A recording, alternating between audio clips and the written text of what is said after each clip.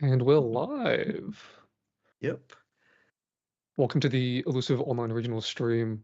I'm Nathan. This is David. We'll be bringing you the coverage of today's games, as well as Christian and Josh will both be joining us later to commentate. How's everyone doing? Yeah. How are you doing, David? I'm going good. I'm doing good. A little bit nervous, but it's exciting as well. Being able to cast some games of GA, good experience. Yeah, Yeah, I'm really, awesome. really looking forward to it. I think a lot of players have watched a lot of the Grand Archive live streams and enjoyed the content that has been put out. So yeah, I'm definitely looking forward to giving my try at oof, at trying to I don't even know the sentence I'm putting together here. Yeah, Uh, like try and put your input into the game, like your knowledge yeah, into the game, kind of yeah. thing. Yeah, yeah, no, definitely. It's Try my hand at um giving insight. yeah, Wow, nah, should be stuttering good. already. That's a good sign. It's going to be a little bit scuffed. It's going to be a little bit scuffed, but we'll Yeah. have some fun. We'll have some Bear, fun. bear with us, bear with us. This is the first time we're commentating on an event, so we'd like to thank Illusive for giving us this opportunity as well. So yeah, thanks for that, boys. We'll try our best, and yeah, hopefully everyone has a good time today. We'll see some cool decks. So speaking of which, we don't have any stats yet, but this is a post-ban meta, so. What do you Yeah. think? What do you think is gonna take it? What's good right now? I mean, obviously, I think Winserio is very, very strong. When Tristan is pretty playable. Water Diana took the last online regionals, which is, I mean, surprised me, but then when you saw the matchups, I guess it was a lot less surprising that a lot of people were playing Fire or, um, yeah, I mean, What I honestly, done? that's going to be the big surprise to me is that Fire is still almost half the metagame. I can't say I expected that after Royal Ban, but at the same time, it hasn't been that long since the Royal Ban, so if people haven't had time to change up their decks, then I think that makes the most sense. Yeah, no, I mean uh it's got everyone loves fire. Like I've kind of mentioned, everyone loves drawing cards. Drawing cards is fun. It's the best part of this game, drawing cards. I can't wait to see someone try take the abyss on stream. Yeah, I mean, if that happens, I mean, we're in for some content if that happens for sure. Yeah. There's been a couple of interesting decks coming out lately, to be honest. The Water CL deck, I think True Champion Caven's been playing that. Um, Yeah, the deck that tech deck's for that went up today. yeah. That deck looks really interesting. I'm not sure how it beats any deck that has like actual inevitability, but if you're playing against decks that can't really kill you, I think it has a fantastic way to like stall and grind up the game, and I'll be honest, doesn't seem very fun to play against. It's a water deck. No, it's never fun to play against water. That's what I'll say. Our deck list's Um, open to just players, also open to the public and casters. I believe they're open to everybody. They should be public. So you should be able to go to Omnidex. The link is in the description, and you should be able to see every deck list. Obviously, I don't think the deck lists are up yet, because the event hasn't started, but once the event starts, you should see everything. yeah, yeah. This is actually an interesting thing, right? It's only obviously recently happened due to circumstances that it's an open deck list. So I get a feeling. I don't know why. I just get a feeling that people are just gonna run these like one-off things that just to mess with people. Like you play like a one. I think Caben kind of mentioned it in his deck tech as well. He said like I played one stratagem because it was an open deck list, so you have to respect stratagem. So I think that some people might bring in some one-offs, interesting one-offs. So yeah, Yeah, I think when you know the deck list is open and you know that your opponent can look up your deck list at any time, it can definitely change how you want to build your deck. Like I've played a decent number of win decks where I've cut Veiling Breeze, but I wouldn't dare do that for this tournament because you need at least a couple in your main board just to represent the threat and show your opponent that they have to play around it and respect it. But in closed deck list formats, even if the card's not in your deck, your opponent will still respect it. So it's really interesting. I would have, and honestly, I would have enjoyed trying my hand at playing in an open decklist format like this, but definitely not upset to be casting it either. yeah, no, definitely. I think we should be starting soon. Yeah, I can see the players moving to their tables, so Players are moving to tables, so we'll see how it goes. But yeah, no. Again, I'm just more interested to see what people are playing right now. Hopefully, Fire takes it out because I love my Fire decks. But yeah, I I think just want to see some good games. I don't care which deck wins it out. I just want to see some good games, see some high quality gameplay, nice yeah, clean fight. cool. So I think Alright. yep, we're starting to get plays in. So we'll be going to the table soon. Round one's up, guys. Go to your tables. Let's have a good time. Yeah, Mr. Rees, I think. Is that Yeah, we have Mystery versus Guruthos for round one, yep. So and it will be Water CL versus Water Sylvie Nico. Wow. Wow. oof. Nico making a comeback. Water Mirror, first game. All right. All right. Oh, just what I love to see. Water mirrors. Yeah. So So, when you see the idea of Water CL and Water Sylvie, what do you think your idea going into the matchup is going to be? Like, what are the goals for these players? How do you think they achieve their win conditions? well, I think board control is very important, right? You want to establish couple allies. Mainly, we talk about it every single time. Frostborn Paladin is the most important card in the Water Mirror. If you're able to establish a Frostborn Paladin with another ally holding up Counterspell, it will be very hard to break. So I think both players will try to control the game early and gradually find their finishing cards, which I'm guessing obviously for Water Nico it will be Ravishing Finale. For CL, um, probably to do with an attack card, but just looking at the deck list, it seems very similar to Caven's list. So I think quite control-y, and it'll be good to see like what he actually does because I didn't actually get a chance to watch Caven play it, so we'll see how it goes. Yeah, I'm very curious at how the game will play out. In my head, I think it's very difficult actually for CL to win this game because Ooh. when you're playing against Nico with the Ravaging Finale and CL, I expect is going to be relying on their 30 health to try and hold on to the game, but that will matter far less against Nico, especially when you're milling your own deck. So unless he has a way to stop Ravishing Finale from connecting, I think he's Mm, going to deck out very, very quickly. But we will see. I expect there to be Song of Frost. I expect there to be maybe Crystallized Destiny in this list. But hopefully we see some good games. yeah, And I mean, he'll definitely be running taunts as well between Frostborn and maybe Frogs. yeah. So I think yeah, we're just gonna move to the tables now. So see how it goes.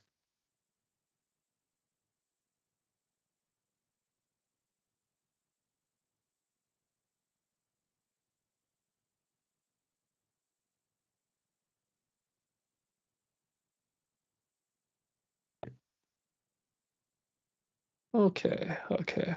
All right. I think they're just rolling their dices now. Yep.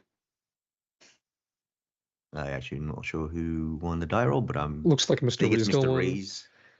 Serene Spirit of Water coming on the board. Serene Spirit. Gonna let him glimpse six, give him access to six recover later in the game when he wants to lineage release that at the cost of losing your water. But of course, when you're playing Sylvie Nico and you get access to the level 2, that'll turn your water back on. So it's really, really strong on this deck. Really Yeah. just gives you consistency and 6 health for free. So it's fantastic in anti-aggro. Although in this matchup, I think maybe you wouldn't be too upset to be regular Spirit of Water. He's shipped two there, so quite a strong opening must be. So You see Fractal of Rain? Yep, Fractal of Rain hitting the board turn 1. Um, Classic water turn 1. Get that value going. Start milling cards every turn. And you're going to be hoping to hit some floating. Uh, let's see what it reveals here. yeah, so the imbue here I think is always really interesting because as a water player, you need to decide if you want to hold up more negates or reveal maybe critical cards to your game plan later on. But it's an open deck list, so You don't really need to hide anything, I feel. But he's showing Tidestone Bovine and Fracturize. Yeah. Both those cards, I'm guessing, are some of the four that he kept because they're very, very strong early in the game. Yeah. Bovine being an ally that lets you generate a lot of value, and then Fracturize, uh, Where's the normally black targeting your own card? power cell. Up. The frog. I forgot the frog's Throne name. Keeper Bullfrog, yeah, that's Throne the Keeper. new big stalwart shieldmate. A 0/4 for 3 mana with floating instead of a 0/2. And that Yeah. thing is so bulky, so hard to chip your way through. Even lives a Frostborn Paladin attack, so any of that early chip damage is not going to get through from Gruthos. On the other side, we see another frog, I think that's being imbued for, I would guess, a Fractal of Rain. And I'm not 100% sure what that card's name is, but I know what it does. He heals for every Maya, omen. Maya Reparations, I believe. It's Maya heal for your omens. It also has floating. Definitely more there for floating count than healing, I guess. But I guess kind of serves as another copy of Revitalizing Cleanse that works specifically in CL. Definitely an interesting card to see in the list, but Yeah, I mean, it's got floating memory, so it's it always makes a lot good. of sense. So it's like a revitalizing cleanse that you'll be happy to mill. Yeah. That also just gives you a little bit of extra health versus anti-aggro matchups. Yeah. I believe he Guruthos has passed turn back to Mr. Ease, and he will materialize a Grail. Grail first up. Okay, okay. Fractal Rain will mill and hits my nemesis, Big Rippleback Turtle. Terrapin. Yep. So that's going to broadcast right away that this is a allies deck and a Tamer deck rather than something like Water Diana or a Water CL Mirror. So Kurthos already aware of what deck he's up against now. On the other side, you've just seen a Fractal of Rain. So very, very difficult to say. It could be any water deck in the game is playing Fractal of Oh, Rain. I think he just milled and pass turn. Yep, straight pass. Kurthos runs the backup charger Charger. into Mills with mill. his. Oh, Mills the one-off stratagem. Stratagem's a scary card to mill. Now, if this was closed deck list, you see the stratagem mill. I think you start getting scared. Like this guy's playing stratagem. He's Yeah, got a little floating. But if this is open deck list, is it a one-off stratagem in this deck? it is a one-off, I believe. Yeah. So now that's a card that Uh, you don't have to worry about for the rest yeah. of the game. Mr. Rees decides to copy the same play, plays a backup charger. Yeah. Yeah. So if you guys aren't familiar with water mirrors, we've already seen draw pass like 3 times. It was what? Yeah. Draw Fractal of Rain, draw Fractal of Rain, draw pass, draw pass. And he So has milled another turtle. 2 turtles in the graveyard, Yeah. and a frog on board. So really living up to the animal theme this Tamer deck. The interesting thing is with the CL deck, because you would think that once you mill the stratagem, it's like it's gone for the whole game. But once Guruthos goes up to CL, he's able to put the stratagem into the Omen and bring it back later on with the Regalia and Chevalier, I believe, is running the deck. So that stratagem might come back later in the future, to be honest. Guruthos put 3 down and played the Syrian Decree, trying to negate and draw into memory something. I don't think he imbued. I believe he's Oh, just no, he drawing just into memory, and he just wants to drawing. level up here. Yeah. Yes. Okay. Cool. Fair. Yeah, this is, one of the things that we've seen with water is that when you don't mill your floating, which neither of these players have been milling your floating, leveling up can actually get quite awkward. So we're seeing a very, very slow game plan out of Mystery. Gruthos deciding to use Cerulean Decree to draw, so he's replacing that card, and then leveling up with that, and then milling a Frostborn Frostborn Paladin, Paladin. which The card you really want to draw normally this kind of he's game, not going to but be very happy with that mill. But yeah, both players are really having quite unlucky mills so far. We see coming down here a forecast for Tidestone. Tide Diviner. Yeah. Yeah. Tide Diviner has been Tide. a card that's been creeping back into decks. I think to a lot of people's surprise, especially if you played early in the early seasons where this card was really, really bad, and with how the Yeah. game's gotten a bit faster, I think it's surprising that it's coming back Yeah. in. And he has milled the Spiral. He looked at the top 2. One of them was the Spiral, which he sent. And just as we expected, the stratagem goes under the omen. Yeah. Cool. And this Tide Diviner Passes has turn. nothing to do with its turn because there is still a frog Yeah. on board with 4 health, so just going to be passing after that. Ooh, fracturize his power cell. Stock standard water play right there. Yeah, we knew the Fractalize Good. was in the hand, so I would expect a level up here. Hopefully he has the... I mean, we know he has a Tidestone Bovine as well, so level and a Tidestone Bovine, and then Yeah. start swinging with that thing. Start getting a lot of mills on the board is what I would expect to come out of Mr. Ree. Yes, definitely, because it's very hard to clear the throne turtle, the throne frog guy. Throne Keeper Bullfrog. Throne keeper bullfrog. Yeah. Clearly, I don't look at my water cards. And it is Sylvie level 1, so we will get... A buff counter on counter, the... Yeah. That is Dredging Streams, I believe. This is a card that has that people have been a big fan of in Water decks, especially if you're going to level 3, where you can banish a card from your opponent's graveyard. So gonna get rid of that floating, and then it also has floating on it itself. It's level 2 plus floating, but in Water decks, that are normally cutting dungeon guides, that's completely acceptable. Oh. Still in end phase, we'll see Refracting Missiles come down, dealing 2 damage, and then also having that floating that will... I believe 3 damage because the fracturized... Fractalized Power Cell, yes. Power Cell. So 3 damage going into that Tide Diviner, killing it off, and then going up to Sylvie level 1. Milling a Shieldmate, that's our first floating mill of the game. It's a good mill there. Yep, gonna be very, very happy. This Nico deck wants to see probably about 3 or 4 more floating over the course of the game, because you want to go to level 2, and then you need to be able to cast your Ravishing Finale. And then other than that, there isn't a huge amount of floating. I wouldn't be surprised if there's a Blinding Orb under this Grail, so maybe there's one more there. Yeah. The Bovine comes out. Gets a buff counter.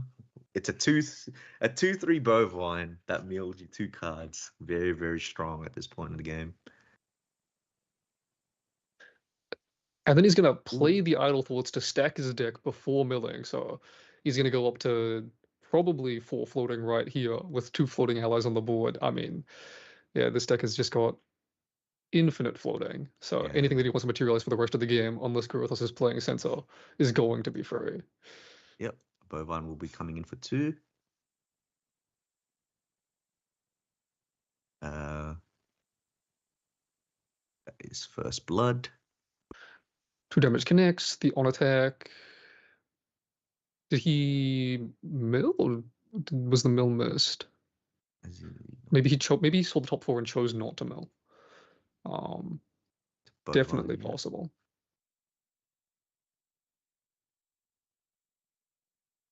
Yeah, he probably chose not to mill, I guess.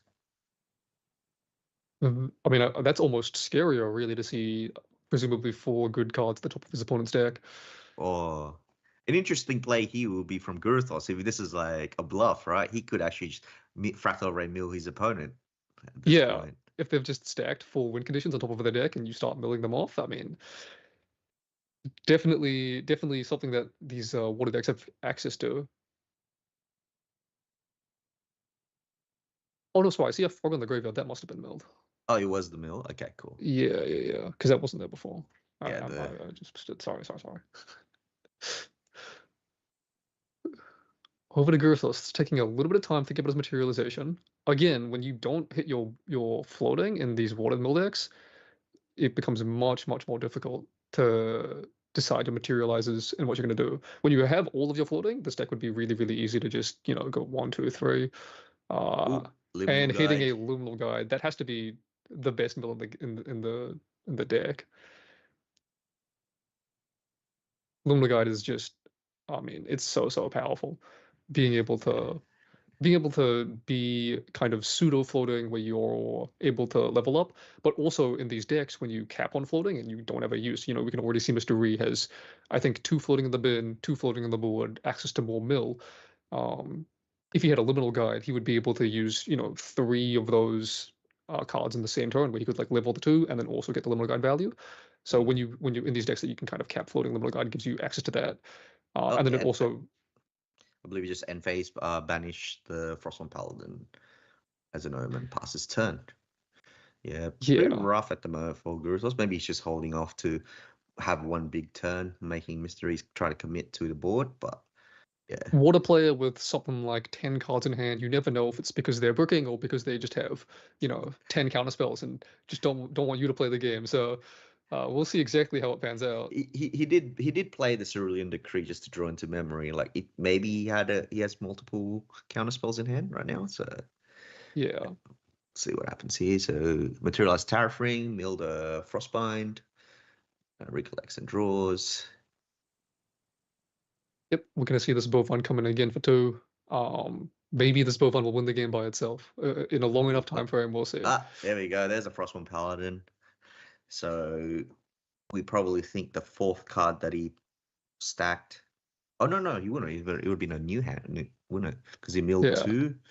And we'll see What's going on? rejection Yeah. come down on the Paladin. So this is a really interesting card. It's going to give Mr. Reed the decision. Do I want to allow Gruthos to draw 2 cards in order to get access to my Frostman Paladin? Or do I let this Frostman get negated? And he's going to choose the draw 2. Yeah. Does he have a second one? That's the scariest thing about rejection is that, Mr. Reed only has 3 cards in hand. So if there's a Decree and a Frostbind, Gruthos has so much influence that he can actually still play both. And that's going to be very scary to give him access to the draw 2 and Yeah. then still get Unfortunately. negated. But luckily for Mr. A, Frostborn is going to resolve. It's going to come in. This is going to be actually a lot of damage coming in. 5 damage a turn on Mr. A's board represented now. Ooh, puts 2 down and probably Storm of Thorns. Yes, Storm of Thorns comes down there. Preventing 2 damage. Preventing a damage. So he takes 2. And he's taking 1 more from the Bovine, possibly. Mills Fracturize and It was I believe it was a deep sea Deep fractal. Sea Fractal, yes. It was a Deep Sea Fractal. Yeah, Water's gotten so many chose- different packages over the course of the game that if you play enough of these fractals, I think it gets a bit scary. That if you play 3, 4 fractals, maybe your opponent starts thinking, does he have a copy of Burst Asunder in his deck? Mm. So goes up to level 2. Banishes a Heavenly Guide. The Liminal Guide will trigger, drawing to hand. He will now send 3 omens. One is a Hex Chaser. Hex Chaser is really, really interesting. It makes a lot of sense in this kind of grindy control shell to have that to fight for board consistently. And we'll have 1 more discard from his omens. Ooh, another Hex Chaser. I believe Hex Chaser. Yeah, he's got 2 discards, hasn't he? Cool. Yes, 2 omens. Double Hex Chaser, both discards definitely make sense. I'm curious as to if that means that he doesn't have that much floating in his hand, though, because I would expect that, floating value would be my preference to discard there, but at the same time, this Hex Chaser is definitely going to get value once he gets to level 3. Yep, taps 1 there. Do we see a Dungeon Guide here? Yeah, that would be the classic play. Go to 2, play Dungeon Guide with the fractals. You can control your banishment, and he has a million cards in hand, so this Dungeon Guide is not getting negated. And we'll be going up to CL3 Omenbringer. And now, actually, the clock kind of reverses because Gruthos has access to 2 damage a turn, which is going to go through this Bullfrog. And on the other side, while Mr. Ree has more damage being pushed per turn, the 30 health versus 19 is going to affect the clock a lot here. That said, this frog is still stopping the chip from the Liminal Guide and the Dungeon Guide, so it actually ends up being, I think, a pretty close race. Well, the Hex Chasers could make a difference here. The 2 Hex Chasers in the graveyard. Both Hex Chasers are going to come onto the board sooner rather than later. Yeah. So, yeah, the discards from them rather than being floating with the Dungeon Guide in hand is making a lot more sense now. Guruthos has put 3 down. Is he playing this turn?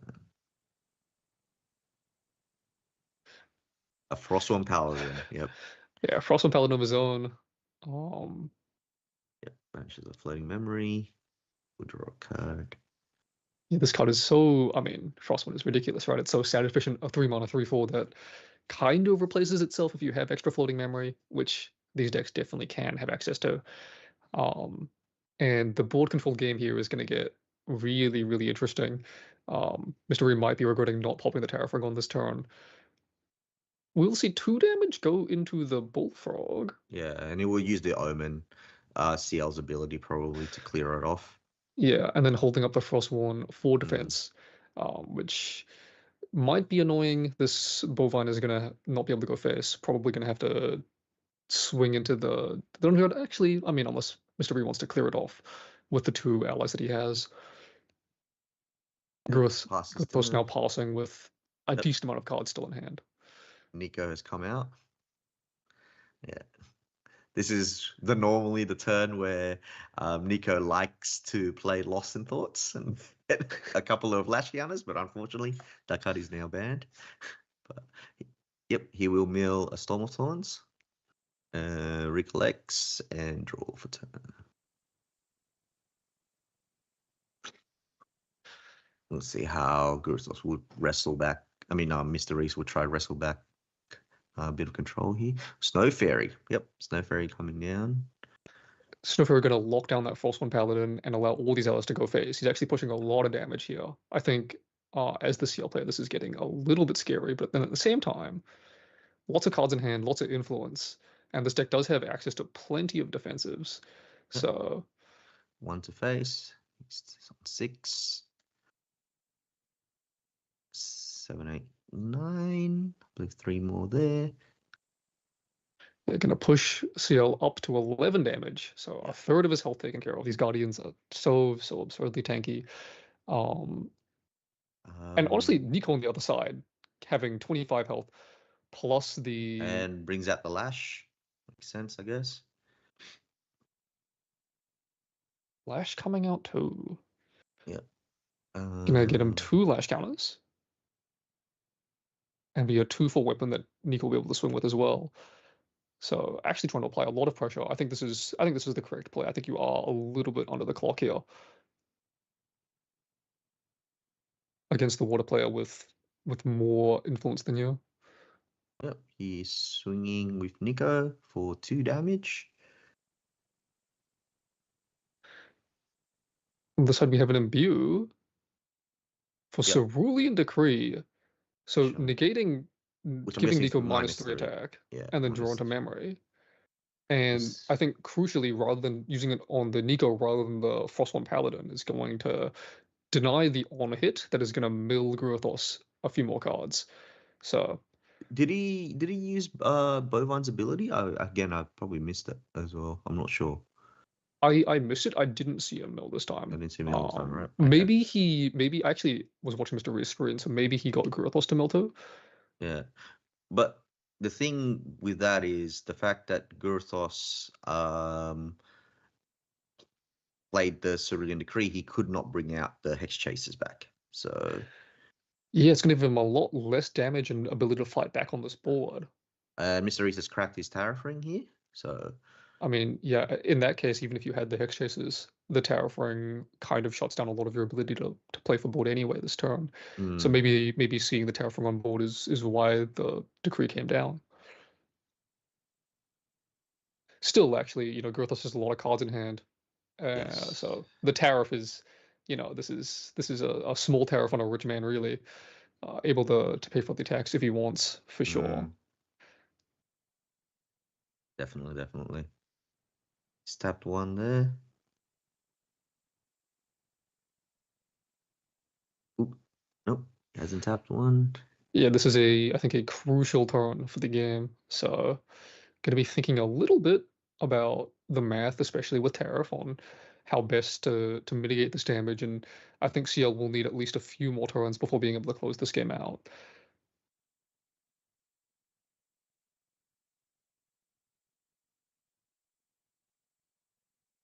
Again, I think I don't know how you feel, David, but in this position as the CL player, like you've taken 11 damage, there's a Mage Bane Lash on board, Ravishing is coming in for what, 10? So Spirel, this could be interesting. wow. Yes, Burrell is, I think, fantastic here. If Mystery isn't able to get Spirrel off the board, then that is a permanent pressure that you have to deal with as far as like it's both damage and also any card you play could get negated at any time. So Going to be very scary. At the same time, I don't think it's too hard to clear in that if you can get another lash counter, you should be able to clear it with just your champion. Mm,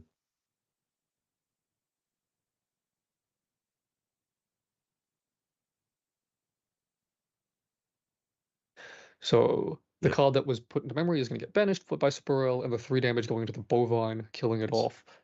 So we'll see no more of that continuous value, and then Decree going into the Omens with 2 damage going into the Snow Fairy, which is going to unlock this Frostborn Paladin for future turns in the game. Very, very strong fight for board, really, coming out that turn. Yeah.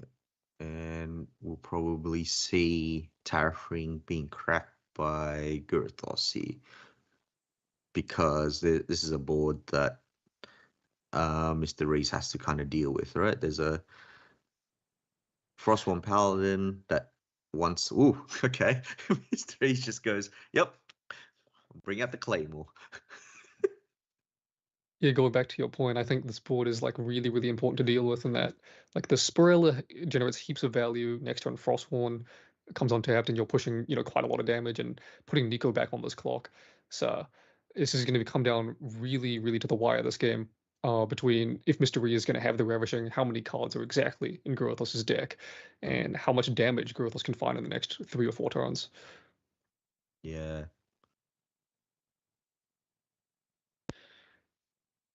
Yep, Terraforming getting popped, as you mentioned. And Nico getting 2 lash counters from the title. Oh, just 1 from the Claymore? Oh yes, Guardian cost bonus. The Claymore actually costs 1. I think I've seen Genbu decks play Claymore too many times, banishing 2. Every other champion that's not Guardian playing Claymore. Yeah. It costs 1 less as a class bonus. Yeah, so this is a bit scary here because you got the Spirel, you got the Frostborn Paladin. Yeah, I would expect to see the Spirel get swung into by Nico here, just so you don't have to worry about it for the rest of your turn. But at the same time, like if there's a decree that gives Nico -3 attack, the Spirel will actually live the attack, and It's tap 2 to that'll be play Stalwart Shieldmate, holding up a little bit of defense there. Yeah, I think Mysterio a little bit worried about. I mean, a lot of damage on the other side. There's 5 combat damage plus Spirel, which is going to represent another 3 every turn. What do you think is under Spirel right now? What cost? Um, I think against this matchup, I would just put a 3 cost and keep it there for the entire game, just because the only way that I lose on this turn would be Ravishing Finale, and I kind of want to keep that on lock for the rest of the game.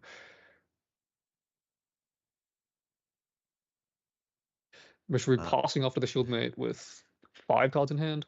Yeah. Spirel will be activated, revealing a 3. Yeah, a 3 and a Frostborn Paladin, so it's going to be 3 damage to go into face. Yeah. And then I would expect to see these Hex Chasers hit the board as well. Yeah. Thinking on the damage, maybe. No, he's got to put Choosing the next card to. Yeah, he's got to put a card down. What's the bet that that's the same Frostborn Paladin? Yeah. Yep. 2 Hex Chasers coming out. Oh, Yeah. This is getting a bit rough now, but. Yeah, this is so much damage being represented. Nico again, as a Guardian, has a lot of health. Still has access to the Serene Spirit, so probably not dying on this turn. Plus has 5 cards in hand. Nullifying Lantern comes out. Yeah. Nullifying Lantern going to turn off that Claymore. Yes, that's right. So, I forgot it does that. Yeah. Yeah, not going to get any value out of that Materialize. Yeah. And then all of these going to clear off the Shieldmate, swing in for all this damage. 3, 4, 5, 6, 7 coming in, bringing Nico up to 8. Is there a response from Mr. Ree? No, he's just gonna. Oh, he's clearing off the Frost one. Okay. Yeah. Chose to not retaliate. It seems. I mean, they are coming back. Not a huge amount of value in the retaliation. And then Gurathos, I think, deciding if he wants to keep the Frost one intercept up or go in for 3 damage here. Yeah. Does Mr. Reeves play Smoke Bomb? He does. He has a Smoke Bomb in his deck. Yeah, I think you have to expect the Smoke Bomb and Nico. I mean, even if it was an open deck list, it's a very common card to play. So we will Yeah. swing in for the three. I think the clock definitely matters as well. You want to put them down as fast as possible, and then I would expect that there's still a 3 cost underneath the Spirel. Yeah. Um, Omen gets banished. That is a key factor as well because now that is the 5th Omen. So CL now has +3 attack and draws into a memory when it attacks. So Yeah, we're so guessing that this is the the CL late game dream that everyone wants to reach. 5 omens, you start generating that huge amount of damage, huge amount of value. Um, yeah, Looks like there's some math going on. I'm curious if that's a lethal calc or if he's trying to figure out uh, how he might die. he did swing with the Paladin. I'll be honest, I'd be very surprised to see anyone die in the next turn. It's these guardians have a lot of health, Yeah, and I haven't seen a deck count come out, so I don't think we're expecting the mill out condition just yet. Mystery finally going to move to his material deck. We'll see what he materializes here. Um, you mentioned Smoke Bomb. I think Blinding Orb is probably also in this deck. yeah. I don't know what high value materialize he has, but I wouldn't be surprised to see one of those come out. Just a bulk, so it's going to hit the board. So Mm. Nico armored up with 3 weapons here.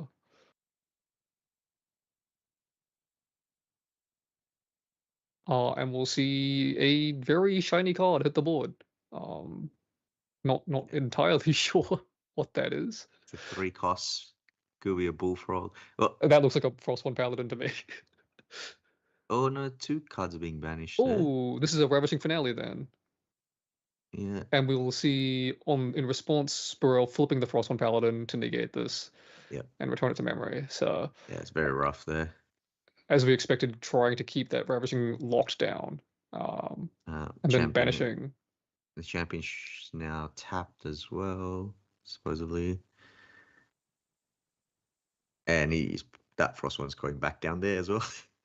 Yeah, so the Spurrell negates the Ravishing, should do 3 damage, and then picks another card to banish. Yeah, Spurrell is in game states like this where you have a good idea of what your opponent wants to be doing. It's very, very Yeah. oppressive, and then it can keep negating. Good card in an open decklist format. Yeah. And then of course because Nico is tapped from the Ravishing, it's not going to be able to swing at the Spurrell this round later. We'll see Maya Reparations come down, healing for 5 with the 5 omen. So really, this is just significantly stronger than Revitalizing Cleanse at this point in the game. Um, Maybe I underestimated that card. That card seems very strong, and we'll see CL bring out the Grand Sonnery big weapon, and this is starting to feel Is very dire for the Water Nico player. mind you, Water Nico, like if Kurthos isn't calculating correctly, he has a serene spirit, so there could be an off chance people sometimes forget about it and he just swings in with everything, but it does look pretty dire at the moment, but we'll see what he can do here. So that is Yeah, coming in for 6 damage there. This is coming in for 4, 5, 6, 7. and Durant to memory, Nico up to 18 now. Yeah, I mean, we do know though that the Nico player has Ravishing Finale in hand. So if Girthos does commit too far, overaction and tap out, he Yeah. could very well be dead on the mill with the crackback. This is 5 lash counters on this Nico. So Ravishing is coming in for 7 plus 6. You're looking at 13 damage, milling that times 2 Pretty much plus the all of whole the deck. damage. Yeah, like Everything's gone. Everything's gone. we'll say at that point everything is gone. He chooses to pass, hold up his hand, goes up to And 23. this is scary though, because Spirrell is going to be threatening lethal in response to the Spirit release Mm, if he does go for that. So, I mean, if there's a refracting missiles in hand, oh, we went back down to 21 damage. right, 21. So I guess he's out of that lethal range now.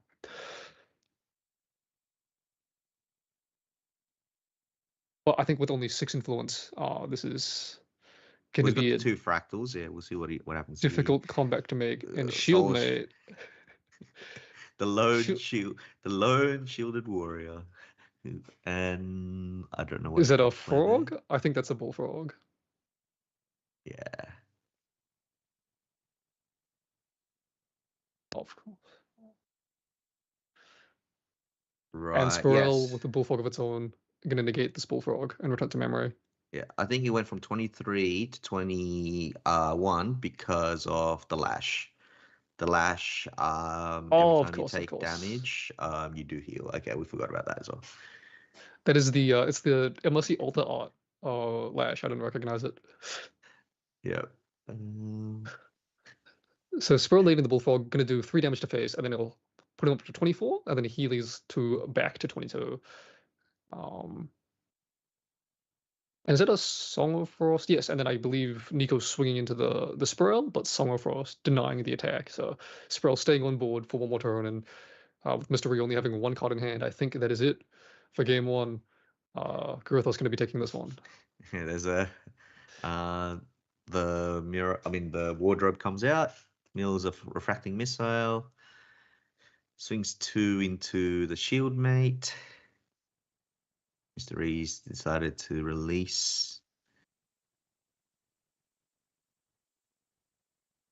I believe they've Oh, they forgot forgotten about that there's a shield mid the on the shield. board, but I He- don't think it would have mattered. I think he had infinite damage. Yeah, he just realized there. Yeah, that's a lot of damage there. So Yeah, he was. I mean, there was a million ways to kill it. The Hex Chaser swinging into it would have been efficient damage. There was the closet to make more omens. I think Spirel could have. Spirel omens would have killed them by itself. So yeah, at that point in the game, CL has really kind of finished his job already of controlling the game state, making sure that he's not dying, and then finding the damage to kill on the correct back.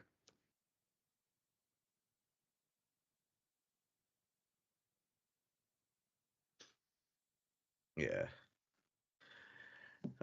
So let's see what which deck we'll probably bring in after sideboarding. So uh CL Regal Inquisition probably can come in there. Song of Frost. You're probably bringing Uh that 4th dungeon guide over the Heavenly guide that we saw get banished earlier in the game, and that Dredging Stream's definitely going to be seeing play. yeah. So I think that's what Gurthos is probably gonna bring in. Mr. Reese side of things. Uh let's see what he can bring in here. Guess Revitalizing Cleanse, Song of Frost could come in there. Yep, wouldn't be Uh, surprised to see either of those come in. The Temptations Facade, probably going to get more value than something in this material deck. Fire Resonance Bubble, I think it gets Yeah. more value than that card, I believe. Yeah, interesting to see Mystery, unfortunately, running both fire and wind resonance bauble, but no water resonance. So, Yeah. going to be missing that extra draw card in this match particular. I think yeah, also the early game mills, right? This is like the typical water. Things can happen sometimes where he milled 2 Ripplebacks, where like those cards could have been huge coming out. Yeah, Terraform Uh, being such a big body, and then also it has Spell Shroud, so it can't be pinged off with the CL level 3 effect, mm, is definitely very, very annoying to get off the board. And then I think, especially when you're able to, if he played that instead of the Bovine when he went to the Sylvie level 1, getting that extra buff counter, it can be such an annoying thing to deal with. The other thing is that we didn't see Mystery hit any Seaside Ringleaders, which is a card that that definitely he's adds a not lot of running power. any. He's not running any Not Seasides. running any Seasides. Okay, okay. The Throne Keeper took its spot probably, I think. Yeah, I mean, Bullfrog also, I mean, we saw it Yeah. hold the line early game. We saw the Tide Diviner and the Liminal Guide both not have anything to do after coming. So He's got Deep Sea Fractal. Yeah, like yeah, yeah, no Seaside Ringleader could it kind of weakens it a little bit, but I mean if he also gets he has a 1 of Zhu Chang, if he can open that, that could potentially do a lot of things early, especially early game, right? So we'll see how that goes. Yeah, Zucheng Um, was. I believe Mr. Reese has decided to go second, and that is probably due to the fact he's only got a Serene Spirit. He just wants to match it in hand. Um, Yeah, Fractal that. Rain being played there, so Gurutos had a strong start there as well, revealing a Bullfrog, and I believe that's the attack card, right? Um, Or is that my? it could be any of the sale cards. It could be Dredging Streams. It could be My Reparations. I don't I, recognize the art for either. I think it is Dredging Streams actually. So Yeah, I think another thing that the Nico player gets to do going second is that it gives you access to Tidestone Bovine straight away as a mm, turn one play. So yeah. it's one of the things that I considered when I was building this type of deck. Is it's one of the decks that I think you could play Fortuitous Spirit in, because if you go first, you can go Fortuitous Spirit and just hard mulligan for Tidestone Bovine, since that ally is able to generate you so much value if you're able to play it turn one going second. uh, We're Idle going to Thoughts see comes down. Idle Thoughts coming down, letting Mr. Ree look at the top four cards of his deck and then pick the order. This is a card that has kind of started seeing play in, well, I mean, it's been a while now, seen play for a little bit, in these water mill decks where it has floating on it. So if you mill it or if you play it, you're kind of okay with that. And then it also gives you control over your mills for the rest of the turn or for the next foreseeable future. Yeah, I think we thanks did for. see a Terrapin in the fourth slot there. Yeah. Um, Oh, Paladin comes down now. Lost and Thought Paladin one in hand, so is this gonna go through? I think I'd be surprised if Grothus wants this to resolve, but Or does he have a counterspell? He doesn't. There you go. yeah, so I think that is really telling that maybe there is no counterspell in Grothus's hand, and it's gonna be swinging for three, putting this clock on early. Um, Backup charger comes out. 3 will go down. Drawing to memory. yep, this is Yep. you'll see this a lot from all water players early game, especially before they get their engine online. Killing a Fractal of Rain. They don't really want to spend their cards to materialize. They want to get their hand size up, get their influence up, and cards like Backup Charger into Fracturize is the best way to do that. Uh, Counterspells really generate a lot more value when you have more influence than your opponent. And so, kind of the first step of a lot of these slower control water decks is to achieve that state of holding more cards in hand up, and then you're able to kind of trade blows with them, since all of your counterspells just require your opponent to put I cards down. believe that would be a Quicksilver Grail. Yeah, Quicksilver Same Grail. turn one plays. Do you think that this is the Lash again? Uh, Possibly, but or it could possibly be the Facade, right? Definitely. So And we will see Zhu Chang hitting the board here. yeah, this is what I mean. Like at the Zhu Chang is one of those cards that sort of, especially has no floating memory. Like he's getting taxed a little bit.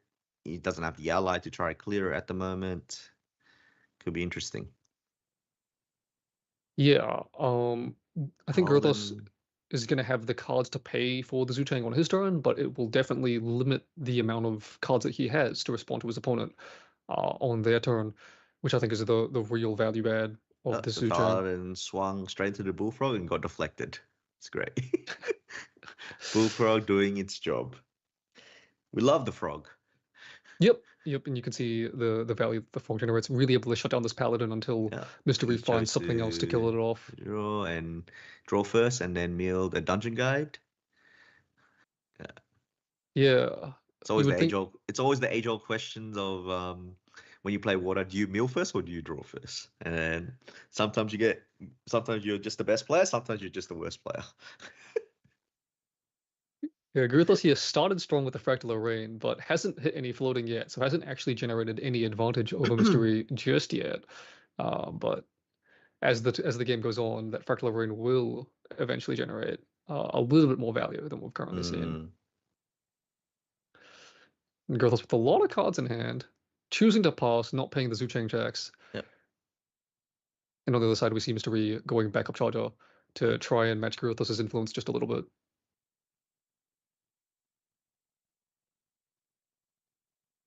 I think with the Sylvie deck, I think one of the things that you really want to keep track of is when they go to level one is uh, exactly when they have an ally to play. So I think him Ooh, not going for there's a one. Ooh, bovine. okay, never mind. The bovine does come down, and this is going to let him punch through that bullfrog, and also try and keep up with the mill value that Grothos has been generating. Grothos, I think, thinking, Blue punching but there's really through. not much that you can do here. Snow fairy and a a terrapin.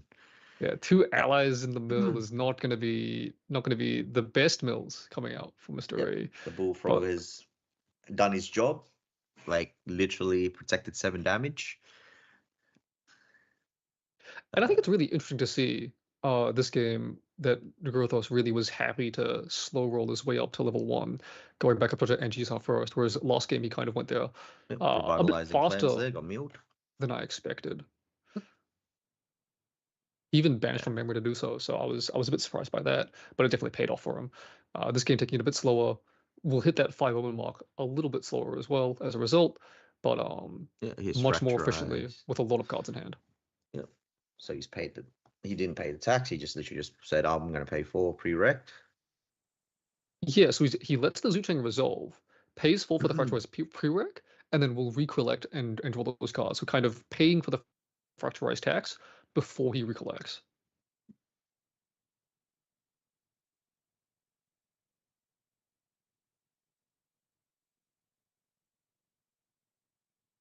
Cards come down. Refracting missile. Where is that going at? That's 3 damage there. So straight at the bovine.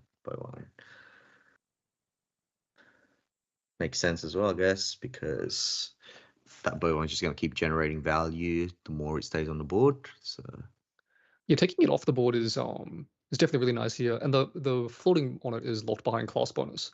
So Mystery with 0 available floating right now. and he just passed his turn again, banishing the revitalizing. And we'll Mr. see another Ease is Fracturize on the other side come out. So both players trying to Fracturize the Power Cell. One in a hand. Again, always this is a little bit risky into a water player, especially with as many cards as Grothos has. And we'll see him try to play. there's a counter spell. Ooh, that's a Dredging Streams on the Fracturize. So I think letting the Fracturize resolve Roll. and then Dredging Streams the Fracturize back out of the graveyard. Yep. Using the fractals to. So I think he's just saying, yep. Yeah, and that's got to be painful for this Nico player here. I think really running out of cards that feel good to materialize early game without floating. So we might see him force his way up to level 1, but going down an influence like this is Well, I think not in the best winning battle. hopefully he doesn't banish the Terrapin. Yeah, Terrapin coming down here would let him push a lot of damage and maybe just start trying to put the clock on Grothos as fast as possible. He banishes the Terrapin. It's a bit rough. Definitely going to be hoping that there's another ally, animal ally in this hand here. A bovine or a terrapin would both be able to get used to this buff counter, and we'll see a bovine come down. Bovine, yeah. I think he wanted the Terrapin to stay, definitely.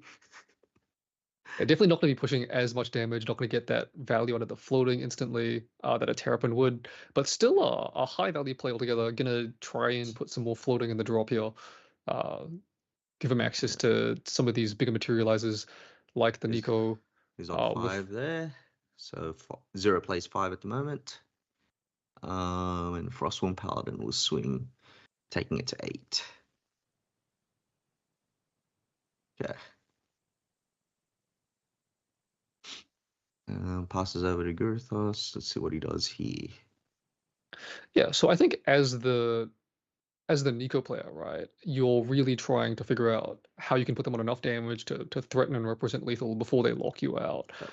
And actually, in this case, the bovine kind of contributes a lot to that game plan. If you want to go to 2 and ravishing, pushing a little bit of damage while also giving you the floating to maybe cast the ravishing might actually be better than the terrapin's raw damage out here. And then on the other side, CL really looking to try and get to level 3, probably stick Sporel again and lock Nico out of the game. So he's got 1 Omen, and he's standing a Hex Chaser.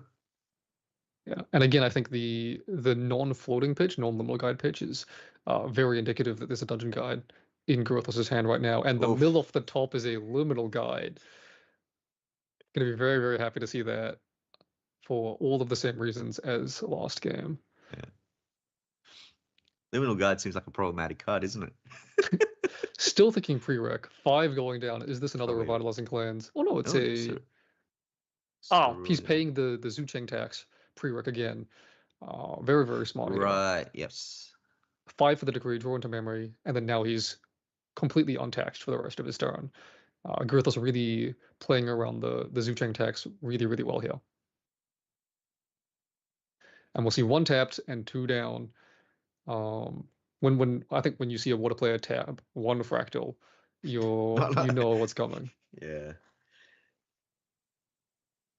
Liminal Guide and Fractal of Rain. CL3 comes out. And this also means most likely that he'll be able to deal with the Frostborn Paladin on the board.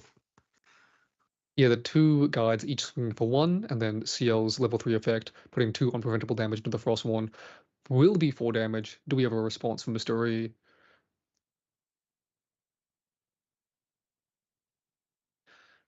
Looks like the 2 damage goes through.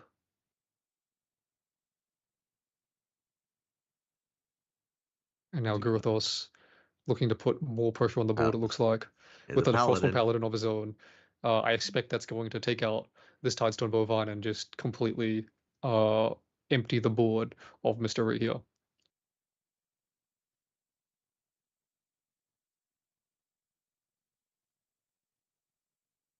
So he's just thinking it through right now. Yeah, I think there's definitely the argument here to keep the Frostborn up and not get clocked by potentially, right? We're looking on the other side, could be level the Nico, crack Grail for the Magebane Lash into a Ravishing Finale, and you might be dead on the spot. So could definitely try and keep the Frostborn up and defend yourself from Smoke Bomb, or force them to go Smoke Bomb if they want to do that, and then they can't go to Nico. Yep, and he's done that. Oh, yeah, he just pinged off the Frostborn Paladin, kept the Bovine. Yeah, moving Decree into Omens, so that's a card that can definitely come back and represent a lot of pressure when you have So the he's just gone to level 2 here.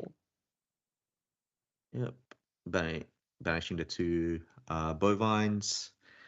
Pretty much, they're going to lose their floating memory. Might as well use them now, since you're going up. Oh, he's decided to attack the Paladin. Paladin's not tapping itself there. So we'll see what the play here is. He's going to try refracting it for 2, which should kill it. Leaves him 3 in hand. Yep, Paladin will go to the graveyard. But yeah, that was 4 damage that we could kind of say got missed straight to the face there. So 4 damage not coming to the face. Yeah, I think I don't know how you would feel, but I think if I was this Nico, it's again starting to get a little bit desperate. Just like last game, starting to feel like CL is really getting his mitts onto this game, and we'll see the Hex Chaser come back in the end phase to push the clock back on Nico. You could consider getting the mirror here as well now. I mean the wardrobe, sorry. Yep. Wardrobe, and you're exactly right. Wardrobe comes out. It's going to give him access to either Decree or Cleanse or any of the cards in his graveyard that he wants to make an Omen. So the Liminal. Potentially could be healing. Right. Yeah, potentially could be revitalizing as well. Yeah. Yeah. Or Decree to reduce attack or something like that. So Mr. Reed gonna have to play around Decree the entire game, and then also see what happens here. Is he swing? He's swinging at the Bovine, yes. So Mr. Reed is now controlling no allies. I don't remember what is the shiny card again. Is it the card? It's Zucheng. It's Zucheng. So yeah, that's right. So yeah. He might just pass here. Don't worry about tax. Banishing Omen. Ping for 2 damage. Slowly getting there. There's 3 damage there. Yeah, and it looks like it's not Lash under the Grail, because you had the opportunity there to respond to the damage with the Lash and then heal the 2 off. There you so go. We're going to be materializing Lash on this turn, which will stop the bleeding from any of this Omen damage for the rest of the game. Nathan's just a genius. He can read.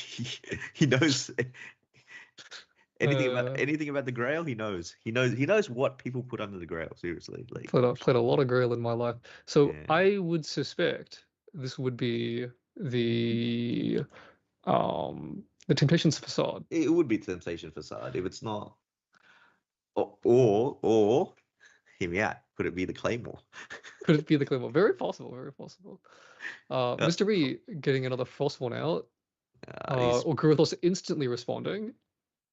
4 down for a rejection, I would presume. Yeah. yeah, rejection.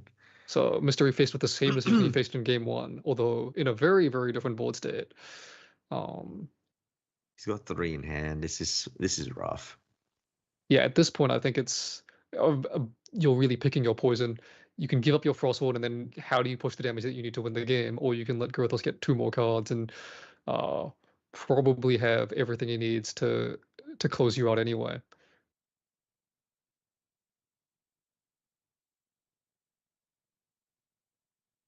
And Mr. E going to choose to let Kurithos draw 2 cards, deciding that this Frost one is too valuable.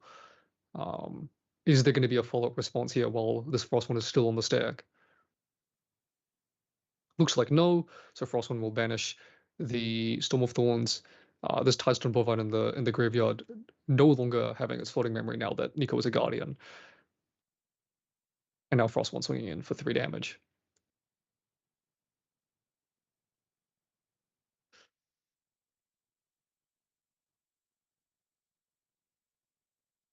So David, if you're this Nico player, I think, how are you planning on trying to find your way back into this game? I mean, as far as he doesn't have any interceptors or blockers and things like that, you just kind of have to try to sort of you've dealt like 12 damage right now, right? So you're kind of able to sort of start milling him. Any kind of damage is sort of lethal. Like if the ravishing connects, so that is your end game goal, right? It's just I need a window to be able to ravishing here. So yeah, it's a little bit rough because just the amount of cards in hand. Kurithos just seems to have like a lot of control at the moment. He has the omens in the banishment. He can bring out a Frostborn Paladin. It's looking rough, to be honest. Yeah. But yeah, the end goal here is to. Was this a stratagem? No. Now this is a prereq my reparations to play around Yes. the Zhuchang once Zuchang. again Yep. and heal a little bit more. But to your point, I think we see Mr. E playing into that line, right? He's played the Tidestone Bovine, tapping out for the turn, and Kurithos had the option to pop, close it, get Decree back, and negate that. But Mr. E having no problem with playing into that because I think recognizing that at this point in the game, he really needs that extra damage to push to try and put Kurithos into a range where he can kill him. Yeah. And we see Kurithos popping the closet, returning. I missed which card he picked It was a back. paladin. It was a Paladin. He brought back the Paladin. And I think putting 2 damage into the Frostborn Paladin with that. Yeah, you put. Or you could just put 4 into Paladin. Oh no, he's gone face there. The damage is. Ooh. Yep. Mr. E going to be pushing damage to face. Oh, sorry. Kurithos going to be pushing damage to Mr. E's face. Yeah. And then I think with the second Omen, that's going to go into the Frostborn. So he's trying to prevent any of the healing potential coming out from this Mage Bane Lash by putting all of his Omen damage into the allies.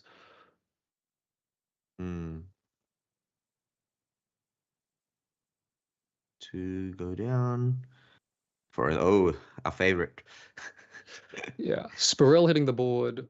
Yeah, this seems like how it's gonna end up in first game, to be honest. So pushing yeah, 3 so damage now to I face, guess Mage Bane Lash if healing 1. I guess if you're oh, is he going face? Did he? He went face. Okay.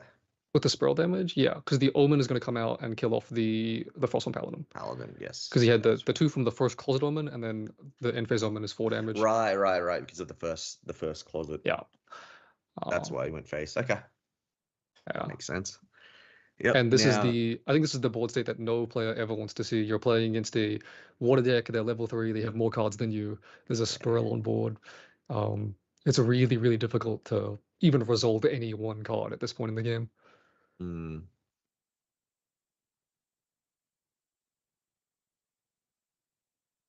But we'll see, Mr. Reese. Well, what he'll do now.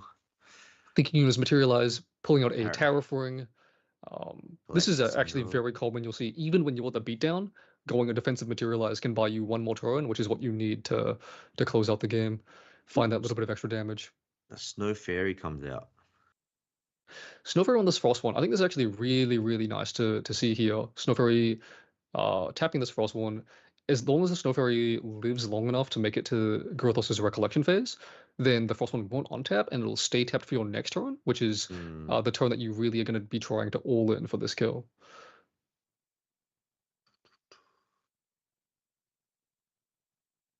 And I think Mystery swinging in now with the Magebane Lash, 3 Lash counters, so this is coming for 3, it's four targeting lash counters. Oh no, he's got 4 counters. Sorry. Yep, you're right. 3 Lash counters, 4 durability counters coming in at, I believe, the Spirel. Really important to get that off the board. Yeah.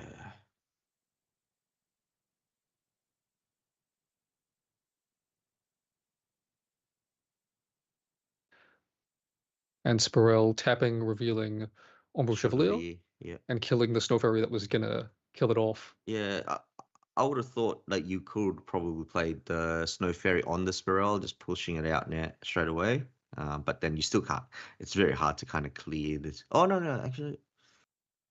I mean, everything's kind of like a hindsight sort of thing. But maybe he could have tried to kill the Spirel, popping it straight away, and then banish one from the memory to bring out the facade, which we think it's a facade anyway, and we're giving you 4 counters, so you can clear off the Spirel, getting that off the board. That could be a I thing. actually don't know if Mystery has any floating right now. I saw 2 Tidestone Bovines, but neither of those have float. Um, Right. Okay. Yeah. No. so if that's the case, then I mean maybe that line wasn't accessible to him. Yeah, you're right. Forgot about that. Maybe yeah, because I forgot it goes from Tamer to Guardian. Sometimes you lose your floating memory. Kurithos bring out the Grand Sonnery again, swinging in for 6 with between the sword and his 4 omens, and he's paying for the tariff because tariffing was cracked this turn. So, but just that one attack and then passing off. Mm. And actually, this Spirel, did we not see a card banished after the Spirel resolved?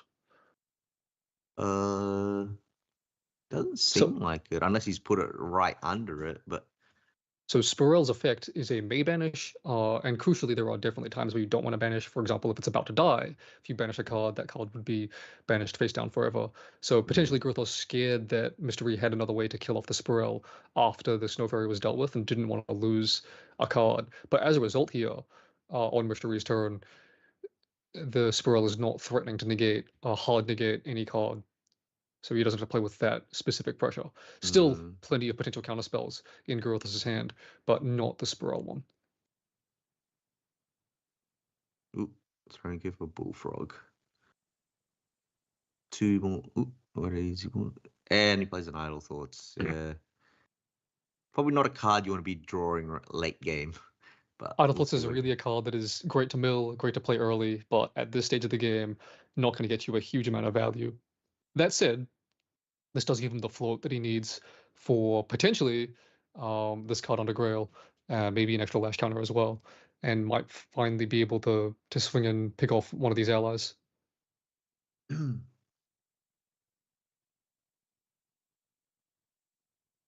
Although it looks like he is just passed here. So moving back over to Grotha's turn. So Mystery once again putting up a big wall. Um, Actually, potentially this if this Bullfrog dies, it might give him a second float. He needs to actually cast the Ravishing that he needs to end this game. And on the side, Terraforming. Grothos materializing Terraforming, I think recognizing that the only way he's losing is going to be with that big finale attack. So Yeah. trying to prevent that in every way possible. Oh, the Spirel is being sacrificed. Again, another prereq play anything to try and pay for these Zooting taxes. Mm. A Paladin. Okay, so time has been called. So this would So be I missed. turn 0 on Grotha's turn, I believe.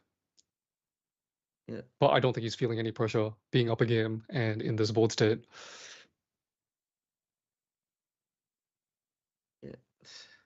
swinging in So for 7, I believe, with his 5th Omen coming in last turn yeah.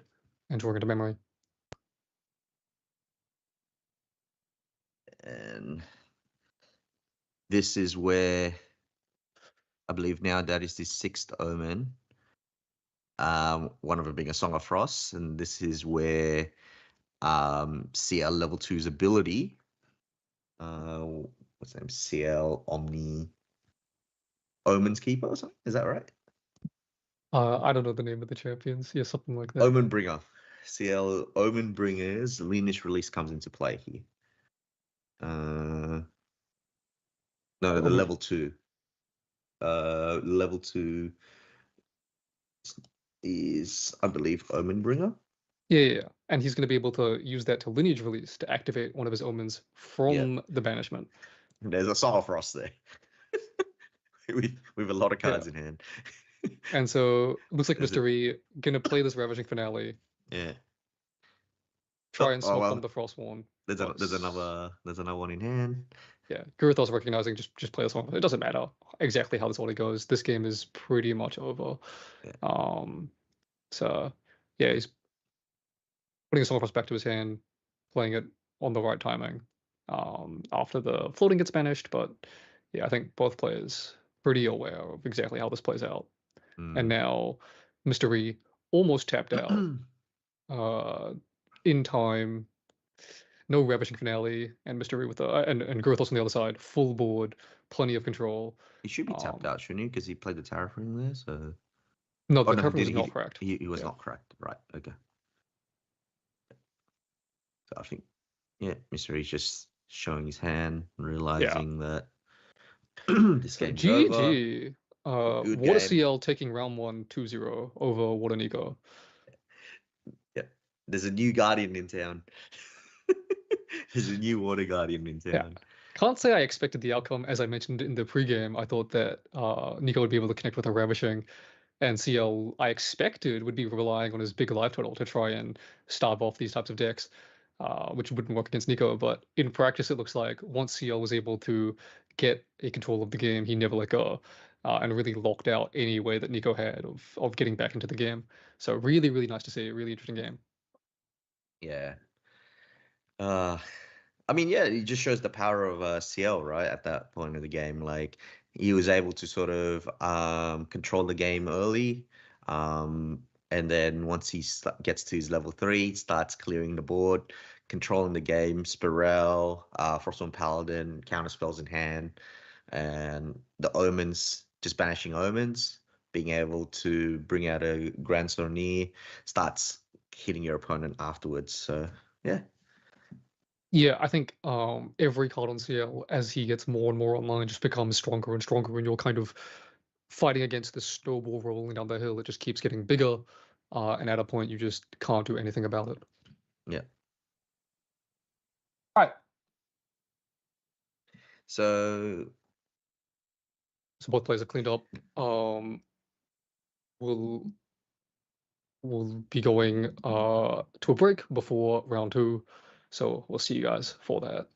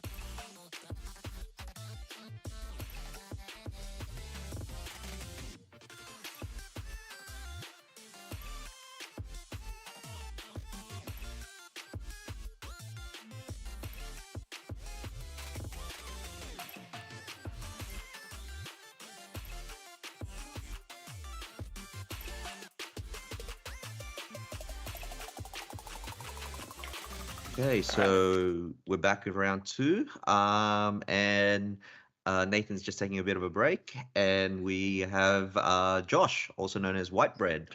Yellow. This is going to be interesting. Yeah, so we have Jimmy on Fire Ansel Lorraine and Stendo on Win Tristan. So I believe Stendo has won the die roll, and Yeah. he will start the game with Spirit of Wind. Really excited to watch Jimmy play. This is my personal goat of like all time. So. Yeah, they all go to Jimmy. So Windbless, Lookout comes into play. The replacement of Kohazi, Outlook. Not much was on enter, get a prep counter.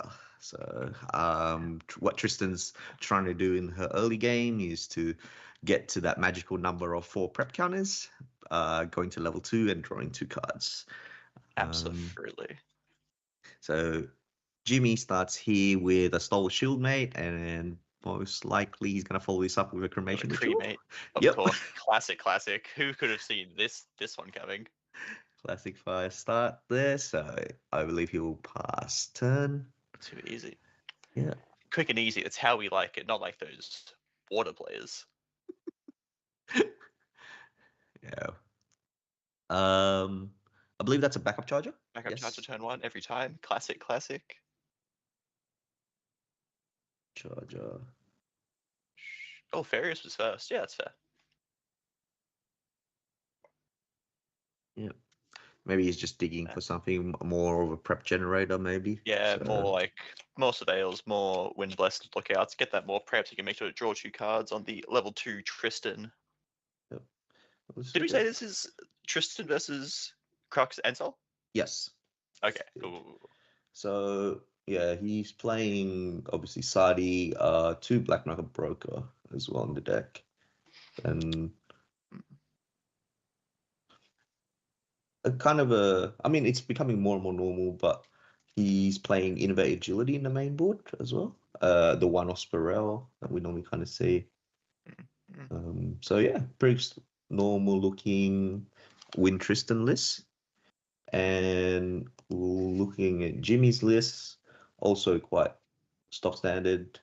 He's playing coming down, not bad.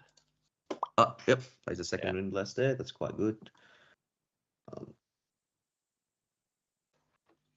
Yep, Jimmy playing Honed by Fire as well, so that's Ooh, big old rendings. Come on. Yeah, you can rending quite early. It seems Jimmy will probably level up here.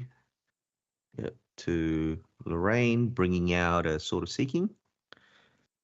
Oh yeah, this isn't Looking Glass Ensol. No, it's not a Looking Glass. So he recollects and draws here. Just how do you think this matchup goes, Josh?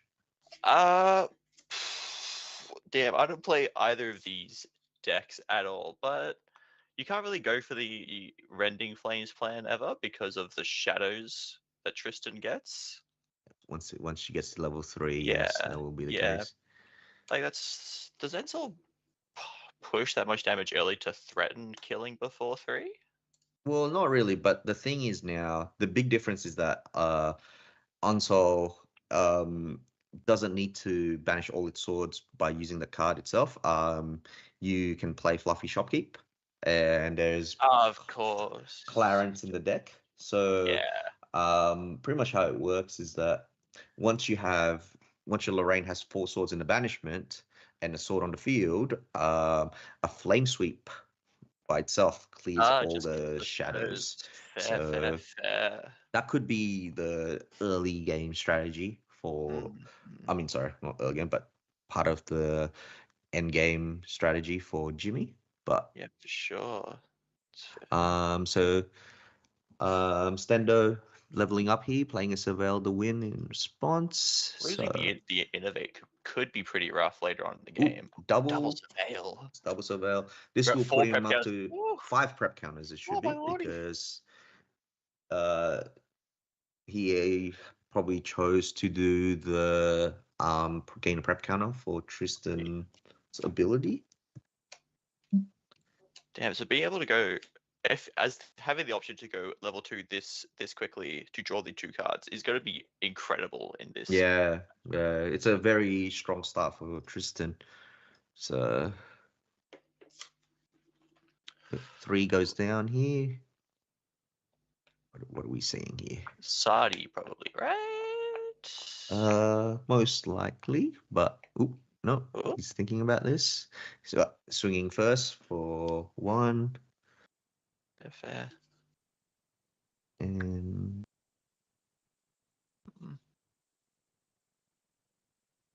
so I believe Jimmy has now taken 3 damage, and this should be the 4.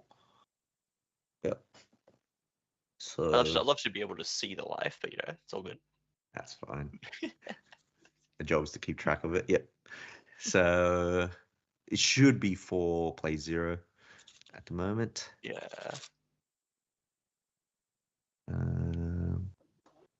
5 in hand, and he chooses to pass. Okay. Creative shock and phase. Oh my lordy. Yeah. This is a big turn as well here.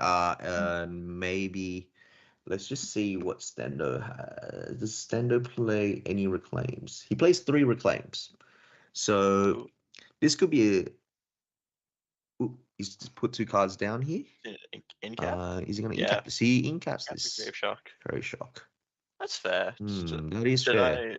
Denying the possible float coming in, making him go -1. Yep. If that 5 I mean, with the second creative, we could still be doing something here. Yeah. I mean, like it's the we saw when Ryle was legal that a lot of people play Incapacitate in their main board, even though you're not an assassin, just paying 4 to negate these draw discard engines. So that's a quite strong play there. We'll see what Jimmy does here. Brings out a GCR. Absolutely. So this kind of telegraphs that maybe Jimmy doesn't have a flame sweep in hand, but yeah, we'll see. He collects and draws, cracks a prereq. Influence is very high. Very high. Yeah. Stock standard fire. Cruxless. We love it. Yeah. And most likely what's going to happen next turn for Stendo is that he's going to use those 2 cards that he put down and level up to level 2. So draw 2 cards, draw the dungeon guide, and then play it immediately. I mean, okay, I just had a quick look at his list. Like, I think this could have been, if he had Shadow Reaver, this would have been a perfect time to kind of play it, because he could go to Shadow Reaver and hopefully steal a Ghost of Pendragon. Only one Tristan, not both. It is becoming more and more common. It is becoming more and more common that Tristan is only playing the Shadow Dancer. So yeah, it brings out Boots here. So he's looking for generating more prep counters here. He recollects some draws. Maybe he's trying to get to that level 3 and play the mastermind scheme for in excess of about 6 to 7, doubling from 6 to 7 instead of 5. Yeah, so you'll feel really safe with that much prep counters, be able to redirect pretty much anything Jimmy throws. But also it means the shadow strike is more scary as well. Oh, absolutely. Yeah. So. I guess a 28 health champion, you also need that much prep. 2 more damage comes through there, which takes it to 6.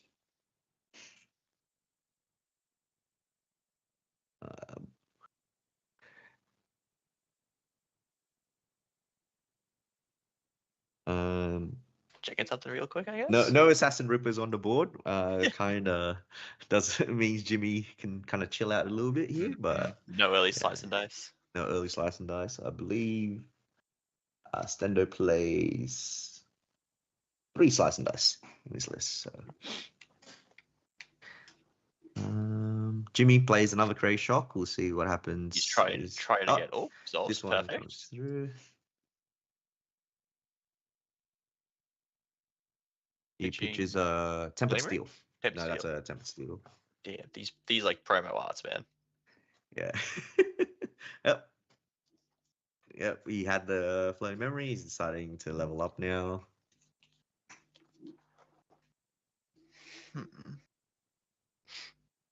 Potentially, like I said, he could also be saving his flame sweep for that level 3 play as well. Yeah, So, but if you have one, do you play it now just to get the potential draw 2? I mean, Or do you make sure to save it for the 3? if you ask me as a Lorraine player, I think I would play the flame sweep if I have one right now. But also, like, I have to be worried about like the reclaims and stuff, right? Yeah, There are reclaims in this deck, so. But Jimmy has put 3. Is he going to put 4th one down? Or is he off it? Ooh, Dungeon Guide. That's also fair. This normally telegraphs a hand full of like cards such as Ghost Barrier. I believe a Stifling Trap might be the answer. Oh, Surveil the He's Winds. digging for it, or is he digging for it? Drawing a card.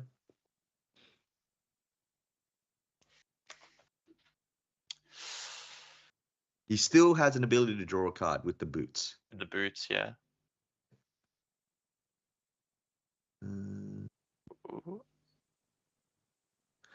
I think there's maybe a consideration about how many. No. I think how many prep counters he would have had.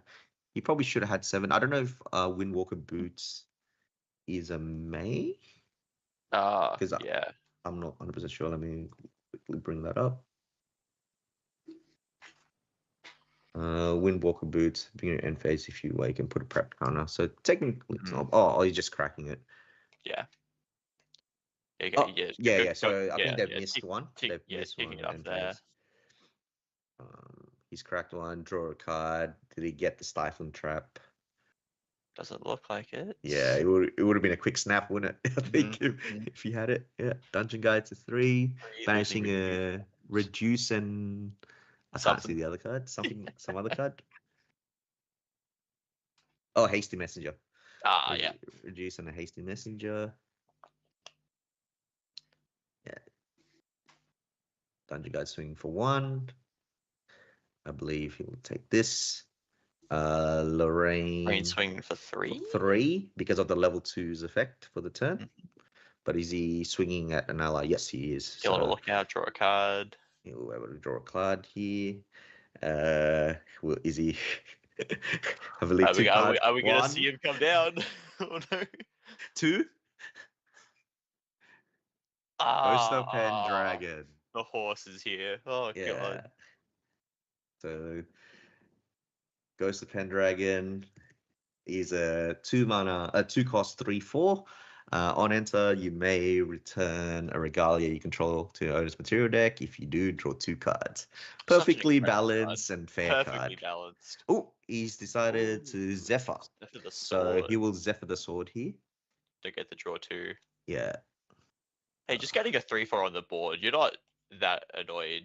No, you're not. Let's see what he swings at here. Swings at the Windblast. Yep, that's fine. Yeah. Is it time to level up here? Gotta level up if you're standard. Well, the thing is as well, right? Jimmy's deck is not running any Crush Sight. So when that Ghost of Pendragon he's not. dies. But going to level 2 here, banishing 2 cards. So losing Asadi and then Ensnaring Fume. Yeah, I mean losing the Sadi there. Losing the Sadi is pretty bad, but I think most of this game, like Jimmy didn't not have any allies yet, right? No. So drawing 2 cards, he was recollecting, drawing for turn.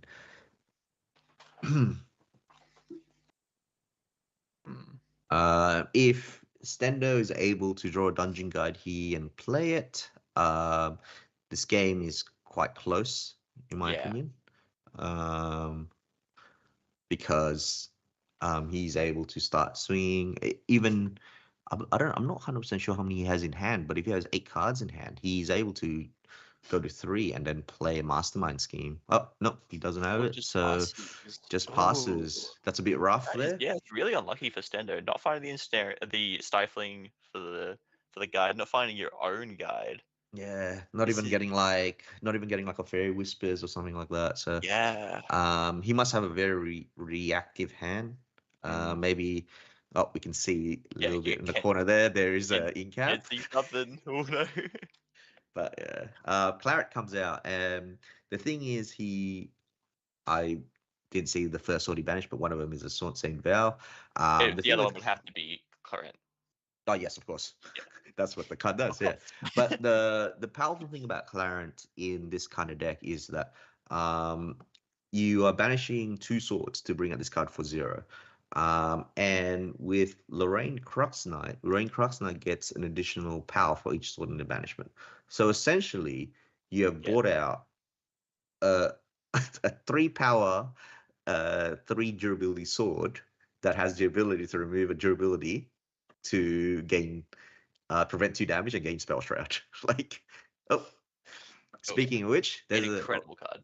he's putting is another 2 down. What? well, he hasn't swung with it yet, right? He didn't swing with the Sword of Seeking, which Oh we yeah, we can see a assume. rending flame. Yeah. Are we seeing a Rending Flames here?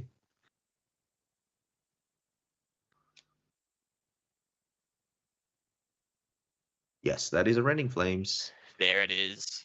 It's going to be coming in So, for a pretty decent amount. Banishing the 3 to double the damage. so there's 2 swords in the banishment, I believe. So this would be 6 doubles to 12. Yes, it should be doubling to 12 there. Stendo have any response to this? Doesn't look like it. Ooh, just eats 12 there. Each 12 goes to 16. I mean, like, I think Jimmy's playing that card because he realizes that, yeah, look, you're going to go to level 3 soon. I need to pressure you at this point of the game. Yeah, absolutely. So, oh, innovate agility.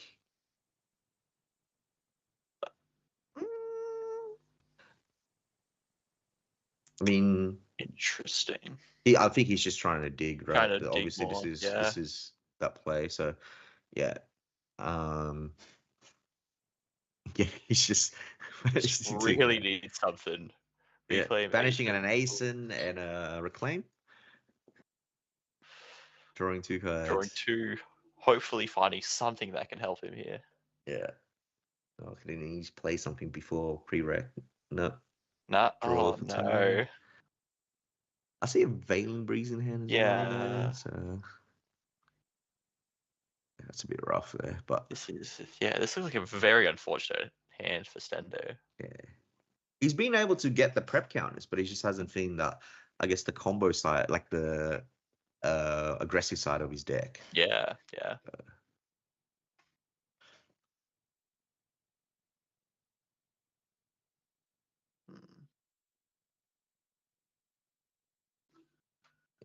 So I believe it should be 6 plays against 11.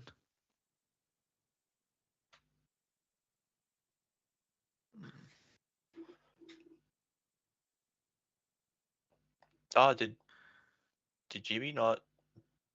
Oh, You banished so a Rondite instead of Correct? yeah, he should be Clarent, right? Yeah. Okay, so I guess that's just fixing the game state. Yeah. Doesn't really matter at this point. Not really. He's probably looking for. He's like, wait a minute, why is there a Clarent here? But yeah, minor hiccup there. That's fine. 3. Does he have it? Is this? Or did you find it?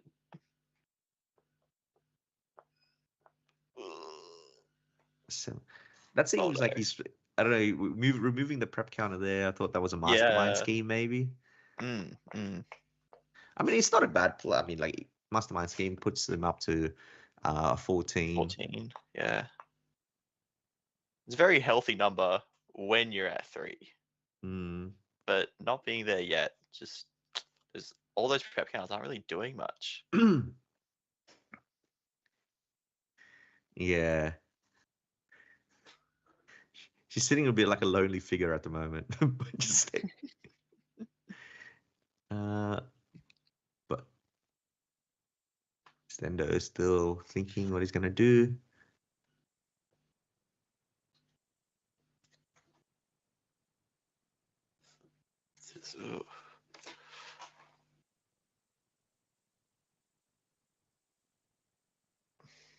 Ooh, Veiling Breeze Veiling for the Dungeon 1. Guide swing.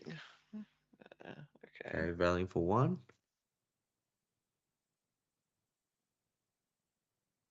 Revealing Windmill. Veiling Breeze is also another powerful card in this mirror in the matchup as well. Being able to prevent like all the on-soul damage, all the the swords, even Lorraine with Rending Flames and things like that. So it is a very sad Veiling. I mean, yeah, it is, but I think it is just his hand is he can't really do anything with his hands at the moment. Yeah. Oh, there's the Ensol. There's the Unsoul. Seeing the in cap coming down, surely. You would think an end cap would come you would down have here. to, right? Yeah.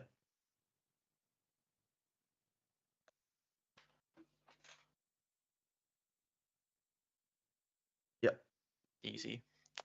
That's fair. I mean, yeah. At this point in the game, like Jimmy's just got a lot of damage coming in every turn. Stendo's just struggling to get to level 3.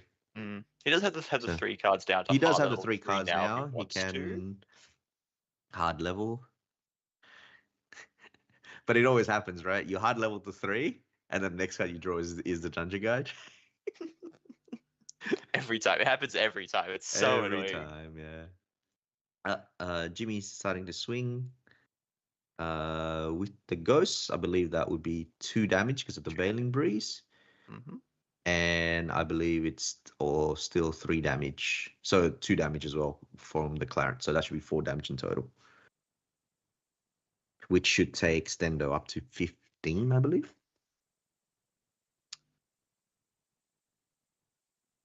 Maybe I have not been keeping track at all. That's all right.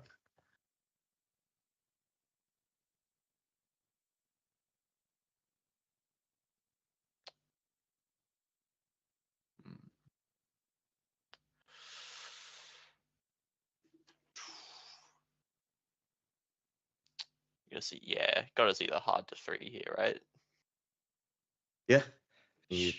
I mean, the longer you wait, it's just the more.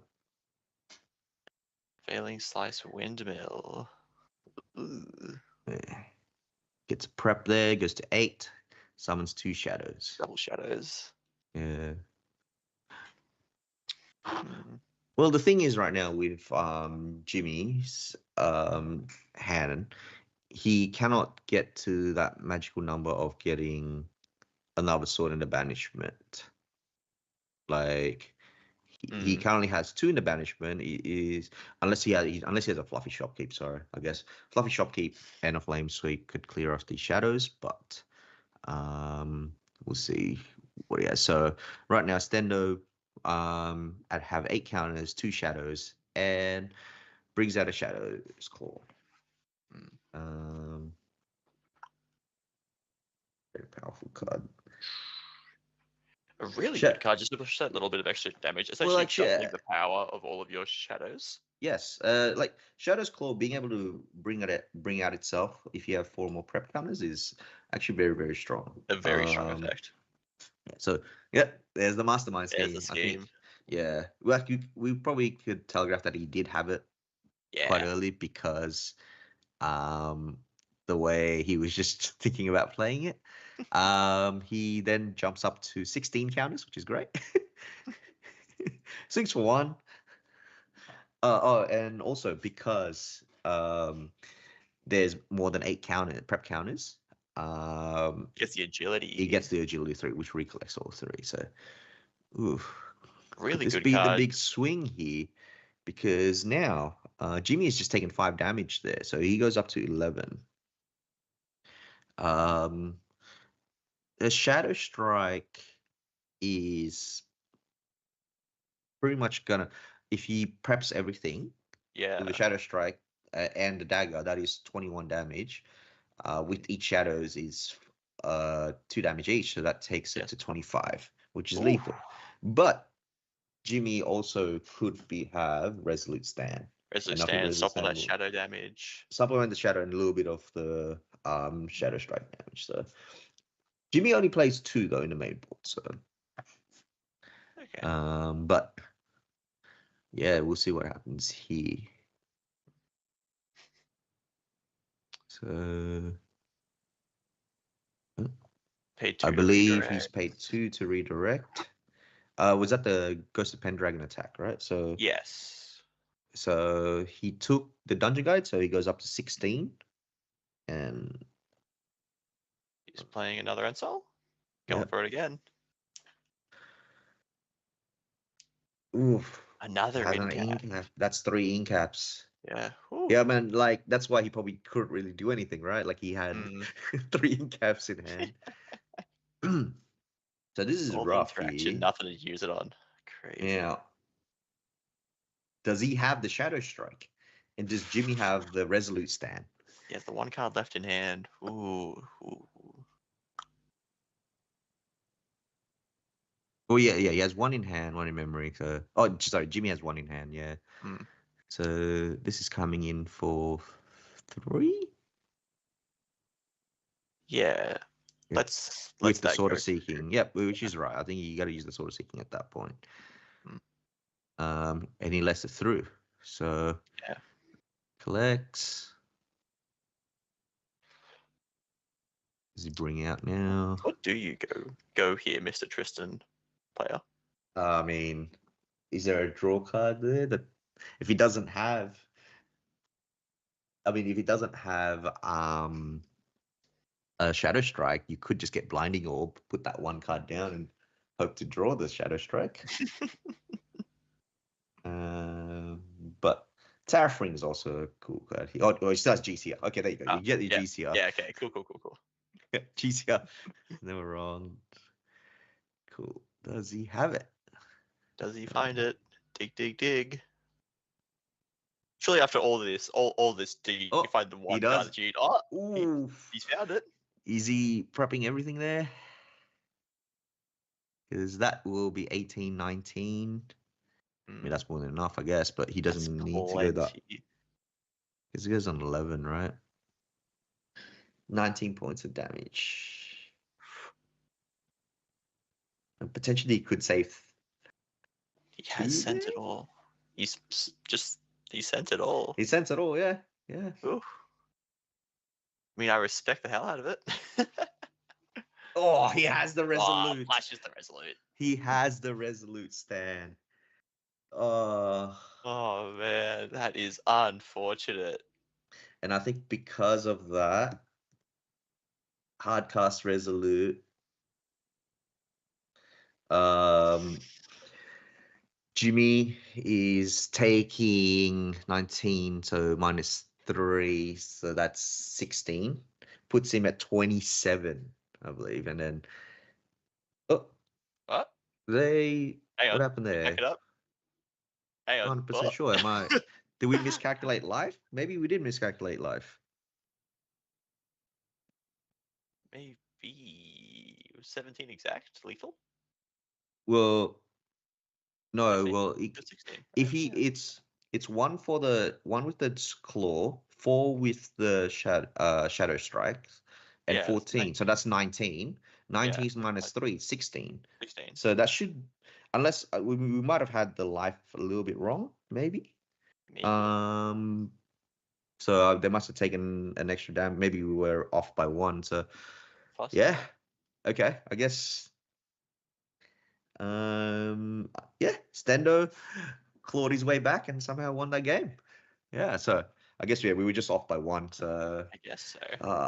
Jeez. But yeah, that's rough. That was rough. Like triple incap. He had triple incap kind of thing. Yeah, so. that's incredible.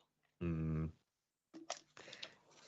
Managing to crawl that back though is kind of Yeah. insane. After such a slow Well, start, innovating back to 1 just to draw 2 cards off your level 2 again.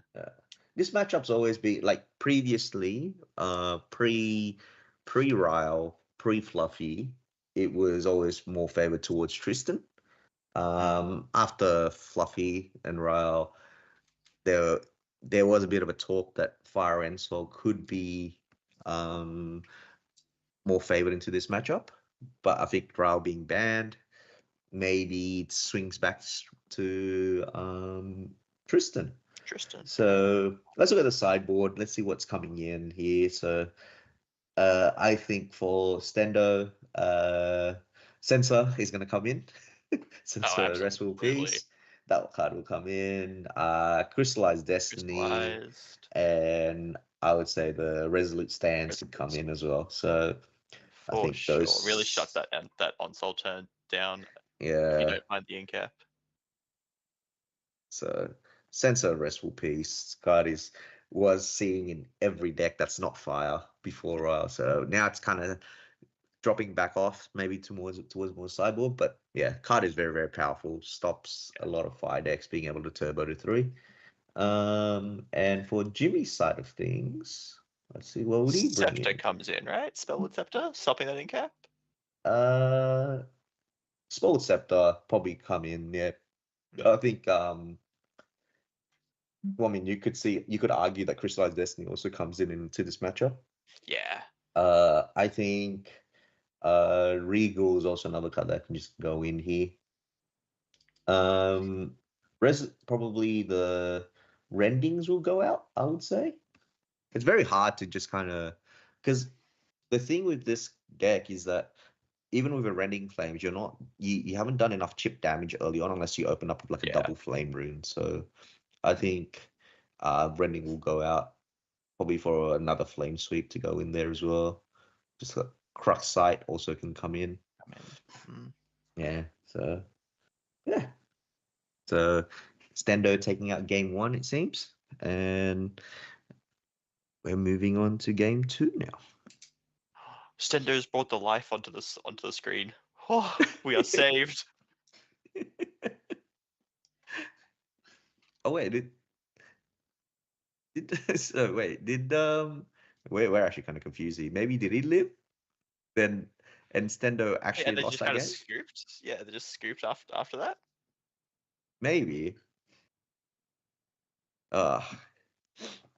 Very hard without life. Okay, cool. There's a life counter on the board now. Okay. We're saved. We're saved, guys. Yeah.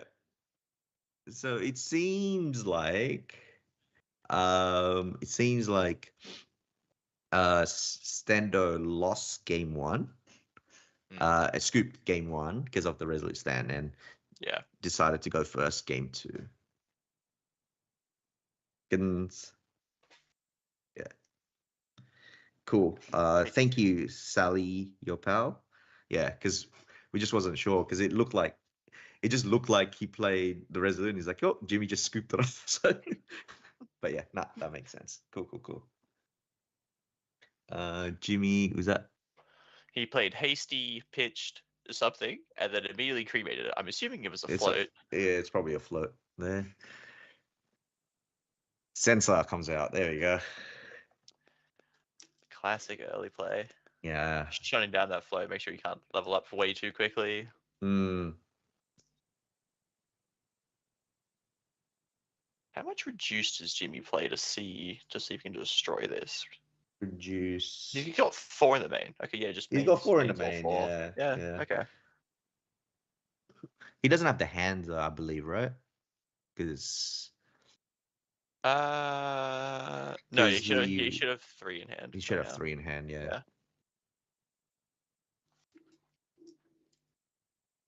Spell get the prep pass. Yeah, GCR crack.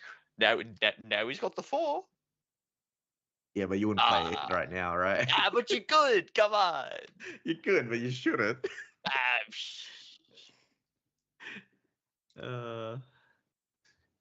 Jimmy, he's playing 2, 3. Would this be to reduce? What? Oh. But you wouldn't do it now. That's just stupid, David. Come on, man. Maybe. You're insane. Maybe he put it down. Oh, Fluffy Shopkeep. Fluffy, early Fluffy. Banish some swords, get some damage going for you when you hit level 3. Yeah. This card, Fluffy Shopkeep, arguably could be the best card in DTR. It's an incredible card. It is a very powerful card. Like, in Onsol, it's like one of those cards that just says, oh, your Lorraine gets +2 power, I draw into memory. Yeah, like the banishing 2 becomes upside. It's like, Yeah. crazy. Yeah. Even in Merlin as well, you can banish like Majestic Spirit and Prismatic Edge and then still bring Still be those able back to- later. yeah. Yeah. Crazy. Is Crux the only deck that really gets a super benefit from Fluffy? Like, obviously, Allies gets it as well for Yeah, being able to get rid of the baubles and stuff, but I'm argue, what other decks can? Because the problem with Rai is that even if you banish an arcane advanced elements, they don't count because Rai only counts arcane spells. Yeah. But yeah. It might be the early deck, but we are revealing 2 for a Windmill Engineer, presumably. Yeah. Zephyr and a Dream Fairy there. Yeah, I think those 2 cards are just in there still because of the win counts kind of thing. But they're not really. Oh, I guess the Zephyr did play a big part last game. It did actually. Yeah, being able to stop the draw 2 from the ghost. Yeah. 3 down there. Ooh, Turbocharge. I thought that was a Sadi. But is that the one of Turbocharge? Is it a one-off? Is just Stendo goaded? Is Stendo one-off Turbocharge? He is a one-off Turbocharge. He's a one-off Turbocharge. He is the one-off Turbocharge. This does look like a much slower game in terms of the prep gen, though. Yeah. There you go. Yeah, Arisana Astrolabe is another card another deck that can just abuse Fluffy the turbo as well. combo deck. Yeah. Oh, there's the reduced Ash. Does he have the 4 for an incap here? Nope. Ooh, that's rough. Nah. Go. Yeah, so he pitched the Tempted Steel before. Yeah. Believe that's the Nationals Day 2 sort of seeking. Which is nice art. It's a very nice art. I wish I could have got one, but it's whatever. Yeah. You got close though. Yeah. Thanks for that. No. By close you mean I went to Nats? Yeah. You were at the event. You were in proximity. I was there. I was close enough to touch it. You're in proximity to seeing one. Yes. Nah, next year. Yeah. They'll always do Lorraine cards. There's always been Lorraine cards for the Day 2 and that. So. Oh man, just their poster child, man. It's always going to be good. Yeah. Crux is fine. Ghost, it's just Ghosts. He's put 3 down. And that is Flame Rune, I believe. Flame Rune, right? That looks like a 2/2 stat line with... Yes, it's the APX play Flame Rune. Yeah. Ooh, swinging at face there, yeah. Ooh, Fluffy's coming in as well. Fluffy. Fair. That's probably at the windmill. We're gonna reclaim it. Yeah. They always have reclaim, don't they? They always have it every time. But when you don't swing at it, they don't have it. It's crazy. Cremate to draw 2. 2 down. To play a Stole Shield, mate. That's... Well, the thing is here is that if Stendo's able to, he's going to level up, obviously, and he has a Sadi. Yeah. Sadi is very strong here. Pick up, like, this is an interesting... But on the upside to that as well, is that Jimmy is able to then use the 2 floating memories to just level up. Yeah, for sure. So...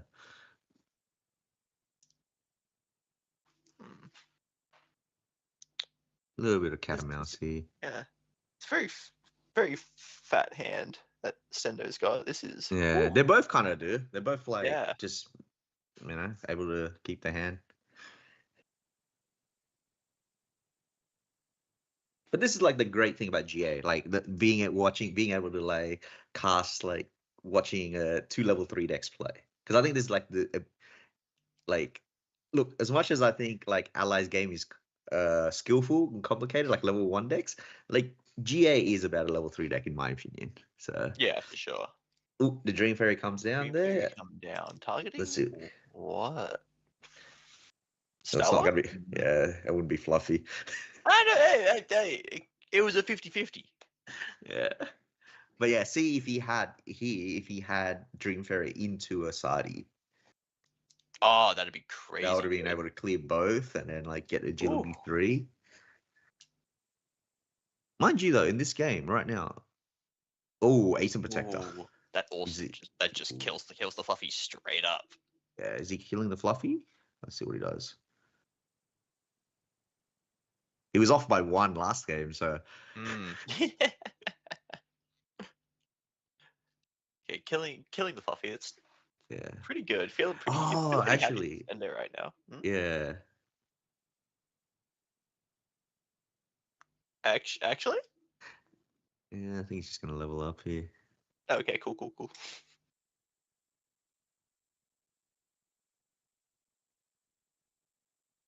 Oof. Oh, losing the ghost on the level to 2. Yeah, that's always rough.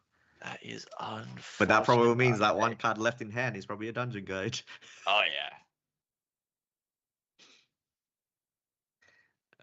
He collects and draws. What happens here? 1, 2, 2, 3. 3. Oh, it's a Fluffy. Ah, It's a Fluffy. unfortunate. I mean, that's very strong now. Like, he's just banished his yeah. Clarent there. Punch Ace for 1?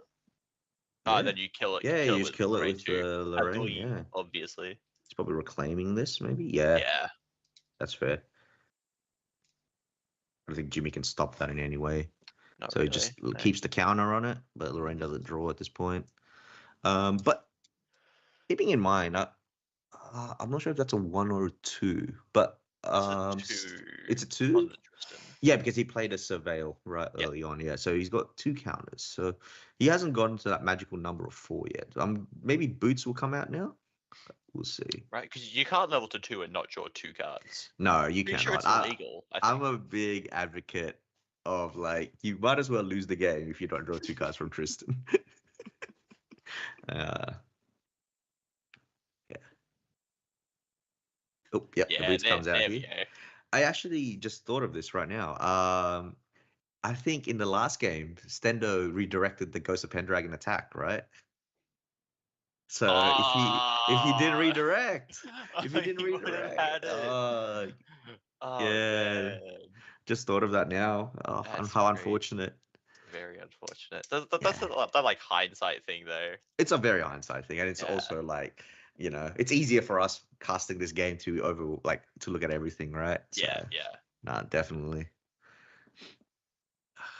So this should get him up to 3 prep. If he has a Surveil, level up. Surveil.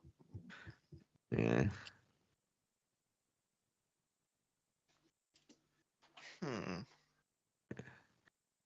Not sure what Jimmy's gonna do here. Actually, is he gonna just banish 3 to level up here? Because you gotta think about it as well, right? Like Stendo might have like 3. Like Stendo has 3 stifling traps in his deck. So it's like you could just try to play a dungeon guy, but if he stifles that, you're another turn behind, right? So yeah, could very possible. So he just got 4 down.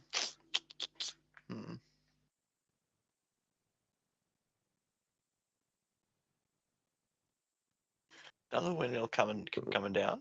Do you think that this might be paired with a Sadi to kill the Fluffy? Don't know. I mean, did he draw it? Wait, let's see where this one's going in at. That looks like it was sand face. It's sand face. So does the answer is play Sadi? Like he did. He banished it last game, but yeah, he hasn't. Oh, true. It. Okay. Yeah. Is he playing now? Is it Black Market Broker? 4 down. Another Aeson? What? Could be ASIN, could be a black market. But Could be anything. yeah, could be. It is an ASIN. Another yeah. ASIN. Loop that windmill more. What an incredible card too. Oh my lordy. Is this Fluffy going down now? Right? She's really thinking about it.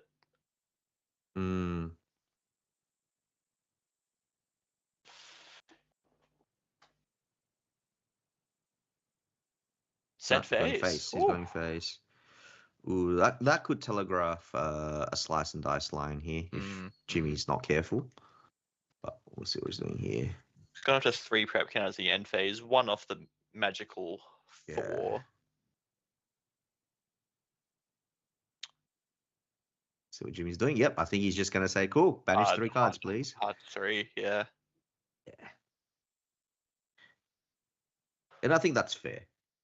Because, like, Stifling Traps is a card, right?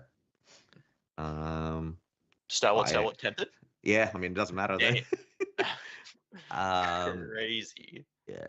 Jimmy has to be careful of, well, actually, I'm not sure how many cards Stendo has in hand. It seems like a lot. Is that his hand? That's not his hand, right? Is that his hand? Yeah, that's his hand. Okay, that's his hand. So he's got 4. It is fat. Yeah, I mean, like, he's got to be wary of a Zephyr, because he did see it earlier for that Coastal Pendragon. Yeah. So, but this Lorraine is now swinging for 5. So he's got 4 swords in the banishment. Double Fluffy. Whew.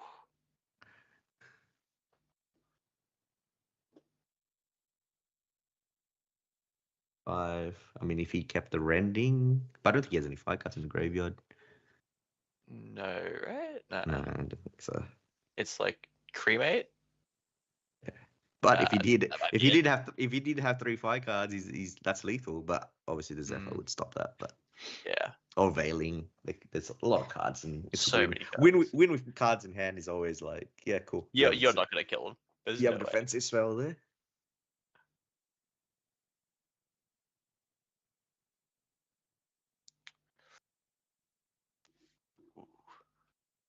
Where's the horse coming back down? Or is he just playing Ansel? Oh, nah. This is a horse. Yeah. Oof! It's the CPR horse. Fancy horse. Oh, even worse.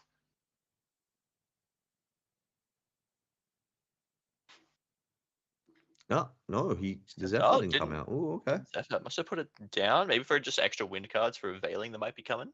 Maybe, yeah. Did Jimmy only have 1 counter? Oh, okay, cool. I mean, you gotta send it. If this comes through, this is. Yeah, I mean, like you probably think that he has. Yeah.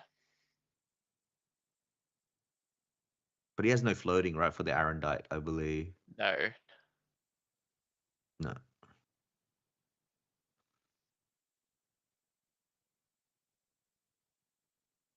He's deciding to keep 1, I believe. Yeah. So his Lorraine can swing. Mm. Yeah. Because the big problem is if you send Ensol and then this one goes through, he Veilings this, and the other Ensols gets negated, it's very hard for Lorraine to swing. Yeah. and the Ghost of Twin Dragon so.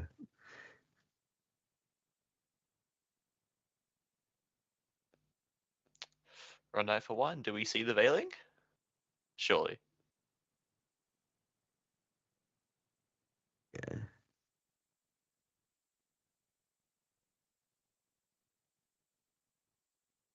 Did the Ghost Pendragon swing, right? It swung at something?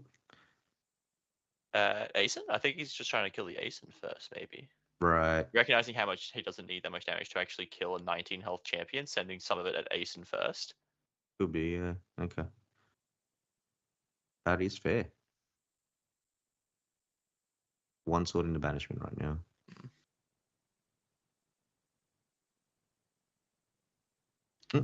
Let the Aeson go. Yep, fair.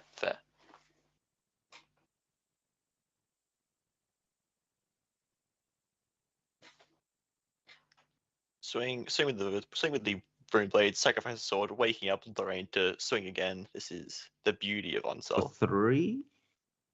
There's And then, 2. yeah, there's the Resolutes. Yeah, he plays the Resolute there.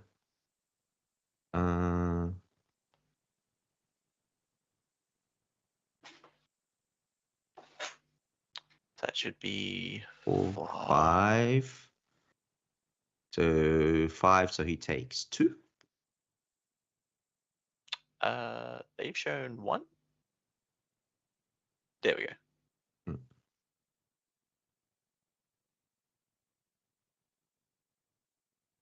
go.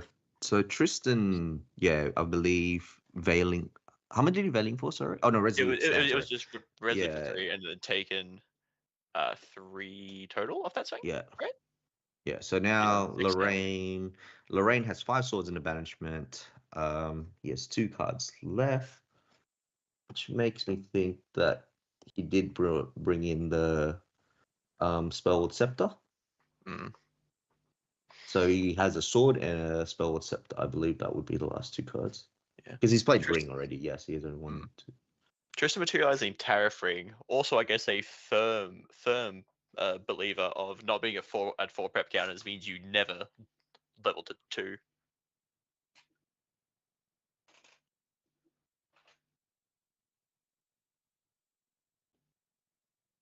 Dream Fairy. Dream Fairy, the ghosts. Ooh. Is that right? Okay.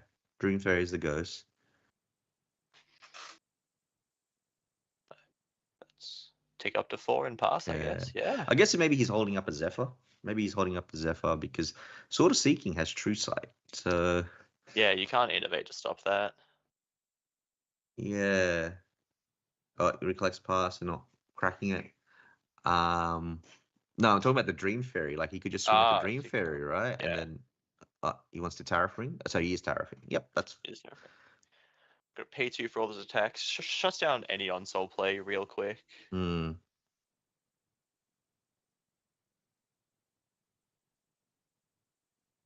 Swing to the Dream Fairy? Yeah, this is like Sword of Seeking. Yeah. Yeah, that's what I mean. Like you reclaim it.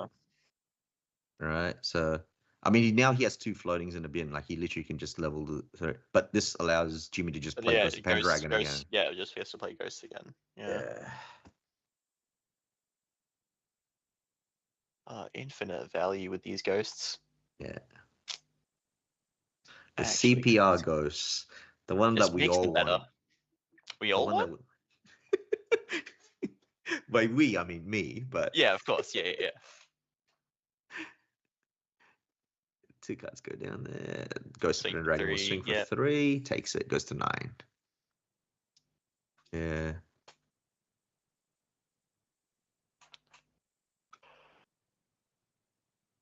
And probably just a pass there, right? Thinking about Materialize for Stendo. Level 2, of course. Now that you get to draw 2. Yeah. Ooh, with banishing 2 floats as well. Ooh. So it's like, yeah. He should have a Dungeon Guide, surely. Surely. This time for sure. Yeah. The other thing as well is, but, we have 7 minutes left in this round, right? So it's like 7 odd minutes left. So this is looks like it's either going to be a 1-1 or Jimmy takes it. So we'll see what happens though. So Fairy Whispers here. Digging in for more cards.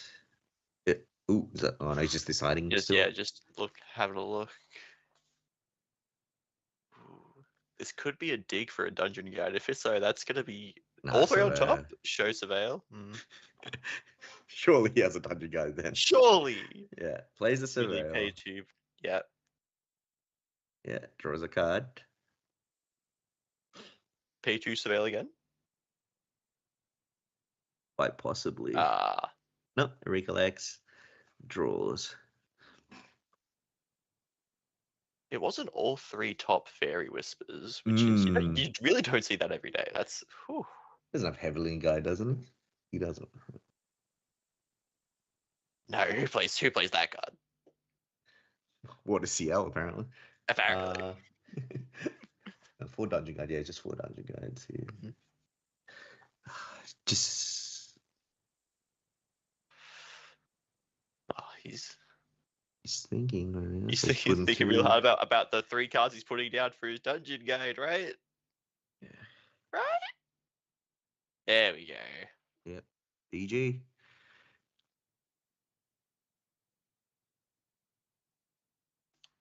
Mm. So Jimmy's only taken 5. You're not. Oh, Well, I mean, that probably means he has another Shadow Strike. I mean, you would assume so, right? Yeah, you would assume that's Hopefully. what's happening. So he's on 6 prep counters right now. Yeah, you're gonna need a scheme if you want to threaten anything, Yes. especially with time dwindling. Do you have any incaps in his deck? Is he playing incap? He's got 2 incaps. Oh, 3 incaps. Okay, so if I mean, We're talking about Jimmy here, right? yeah. So he's playing Mastermind Scheme. Does he? I don't know. Doesn't know. No incap there. Goes up to 12. This is starting to get a little Pretty bit big. dicey. Bring Is up he the thinking? claw. Is Yeah, he thinking? I thought he was thinking of playing another Mastermind Scheme. Just because.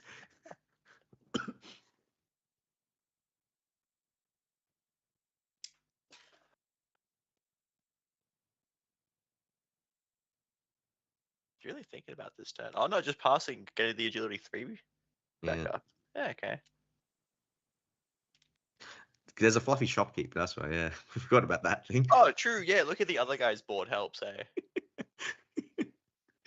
I also forgot. I was like, oh, he's not attacking. I was like, oh wait, there's a shopkeep there. Cray shock and Grave phase. shock end phase. Whew.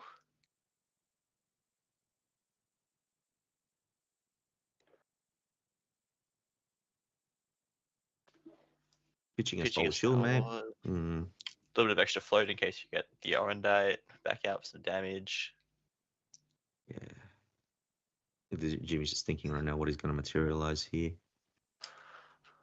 I think he's got 2, or like, assuming that he bought in a Spellward Scepter, it's either going to be Spellward Scepter or Sort of Seeking, right? I mean, yeah, because he has 2 cards left in his material deck. Of course, he can Yeah. be one of 2 options. But I think for Jimmy to try to win this game, to like claw his way back, I think Stendo's got a lot of defensive cards in his hand right now. So the For Spell sure. Scepter is probably the play, but nope. Jimmy's just going to bring out the Sword of Seeking and go, I'll take you head on. Yeah, just gonna slam you. Yeah. Well, that could telegraph maybe he didn't bring in the Regal, or he doesn't have it in his hand right now. But yeah. Oof. Hone. Ooh. Hone. I mean, this clears a shadow, right? I believe. Right? Yeah, surely. Because it gets plus 2 power. It's up 2 power, right? Yeah. 2 power. Yeah, Zephyr. Mm. Yeah. Don't worry about it. Never mind. Yeah. I'm sure it did clear a shadow, but we don't have to do that math anymore. Well, actually, a Flame Sweep clears the shadow as well. Because there's 5 swords in the banishment. True.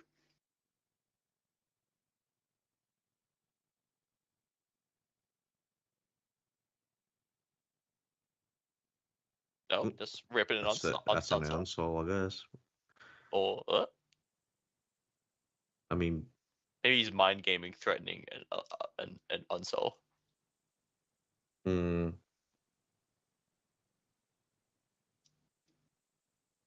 mean, he still has a lot of cards in hand. Like, there could be So multiple many ghosts, right? True.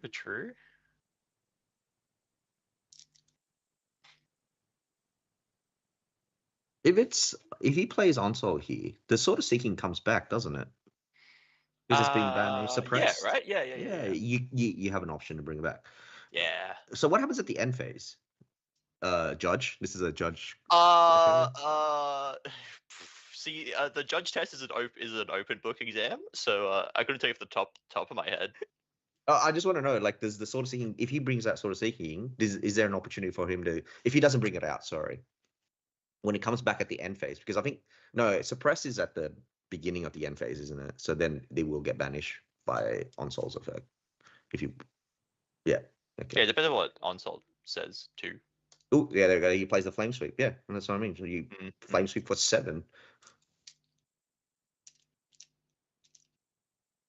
Like, Flame Sweep for 7 there. It's like he has to Resolute the one of the shadows. No, it just lets them retaliate. Lets him know. It retaliates for Yeah. 3, I'm guessing. Yep. So takes 3 damage.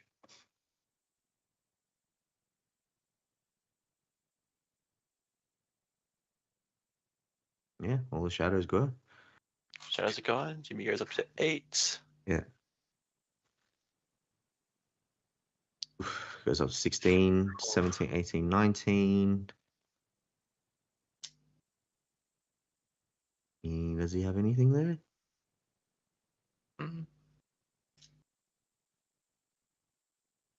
Sorry, I believe it should be 8 damage, isn't it? That's that.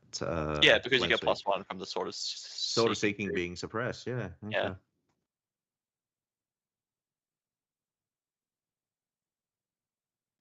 It's like one of those things where you kind of like you flip over the card. He's like, yeah, it's been suppressed, but it's like, oh, it's actually in banishment, right? Yeah, I think he only took 10 damage, which I think was not correct then, because it should be 11. Because a 5, I believe that is time as well. So this would be turn 0. So I believe I believe should be on 20. Turn 0 started on Jimmy's turn. Oh, did it? Okay, Turn 1 cool. now. Believe. Finding Orb. Yeah, I think he's just going to try go for it, maybe.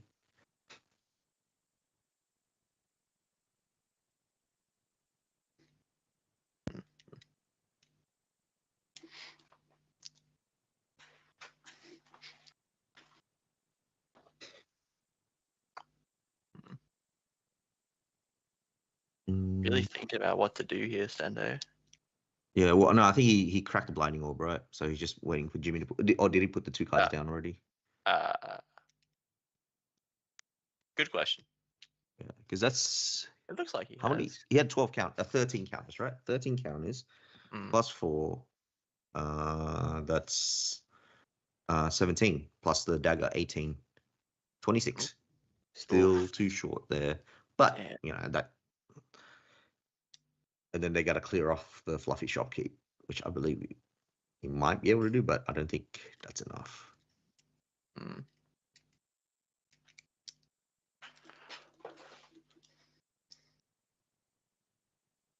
I forgot to bring the Sword of Seeking back, but yeah, it just brings out the Shadow's Claw again.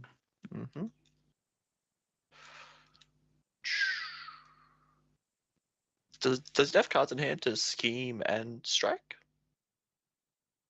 Ooh, maybe, yeah. But yes. Oh, Slice and Dice. Slice and Dice. Is that going to be enough though? Because that's coming in for.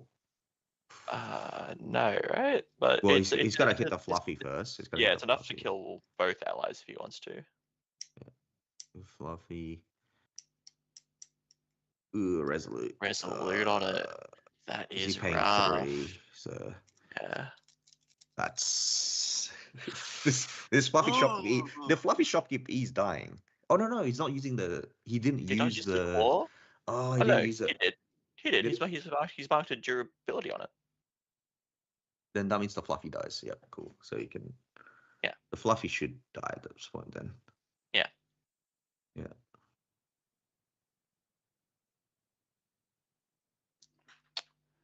But yeah, pass the turn after next. After swinging with Triss, there's not much else the deck really can do to. Spoiler Scepter there. I mean, Lorraine's just coming in.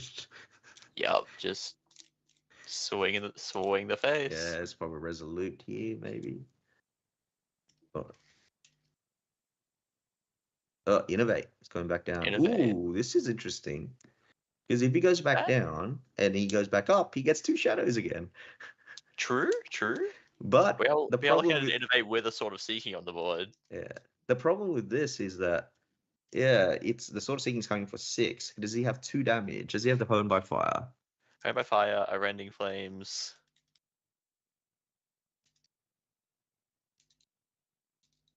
Flame Sweep. What? Flame Sweep. I think So that's many 4. options. I think it says that's a sweep, isn't it? 4 for a Flame Sweep. Yep. Flame Sweep. And 2 plus 6. So that's 8 points of damage. She's going to, yep, Veiling Melee. Breeze. And that's for Sorry. 3. So that's 5 damage. Goes to 19. Yeah.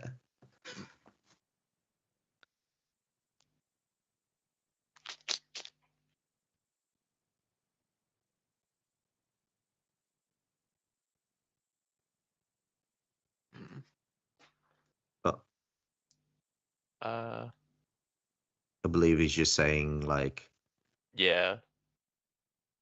or this. I'm not sure what actually happened here. But someone either they're tying or scooping. I think. Oh, is it time? No, it's just maybe it's time. Maybe it's time. 5 minutes is up. 5 minutes of overtime is up.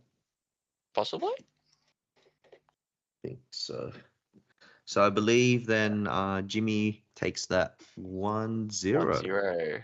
Yeah, cool. Yeah, right. Ooh. Yeah. Yeah, right. That was an interesting little watch Yeah. there. Yeah. No, it's definitely interesting game. Yeah, Lorraine able to take that out. Just but game 1 by 1 life. Yeah. 28 health for a champion. Yeah, is that was a close game for like how very, it very started. close. Yeah. Very, very close game there. So yeah, that's a very interesting round 2. Wind versus fire. But yeah, Jimmy Lee, the GOAT. The goat, my goat. Takes it out. So no, looking good there. Yeah. So I guess we're gonna take a quick short break right now. So we'll be back at the start of round 3. So see you guys in a bit. Take care.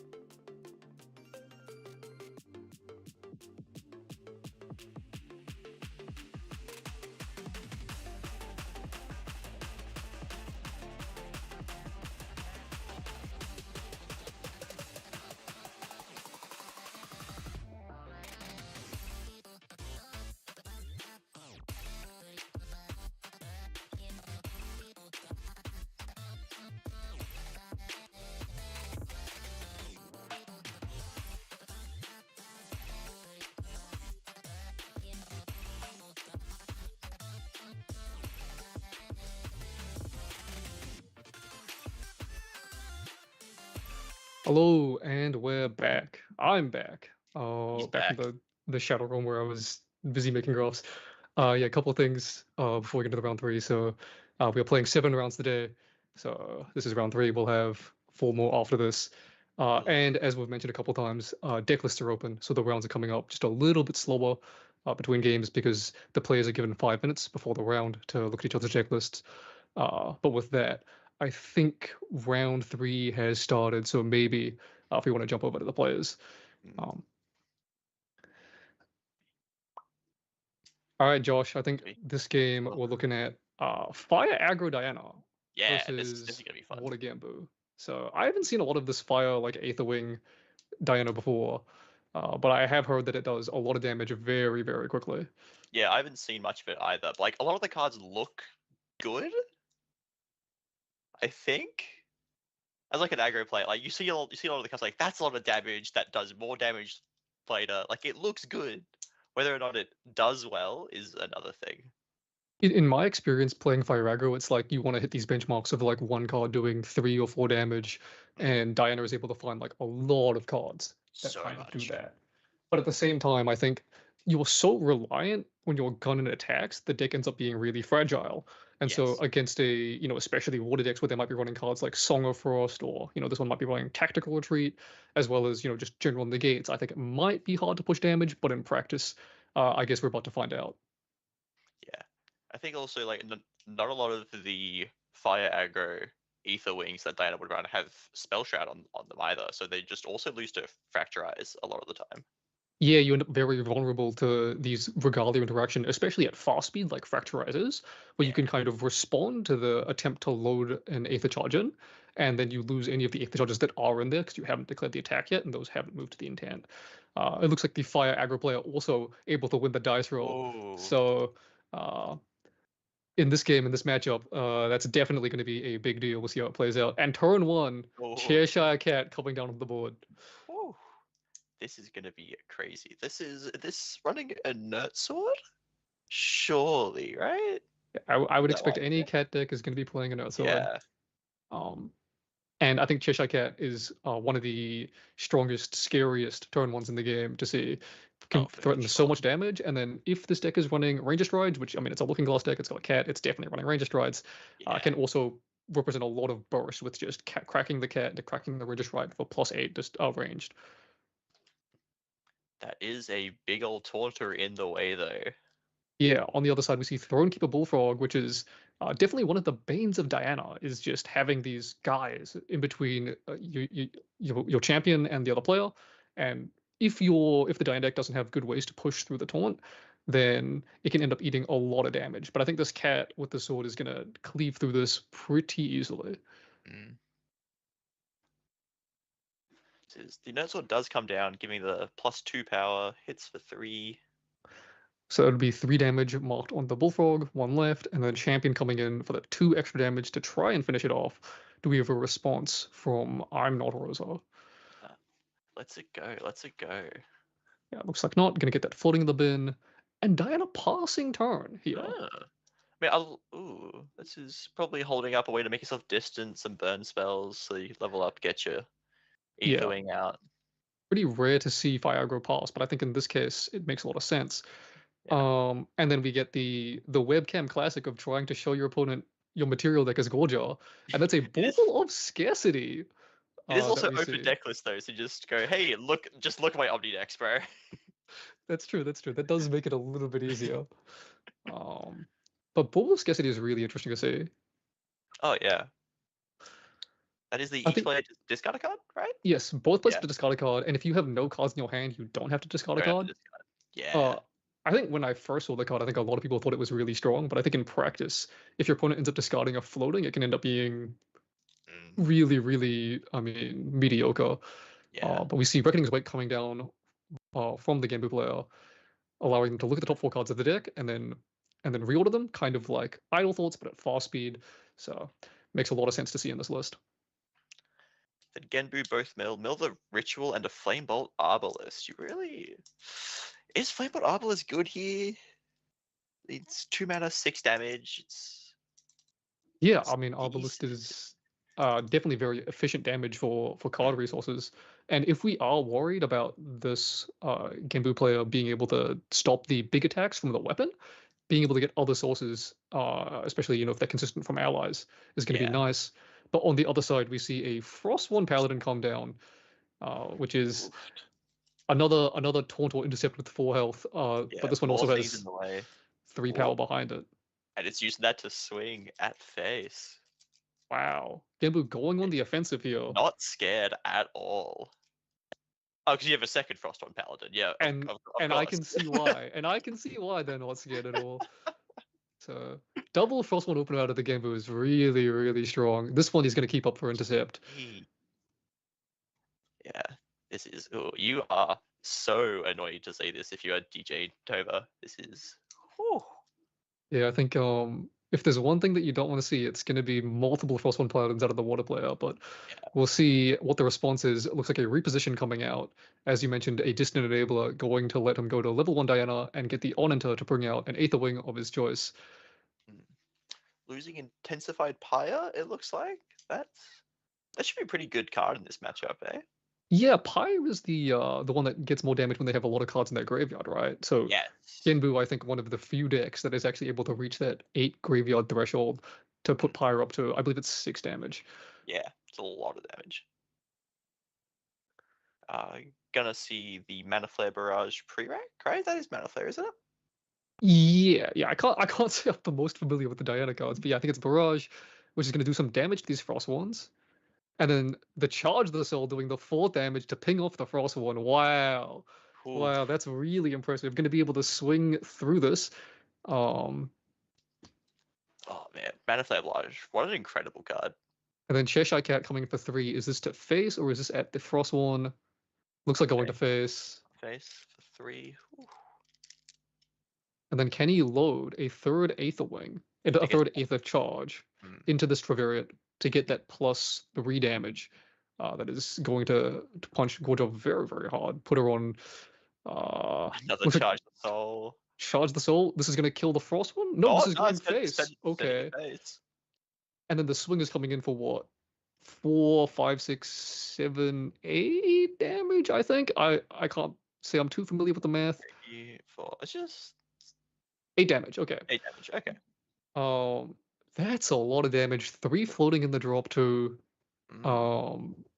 This is putting the Genbu player in a quite a precarious position. Only 7 health left. No floating. But they do still have a Frostwind Paladin on board and a healthy amount of influence. So it's not unsalvageable, I don't think. I do think maybe that second Charge the Soul should have also killed the Frostborn Paladin just to enable you to also hit face next turn. Yeah, it was definitely my expectation. Maybe with the amount of floating he has, he's pretty comfortable going into like a smoke bomb or something next turn. Yeah. But we will see actually the Bauble of Scarcity is coming out here. Go to Genbu Mill, another floating. Another ritual, the exact same floating. A very well stacked deck. Yeah. I think that's still off of the... No, that wouldn't be off of the Reckoning's Wake from the previous turns, but just nice to have another floating on top. Honestly.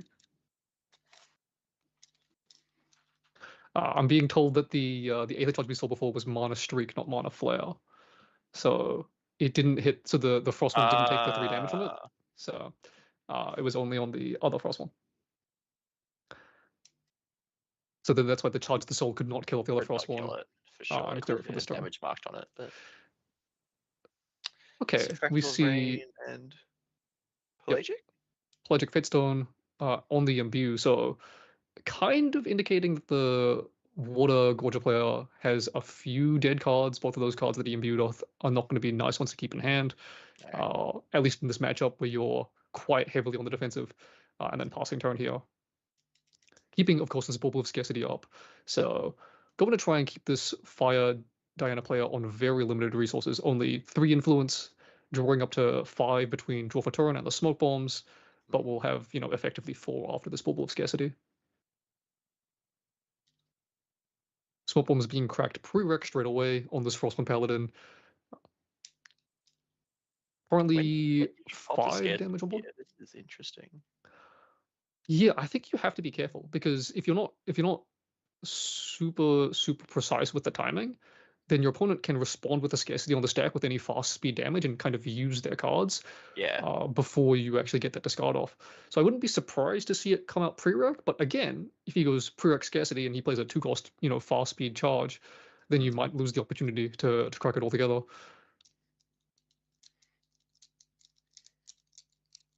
Looks like he's thinking about possibly that exact decision right now. Yeah. Yeah. This is. Looks like DJ's thinking about if he wants to play the 2 cost into this. Ooh. Yeah, I think the Fire Diana deck is normally pretty good at playing something pre-rec for either loading or damage, but definitely a lot of considerations, especially against water with how much interaction that they have. Oh, Like you for could be sure. running into a Decree, you could be running into a Song of Frost, you could be running to who knows what. So just choosing to recollect and first things first, swinging to face with this Cheshire Cat. Cheshire Cat is of course going to come in for 3 damage, and the Gordia lets Takes it it. through. 4 more to go. 4 more to go. The Inuit Sword is just 2 represented on board. So we're towing the line really, really close. But I think, in some of these matchups against Fire Aggro, you have to try and play as close to the line as possible between uh, being defensive and maintaining and playing your resources efficiently to kill them on the crackback. Yeah. I wouldn't be surprised to see this Gorgia player try and get as close to dying without actually dying as possible. And we see Diana is swinging with the Swing for Inuit Sword. 2. So we'll not be swinging with the Aether Wing this turn. And crucially, also, this is, cracking the Inuit Sword. So Cheshire Cat is only going to be representing Yeah, it's losing its 1 power. damage for the rest of the game. Seeing. And we do see a Factorize. response. Oh, This no, is that's a Decree. It's showing the Factorize. Yeah. Yep, imbued Cerulean Decree, giving Diana -3 attack and drawing into memory. So this is going to prevent 2 damage. So not quite as efficient as if you would do it on the Cheshire Cat. But of course, Decree is a spell, and Cheshire Cat is spell trial, so you couldn't reduce the cat's attack by 3. So this is just taking the best that you can get out of the Cerulean Decree. Yeah. Looks like there's only 1 card left in hand for the Genbu player, and the full 4 for DJ over here on the Blazing Fire Throw. Dino. And the classic Blazing Throw. Gonna come in for 4 and close out this game. And he gets it. Whew. A nice blazing fast game. Getting there in, what was that, 3 turns? She materialized. 4 turns, 4 turns. It was Inuit Sword, Diana, Smoke Bombs. Diana, Smoke Bombs, turn 4. 4 turns lethal through double Frostborn Paladin, huh? That is double Frostborn and a Bullfrog on turn 1. Yeah, I mean that's crazy. That's some fast damage if I've ever seen some. I gotta say, yeah, the ability to play that mana streak for 3 damage pre-rec and then punch through afterwards, and the extra damage on the Trivariate Aether Wing, definitely showing just how much damage this can push without the appropriate responses. Yeah. Oh yeah. It's insane. So we're moving to sideboards now. What are we thinking's coming in? So on the Fire Aggro side, I could see bringing in the interferences. You might be scared of Revitalizing Cleanse, and that will just turn that straight off. As well as definitely that Sensor of Restful Peace. Yeah, for sure. I expect that is, just going to be one of the best cards against Water Diana for sure. On the I Am Not Ronzo's side, I think it's harder to say. A lot of these cards feel more teched towards the level 3 or the slower matchups. Like you've got Staggering Strike, obviously, in here for Tristan. I don't know if you bought in Mustang when you didn't see your opponent go Sensor, and then the rest of these also kind of not really built for this matchup. So yeah, it is open. So you know he has this. You know he has the sensor, and he has the option to bring it in. That's definitely true. That's definitely true. Yeah. In that case, yeah, you probably bring in the Mustangs, but probably not much else. Yeah.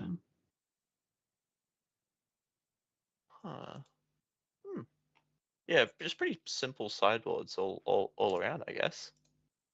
Yeah. I mean, I think these matchups are probably not the ones that these players expected. I mean, definitely, going into this tournament, I wouldn't have expected uh, Fire Aggro Dino to be super popular. Water Dino, I think you do respect a little bit more. Oh, for But sure. it doesn't surprise me at all to see that I'm Not Ronzo's sideboard isn't really built for Fire Aggro Dino. Mm. And we see both players keeping their looking glasses on the board. I think you'll see anyone who's running looking glass do this.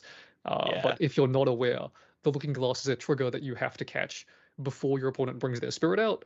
So if you do miss it, you might have to actually, spend a materialize in the game to bringing it out. So a lot of people just leave it face up so they don't forget, as a good way to make sure that you don't have any issues on that front. It is always really bad when you like forget. You have to sit there. You look at it in your deck. You're like, I am an idiot. Yeah, for sure, for sure. It's just the saddest materialize every time of turn 2. I'll bring out looking glass, I guess. Yeah, definitely not something that you want to be missing at any of the big events. Okay. So going into game 2, what do you think? I mean, obviously as the Water Dino player, you're going to be going first, so that's some things that you can swing in your favor. But is there anything else, like, do you think maybe the game 1 draw, was there anything that he missed that might swing this matchup a bit better in his favor, or Oof. adjustments that he can make going into this game? Well, I mean, he saw double frost horn, and that wasn't enough, and that's like one of the greatest openers ever. So I guess it's just double frost horn again, but hope your opponent draws worse. Yeah, that probably is. Um, I just think you're right. It's like hard to ask for Yeah, a better opener than Double Frost on Paladin. But at right. the same time, maybe Tactical Retreat or Song of Frost or something to stop that one big attack. Because if he had that instead of playing the second Frost one Paladin, he probably would have dodged that big 8 damage swing. Was it? Yeah. Yeah, 8 damage swing. 8 damage thing. Yeah. So yeah, But Water maybe Dino. going full hands down on the double frost one was the wrong play.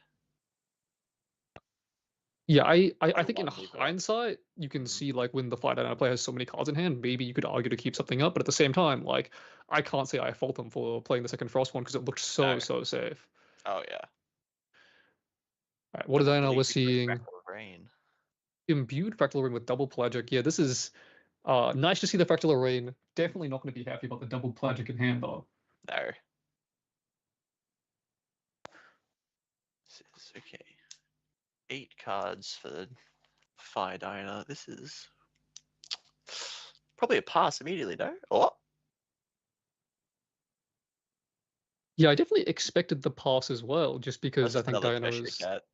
so nice at Yeah, keeping cards in hand. But crazy. Every Cat time. coming down again, swinging one to face again. Just it's so sticky, so hard to deal with. Yeah. Having both stealth and spell shroud, and then it also represents so much damage. It pushed what 9 damage last game. So Yeah, an incredible card. and on the other Reckoning's side Wake we in will the end see, phase.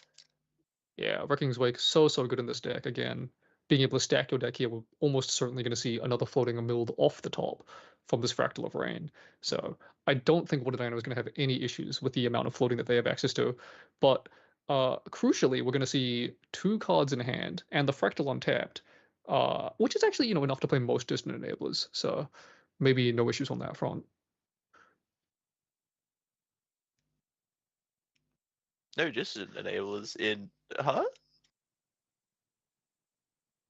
Oh, just like he only had 2 cards in hand, so I was worried that he wouldn't be able to play like a backstep or a weaving mana stream or something. But the Fractal will actually untap, so he can. on the Guaja player? Yeah, nah, for sure. Oh, why did I think he was playing Water Dino? Wait, I'm crazy. Well, I'm so I'm crazy. He's playing Gorgia. A game is going to come out, and we're going to mill 3 cards. I've fused the deck in my mind, and I thought it was Water Dino versus Water Gorgia. Yeah, both players milling 1 from the Genbu. We're of course going to see the float. Then the Fractal Arena is going to come out. Mill, I'm guessing another float. Or is he choosing to mill his opponent? This is Fractal Arena choosing to mill his opponent, hitting a reposition. so he's So hit back step reposition, it looked like that. Yeah. Was not bad. Looks like the Wrecking's Wake saw 3 good cards on the top that he wanted to keep. So I'm gonna guess that we're gonna see that last card in his hand that he just drew come into play really soon. And there Oh it my is, it's the lord. +1 Paladin. Only one this time so far. Only one this time. He's going to banish the float. He doesn't have a second float if it is another Frost 1 Paladin, so we won't see double Frost 1 come down. And the Frost 1 Paladin actually swinging into face here. Oof. And then passing turn. Keeping, you would assume, like Song of Frost or something up. Song of Frost could be tactical retreat. But honestly, like, I think maybe potentially recognizing that the Diana player not being level 1 yet, they played the Cheshire Cat, so they probably want to go with Nordsword. You might not be in for that big Aetherwing damage turn just yet, so maybe you can take the extra turn right now to swing in for some damage. Sure. Doing that immediately, swinging for 3. Yep. Is this going to Gonna be face or is this going to the Paladin? I'm not entirely sure. Looks like we have a response out of the Gorgia player, and it'll be Fracturize on the sword. So this Fracturize will turn the Inert Sword into a Fractal, and then because it's no longer a Distortion Regalia, the Cheshire Cat will no longer get the attack buff. So this will only be coming in for 1 at the Frost 1 Paladin, it looks like.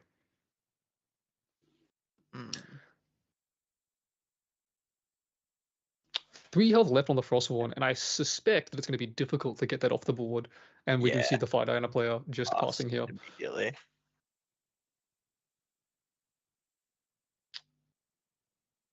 Moving back over to Genbu's turn, I would expect to see a defensive materialize here, so could be going to level 2 for more health and using their floating, could be something like a Tariff Ring, or maybe we'll see that Bauble of Scarcity come back out to try and deny Diana that influence. It didn't do much last game though, so would you rely on it this game? Or do you just go Tariff Ring, right? So try and slow the Diana player down a bit. Cause you can assume he's got all his cards left in his hand. He's going to go Distant Enabler, load in something pre-rec. Yeah. That is the Tariff Ring, right? Good. Yeah. Yes, that is the Tariff Ring coming down. Genbu's going to mill both players by 1. Blazing Fractal Polar Depths and Blazing Throw, and then this Fractal Rain is going to target himself. Back to the expected line, and he's going to mill double Polar Depths. Oh, lordy, that is unlucky. Yeah, Polar Depths is definitely a card that can generate a lot of value and also serves as a win condition for this deck, being able to mill equal to the number of water cards in your graveyard, so often an absurd amount. But, I mean, in this matchup, I would suspect that the game wouldn't go long enough for that to be super, super relevant. Still, not hitting floating is always going to feel a little bit bad. We're seeing Flickering Cinder in the end phase, deal 1 damage to face, making Diana distant, ready to bring an Aetherwing out. Yeah, and then also it being a 1 cost lets you control your banishment really, really efficiently. So knows exactly which card is going to throw away. But this time we are facing down a water player with a full 6 cards in hand. So I can't say you're ever super comfortable to see that. No. Losing Cheshire Cat to level 1. Yeah, the second cat is never really going to get played. Are we going to see the same? No, we're not. We're going to see, this is the Seeker's Aetherwing. So this is the normal one with Spell Shroud. Going to hit for significantly less damage, but also going to be a lot less vulnerable to being turned into a fractal. Yeah. Is seeing presumably an Ether Charge loaded in pre-rec here. You'd have to imagine he kept so many cards in hand. That's the Barrage. Barrage coming in 2 in hand to pay for a counter spell. So I would expect this to resolve. But this is also going to kill off, I believe, his own Cheshire Cat. Oh, true. But like, it's certainly going to be at 1 power for the rest of the game. So you're not that sad to see it go. Yep, that's true. That's true. After that, we're going to recollect here. Recollect, not looks like the ring. Yeah, Tariff Ring not popped here. That is Do you think perhaps a little bit greedy, or just with the amount of cards in hand, feeling I pretty would safe? expect with the cat going down and no ranger strides or anything coming out, you feel pretty comfortable that you're not dead on this turn. And we Mm. do see a second barrage Second coming down. barrage that would kill the paladin. Send 3 more to face. Load another charge in. Yeah, and that's the other thing, right? Is we didn't see the Tribariate come down, so this was uh, Mhm. a lot less potential damage on the table. This, Diana Yeah. Swing is only coming in for, I believe, 4 damage. Mm. And so while you do hit the double-digit threshold of damage, it's not still plenty of buffer between yourself and being dead here. The fire player only having 2 cards in hand and 1 fractal, so even if it's a blazing throw, you're not close to dead. No. On the other side, we see Gorgia moving to their turn, 1 floating in the drop, lots of cards in hand, and I believe 3 quest counters. So still pretty far away from flipping Genbu. You're gonna get 2 more from the Genbu, Fatestone, and the Fractal Rain.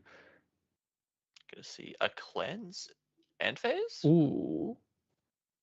End phase Revitalizing Cleanse, tapping the Fractal, so looks like healing for 4 coming in. Any healing Pelagic? is Ooh, my lordy. triple pelagic stratagem. Stratagem. Ooh. Wow. That is. So triple pelagic is definitely rough to see in his hand, but the stratagem could actually represent a lot of damage really, really soon. He has 1 Mm. float right now. He could get up to 2 more. And at that point, you would be looking at not quite lethal, but it's the numbers definitely creeping up though. Oh, yeah. So yeah, you got the Terrafing to survive next turn. So on the turn after, this stratagem could be threatening lethal, and that just might be what you do. You know the Diana player is only playing level 1, so they can't go above 19 health. So just stall, stall, stall, find the float, send it. Yeah, and then against a fire player, you're often not too worried about defensive stopping your stratagem from doing a lot of damage, but it looks like instead we'll be sending the Fracturize and a card from memory to go up to level 2. And I think this is the other line that you could look at where you can just go to 2, either grab the draw or quest counters really, and just try and get a little bit of extra health and flip the Genbu and stall out the game that way instead. Losing the stratagem to the level up though has got to feel so bad. You want to get those pelagics out of your head. Yeah, 3 Fate Stones in your hand is not doing anything. Only really going to be 3 useful cards for I'm Not Ronzo.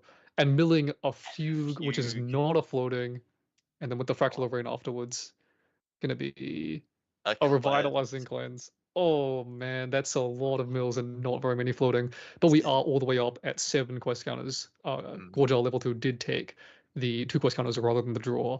So it looks like we are trying to turbo all the way up to flipping the Spade Stone and trying to stabilize with that. yeah, having a big old taunter in the way of a Diana is going to just help out so much. Like what, nine health on Genru at base? 9 health on Genbu, and then you can also pay 3 to give it, effectively infinite health, depending on how many Yeah. wood cards you have in your graveyard. And then, of course, I'm Not Ronzo is also playing the level 3 in his deck, so you'll be able to have access to that lineage release, which will stop smoke bombs from giving your total stealth and letting him hit through the taunt.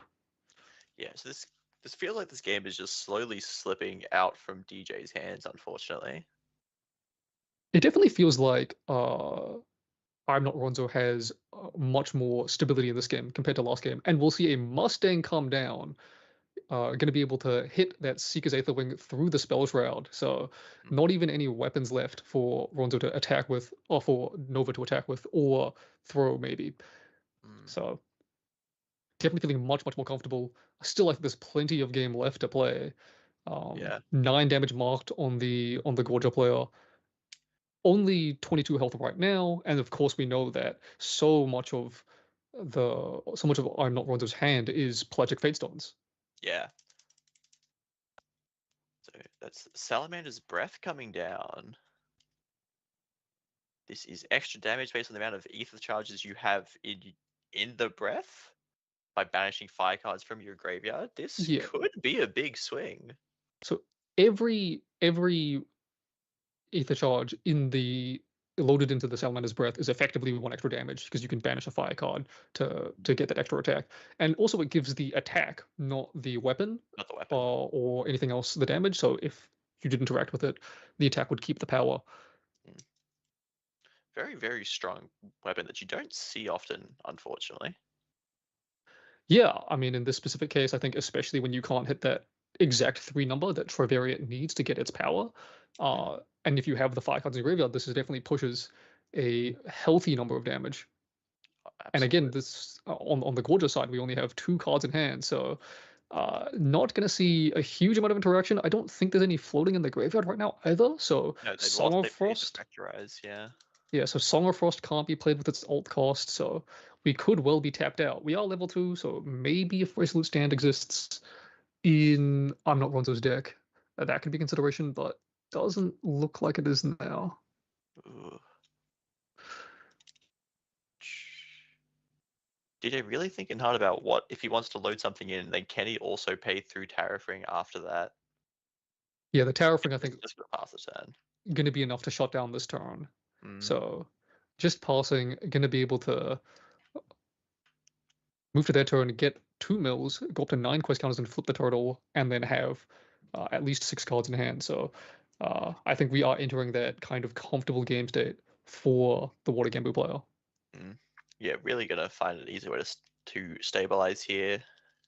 Big turtle in front of the guns. Can't really do much. Again, can't do the smoke bombs. Unless you go backup charger. So backup charger paying 2 from hand, and that fractal that just got untapped to draw into memory and generate a power cell token. Draw the card. Mill 2?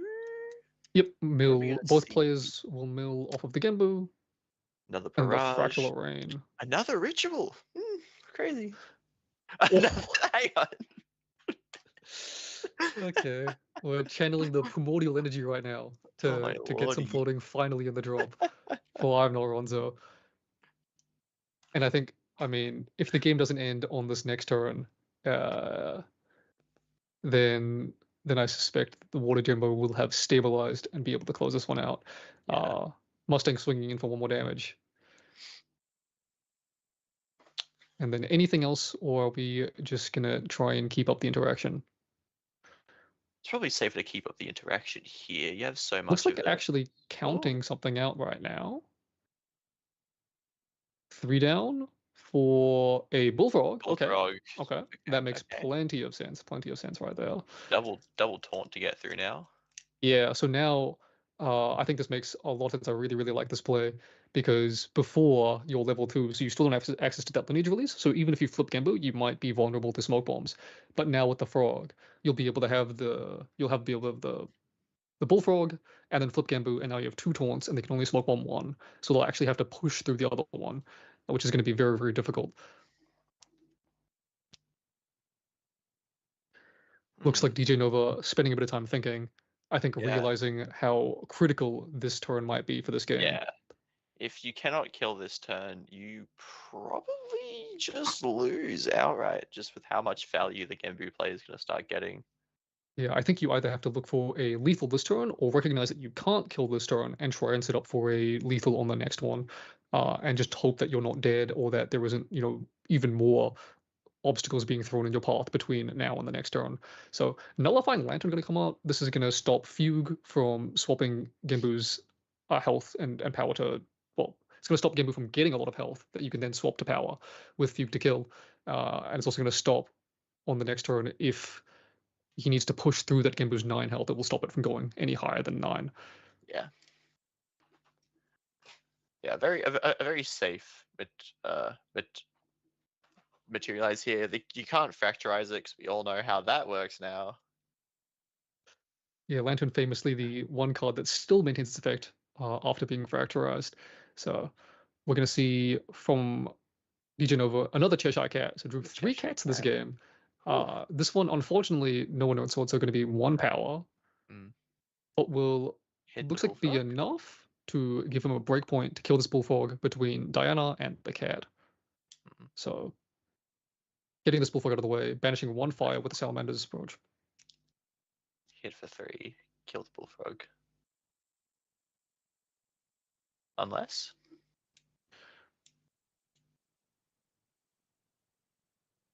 Looks like some thinking going on.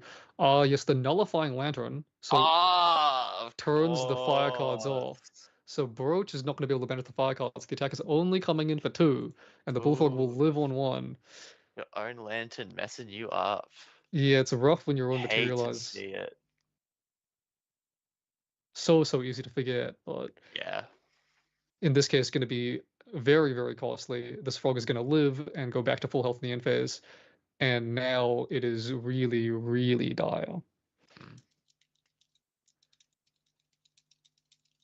Gonna see what materialize do you get here? Would you not flip end phase then safely level 3 or Yep, that's definitely an option. Flip end yeah, phase, right? go to 3 for free, and then you have access to your lineage release. You have a big taunt. You might even be pressuring lethal, honestly, with the damage on Exactly, board. right? But no, Well, it looks like see he's a just going to go Tengu. Tengu, try and keep more cards in hand, get a couple extra quest counters for fun. Just because you can. Yeah, and I mean, this also feels pretty safe, right? Like, you've got the Oh, yeah. taunt from the frog and the turtle, so maybe you don't feel like you need the Gorgel lineage release just yet, and just getting a couple more cards is going to be able to let you play any defensive that you want to play. And then off of the mills, hitting 1 floating in that Fracture Rise. I think it was Charge the Soul on the other Yeah, side, charge us off the top from DJ. which might be nice, but maybe too little, too late at this point in the game. Yeah. Mustang coming in for another damage, bringing us to 9 versus 9. Ooh. Game's getting closer with the 10 more points of damage that Rozo has to find. It looks like we are going to be pushing a little more damage here with a Seaside Ringing Leader coming down. Ooh. And I think just putting the fighter on a little bit more of a clock so that they can't Mm. try and wait, draw a few more cards, and find the damage that they need. It's one of the things that you find against these fire aggro decks is while they do kind of gas out early game, if you give them enough time, like if you say banish your entire influence to level up and get some health and play defensively and live their early turns, if you give them enough time, they will eventually draw the damage to kill you. Oh yeah, So they can definitely build back up again. We are going to see Ranger Strides coming out though for DJ. This wow, and this I think really justifies the cat play in the yeah. previous turn. If he can find a way to connect, this will be a lot of damage coming in. So Is a making very big use if though, unfortunately. making use of that Charge of the Soul, drawing a card, and yeah, the threat is there. There's a little bit of hope, but of course on the other side we do see a lot of cards in hand. We do see the taunts, and it's going to be difficult to push through all of that. Yeah, we did move straight to recollect, so he doesn't have anything to play pre-rec, but Rosa has a response just to fracturize the strides. Yeah, it could be factorized on the strides, Oh, or it looks like actually breath. the Ooh. Salamander's Breath, because yeah, you can be as Right, ranged as yeah. you want. If you can't declare an attack, you can't declare an attack. Is real unfortunate. We got two fractals now though. Maybe we could do something with those. A lot of effective influence, but it looks like not a lot of damage. And again, no No. weapons, so blazing throws are turned off. Like it's not going to be easy when so many of your cards in this fight in a deck are kind of reliant on being able to do damage, and then also have the upside of being able to get loaded into a gun. Yeah. I see the Nerd Sword coming out for Rosa. Mill the Liminal Guide. Oh my lordy. And And another the three people float. bullfrog. I mean, at this point, He's I think we have enough float to level up, even if we don't flip the Genbu. yeah, right. But a Nerd Sword coming out reads to me like he just wants to clock him for damage, and with only 19 max health, could be lethal this very turn. Very possible that. Yep, a Nerd Sword coming in for 2. Genbu swings for 3. No? Yep, and that will. But I mean, if somehow Nova has a way to live this attack, Genbu will be tapped, and it might open up a door. So Genbu coming in for 3 here. Is there any response? He's thinking. He's what? It is Oh, evasive preventing maneuvers, preventing 2 damage and becoming distant for the next turn. Looks like we got a response to that. For a refracting missiles coming refracting. down for 2 damage. Yep, so that'll take off the prevention from the evasive maneuvers, and then Genbu will be able to connect for the lethal. Unless. And then a dodge roll being played in Oh response to man. that. Dodge roll is prevent, I believe, 3 damage, but it has to be non-combat damage being dealt to target unit. So we'll take 0 from the refracting. Genbu will be prevented by 2. He takes 1 damage. And now, can Rozo find 2 more damage, or will we see 1 more turn in this game? Ooh. He's thinking real hard. No, just the pass. Just the pass. And then, as mentioned, this Genbu is tapped, so only the frog stands between as Only a the wall. frog. Diana's already distant. Double strides is Cheshire Cat there. and Ranger Strides on the Oh. board. Oh? Hang on. This Smoker could means be you can't get a crazy. weapon. Weapon means you have to beat through the frog. Oh my god, this is coming down to the wire. Looks like we will get the Trivera Dreams. If this attack connects, I think the damage will be there, but how do you push through this frog? We have 2 fractals, so if we see that 3 damage burn spell if you're distant again. Yeah, Mana Streak, Mana Flare, Charge. Is that Etheric Reforging? Maybe? This is the one that is banish a card from your opponent's graveyard and then load in. So we'll be taking the Liminal Guide. Makes sense. Load in. Recollect. Any response to the recollect? We're gonna play Fracturize on the That's a Trivera gun. Dreams. Oh And my lordy. that might be it. Is that all 3 all 4 fracturizers played 3 milled 1? Yep, all 4 Fracturizers seen, and Crazy. it looks like, yeah, DJ Nova recognizing that he doesn't have a way to get any damage out without a way to attack is going to scoop it up, and we will go to a game 3. 3. Ooh. First game 3 we've streamed today? First game 3 of the day on stream. Yeah. Nice to finally get one. Although I guess the other rounds were going to time instead of going to game 3, so yeah, some faster decks finally. Thank God.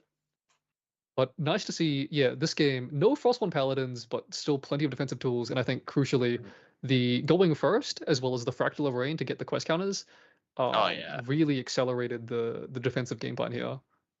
Absolutely. That was, yeah, just getting those quest counters really quickly. Didn't even need to flip the Genbu for the defense though. Just the threat of it being there the whole time was just enough. Yeah.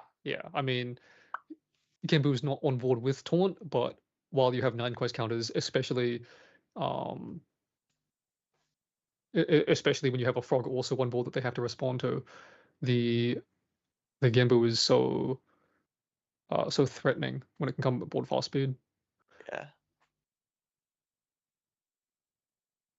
Oh man. So if Diana's going first again, do we think this just going first might be enough to push the game? Yeah, going first Game 1. definitely swings Fire Aggro so heavily. If we see like Diana go first, open Cheshire Cat again, like it's such an explosive opener. We saw last game it pushed so much damage through Frog, through 2 Frostborns. Like it's definitely capable of pushing out an absurd amount of damage. And yeah. the extra Materialize, I think in this matchup in particular, is going to be so nice because in that game we just saw, right? If Diana was able to get maybe a Smoke Bombs earlier or an extra gun out to play through all of these Fracturizers, I think we could be looking at a very, very different game. Looks like there's some sideboarding going on for DJ Nova. Yeah, changing it up. He's Also, it looks like he's put his looking glass away. Let's hope he remembers to bring that out before the game starts. Maybe he's sideboarding out into a different Divine Relic. True. Yeah, no, you're right. It is interesting to see players sideboard after game 2. I think most of the time you kind of figure out your optimal sideboard that you want to have for game 2. But also, I think I've noticed like Fire Aggro in particular is a deck that has had really interesting sideboards. I remember specifically the list that True Champion brought to Worlds in their top 8. They had a deck that would sideboard out and in depending on if they were playing first or second, right? That So we is could be potentially seeing something like that here as well. yeah.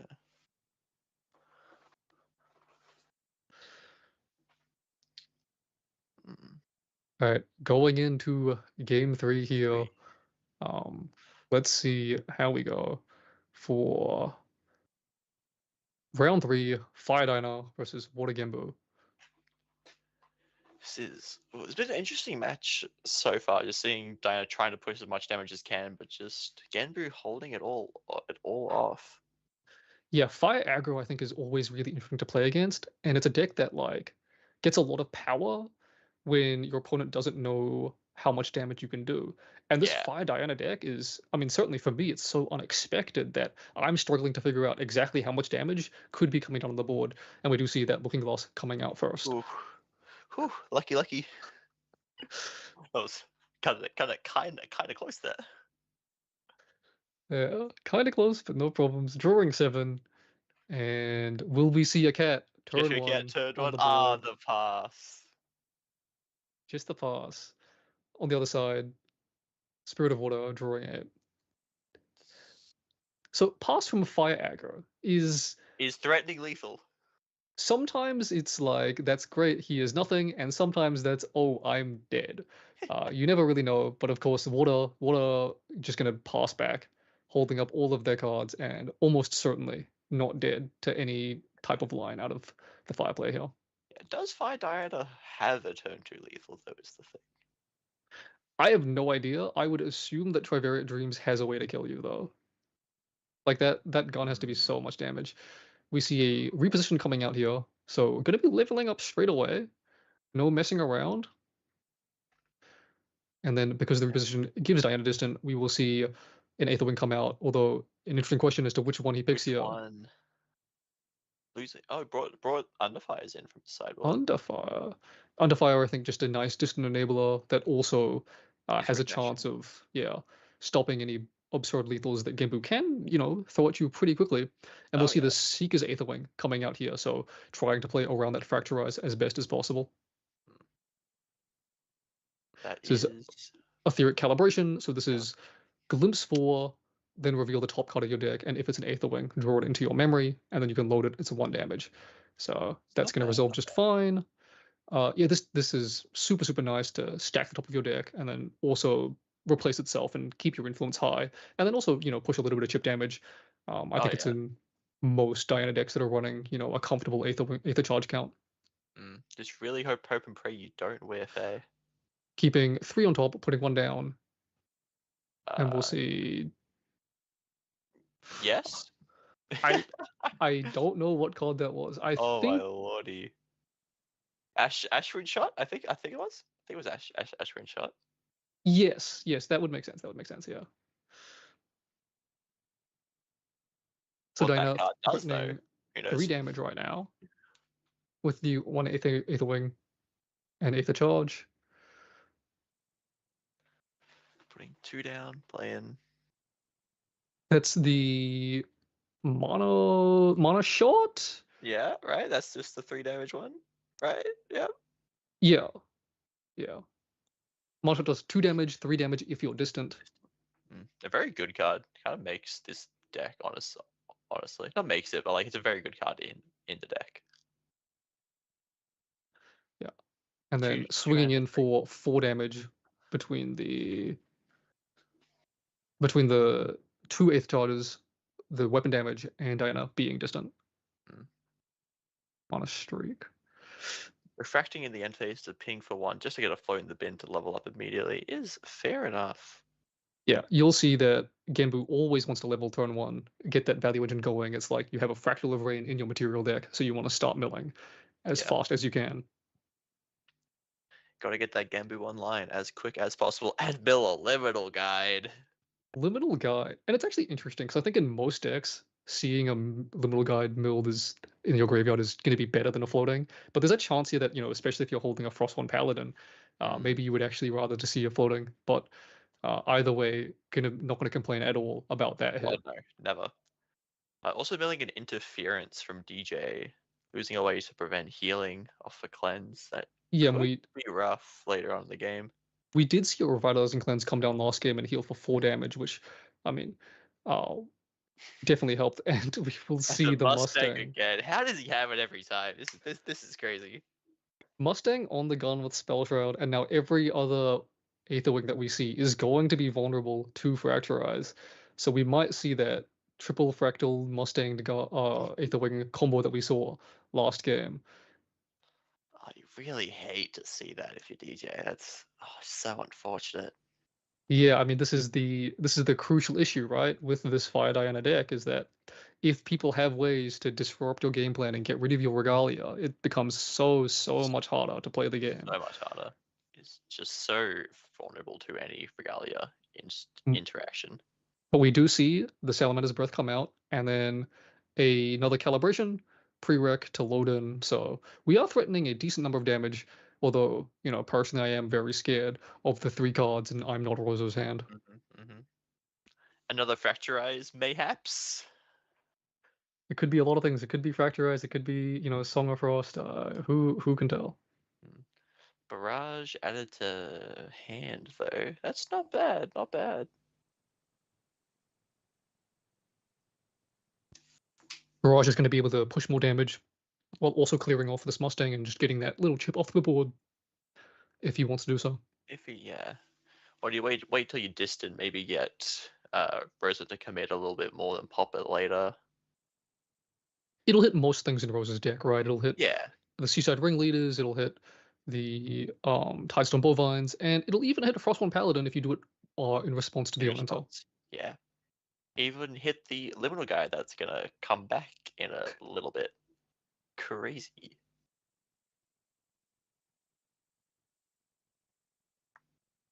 Really Looking like about Didanova, just thinking about how much damage he can push on this turn, and if it's worth trying to commit a lot of resources into one attack. Again, against a water player with 3 cards in hand. So this Salamander's Breath already representing 3 damage just by itself with no distant. Yeah, you definitely do want to like at least swing with it because you don't want to give him a whole turn to Fracturize it. Right? Just You a don't want to leave consideration it of sitting there. Yeah. How greedy can you play? How greedy are you allowed to play before, if you play too safe and you let your opponent set up the defensives, you're also going to lose that way. So, really got to toe the line, and it's what makes this fire aggro decks so difficult to pilot is knowing exactly when and how you have to commit and what else you can and can't afford to play around. Just raw swinging. This will be for Tres. Yeah, swing for 3. Not bad. Up to 10. Only 9 more points of damage to go. 9 more damage to go, and a lot of cards in hand. And fire aggro can definitely find that damage if they if they want. Flamebolt Arbalist. And That's a lot this of is damage. definitely one of the ways to get that damage. Looks like 3 cards left in hand, so we're gonna see a backstep come down, and this is gonna come in for 6 damage by itself on the attack, which is, that's a scary amount of damage. We'll see if there's a response out of I'm Not Rosa. What? Song of Frost. Yep. And as we kind of alluded to, there was that big defensive spell that can stop any attack, and being able to heal 6 is definitely efficient enough value out of that. Oh, absolutely. Do you have the Tariff Ring? Ooh. Again, just a very slow and safe game we are playing here. Yeah, so exactly the same. Really, another ritual? This is getting a bit crazy. That's all I'm saying. 2 out of 2 hits out of the floating after missing so many times in the previous game. So the luck turning, but we'll see how much he needed it. Mustang coming in, gonna swing at that Ashwick, and killing it off. It's only a 2-1, I believe, is the stat line on that. Yeah, 2-1, ranged 4. And then in the main phase playing 3 for an ally, it'll be the Frost 1 Paladin, getting immediate value out of that Crazy. floating and setting up another body that DJ Nova is going to have to work through. Or just sending it face. And safely passing with 4 in hand, looks like. Yep, 4 cards in hand, swinging with the Frostwind Paladin, so not scared of anything. Although I would guess that because this Frostwind Paladin is rested, we will see this Terrafring get popped. For sure.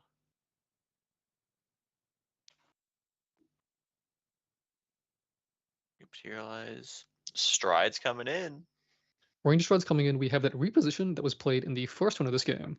That will finally be turned on and used. So straight will draw them a card, and looks like we'll be going all the way back up to 7 influence on this fire That aggro is side. pretty good as an aggro player. 7 is so much possible damage represented. And there we And see gonna pop the Terrafring.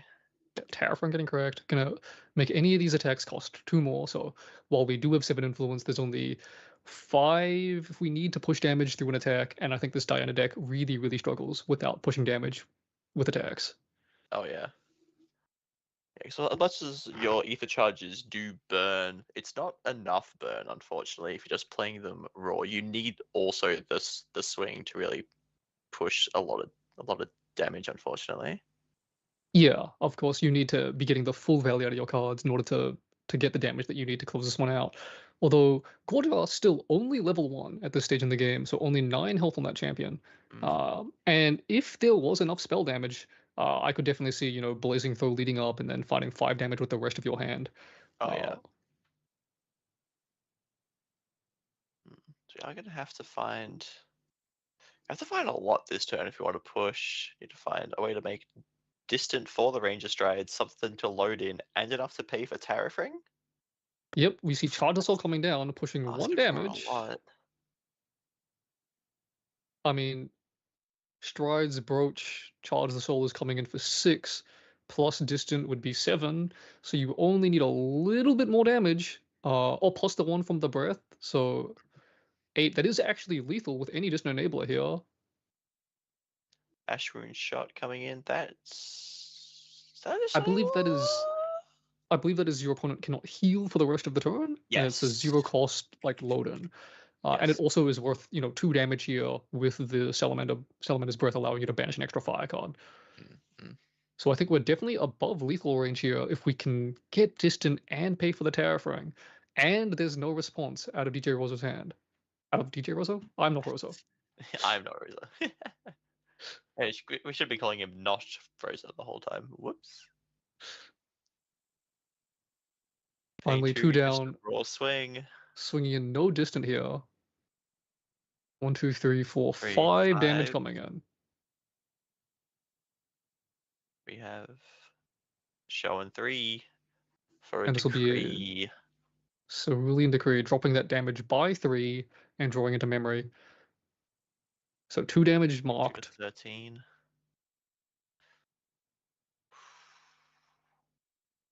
And I'm not Roso. Definitely holding on for another turn. Oh, absolutely. Only 2 cards left in hand for DJ. We're just gonna send the Blazing Throw? Absolutely. Yeah, sending the Blazing Throw, going up to 17 damage, which looks very scary, but with only 4 influence left, a Frostwind Paladin on board, well within the means for I'm not Rosa to stabilize from this position. For sure. Especially with a level up, get the Liminal Guide back out. Draw a little bit more. This could be, although real bad. Not that many quest counters right now, so we're not going to see that game flip. And again, if as much as these intercepts are going to stabilize a lot, if we don't see any healing out of the Gorgia deck, like we could just see a couple spells put him over the top. But again, only 4 influence, so it's going to be a little bit difficult to get there, I think. Yeah, for sure. There's not much draw left in the Diana deck. You get the draw of smoke bombs, and that's about it, really. Well, DJ Nova does have that Charge the Soul in the graveyard as floating that he can use for smoke bombs. So it is ready to go.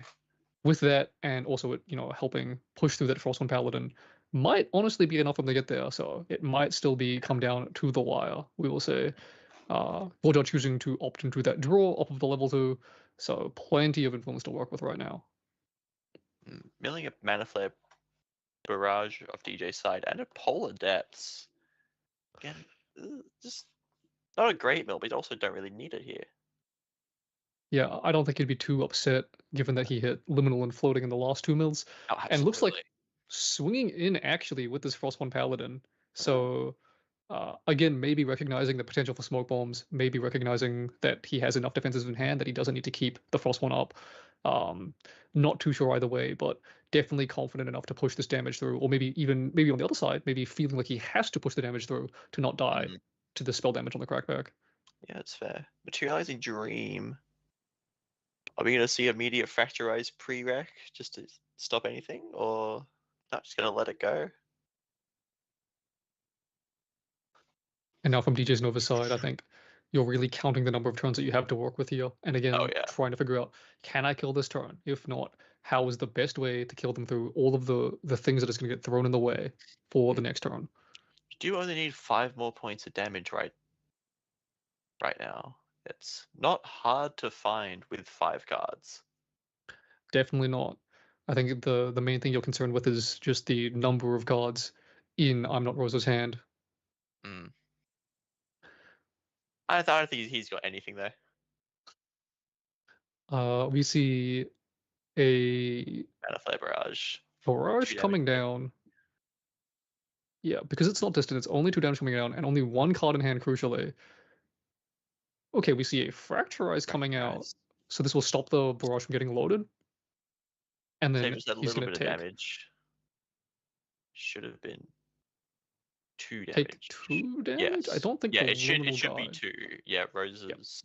Yeah, Rosa has not realized that because he's not distant. It's only 2. Yeah, the explanation is coming through now. Monoflare Barrage doing 3 damage to if your champion is distant, and 2 damage otherwise. So Limigard lives.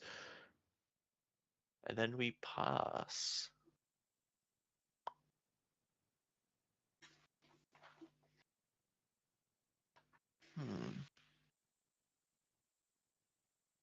So it's only 3 more points of damage, but Well, the Don't Inert need Sword more. comes down. Ooh. So we see 3 from the Frostborn, and then another 3 between the Inert and the Liminal Sword and the Liminal Guide. So going to be looking for, I think, 3 damage for a kill on this turn. Only 1 card in DJ Nova's hand. And I would be very surprised if he's able to live this turn. Post mill Ignis. Ignis is an interesting card. I think when it got spoiled, a lot of people thought it would be super, super broken in Fire Aggro, but then in practice has been mostly like okay, right? Yeah, going -2 to level to 1, like as much as it's at fast speed, it's just not great. You go so low on influence so quickly. Okay, attacks come in here. Lumina Guide swinging for 1, Frostborn swinging for 3.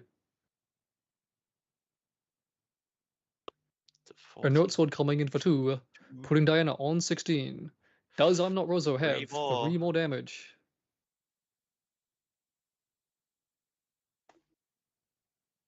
It's honestly like 3 damage is honestly a breakpoint that is pretty difficult for this deck to get to, unless you have a floating and a Frostborn in hand. Stratagem.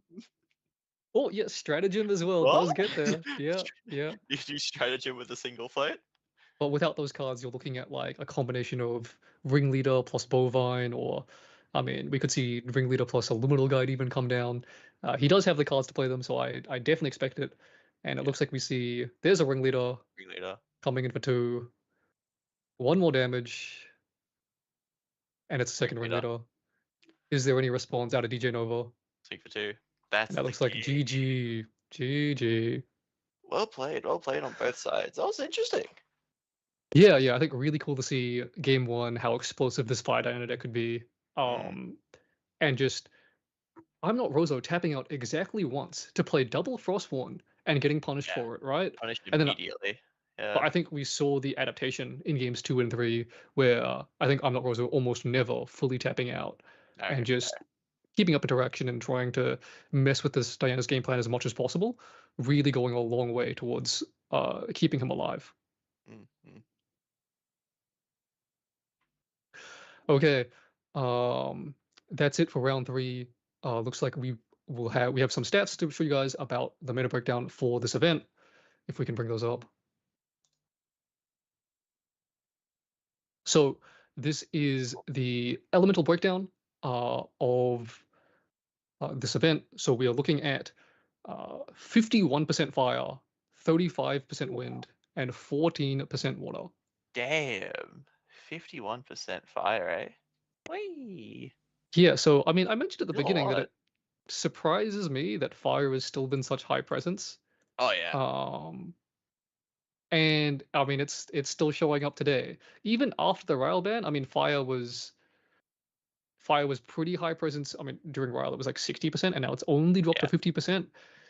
Mm. I gotta say I'm surprised. I definitely expected Yeah, more wind and water coming in. Wind absolutely. wind has held strong at 35%, which is I think roughly where it was before the rail ban, and then water has definitely crept up and eaten that little bit of ground that fire has given. Yeah, yes. All of the fire players have gone straight into water, Yeah. looks like. And then moving down to the advanced element breakdown, we have here in first place Crux at 17%, Luxem and Umbra right behind them with only one fewer deck, and then significantly further down we have Neos, Astra, Exia at 2 and 1 each, with a total of 36 out of the 63 decks today playing a level 3 element. So that's Wow. 57% level 3 That's decks. yeah, that's a lot. That's pretty good. Something we've seen before. Yeah. I mean, I'm not sure what the advanced element percentage was for in the pre-rail meta. I would guess it's more just because Rail the Abyss was Mm, so good at that. But then again, yeah. Rail was also great at facilitating the like level 1 aggro strategy. Um, Oh, for sure. and then finally we have the champion breakdown. So in first place we have Lorraine at 23%, Warja at 16%, Tristan at 15, Xander at 9, Diana, CL, Merlin, and then a few others rounding out at the bottom. I think no one's surprised to see Lorraine at 1. I think Onsol has Of course been not. so good, so all over the place. And then I also think not too surprising to see Gorja in 2. She's like viable in all three elements, right? You have Absolutely. the fire aggro like Suzaku deck, KFC, you have the Wooden Seiryu deck, and then you have the Water Gamble deck that we just saw on stream just now. So Yeah. no All surprises three there. very strong decks right now. It's actually a Yeah. bit crazy. And then to see the two assassins coming up in third and fourth, I think also not really a surprise. Everyone has been Tristan is just such a stable, consistent deck, and then Xander locks him both in wind and fire. I think is seeing some play. So yeah, I'm like a bit sad. We only have four CLs. Got to bump those numbers up just like a tiny bit, guys. But hey, it's fine. Yeah, I think that is the biggest surprise to me is that the CL and the Diana representation just isn't as high as I thought. I Yeah. mean, I really kind of did believe that Water Diana would creep back into the meta and that CL had multiple playable builds. We've seen True Champion Caben playing the Water CL at the North American online regionals, and it just looks like it's not having the same representation here today. Mm. All right. But with that done, I think that's it for us for now. So we'll be going to break and we'll catch you guys back here for round number 4.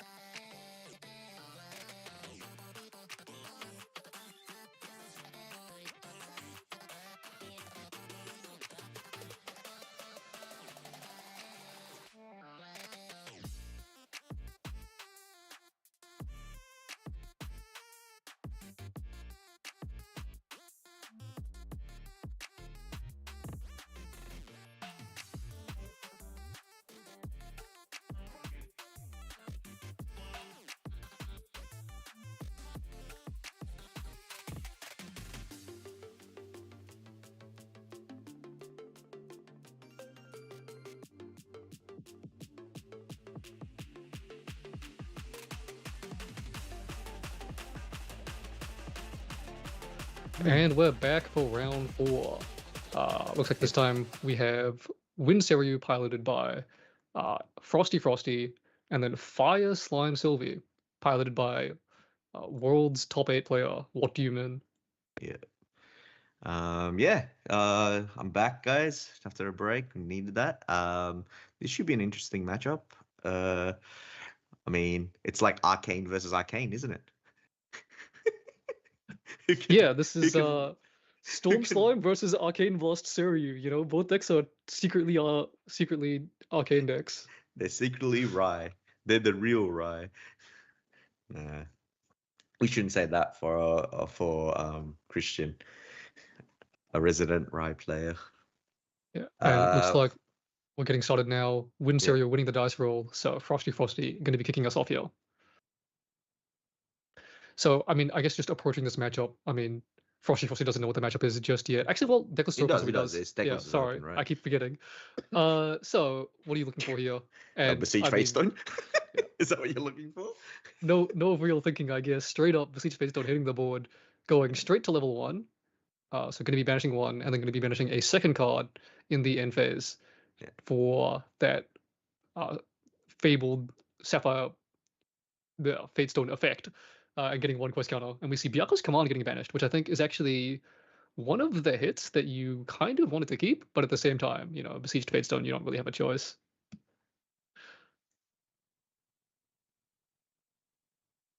And yep, now we see the end phase. The banish is going to be a displace. Okay. He draws a card. Quest counter, draw a card, and then we move over. So yeah, going back to my first point, approaching this game, do you think as the Seiryu player, you kind of have options to play the game? Are you looking to go to 3 as fast as possible with this Besieged Fatestone line, or are you kind of trying to clear the slimes and play a slower board control game? What do you think here? I would probably try to go 3 straight away, to be honest. It's very hard to clear the dragon because it's 12 life. You can't Storm Slimes it as well. Yeah, of course, Storm Slime says as a spell, so not going to be able to hit it through that spell shroud.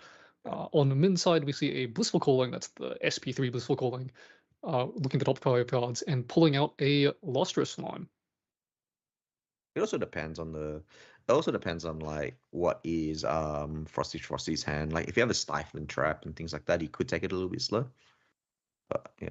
Yep. There's Create Shock discarding the Floating Memory.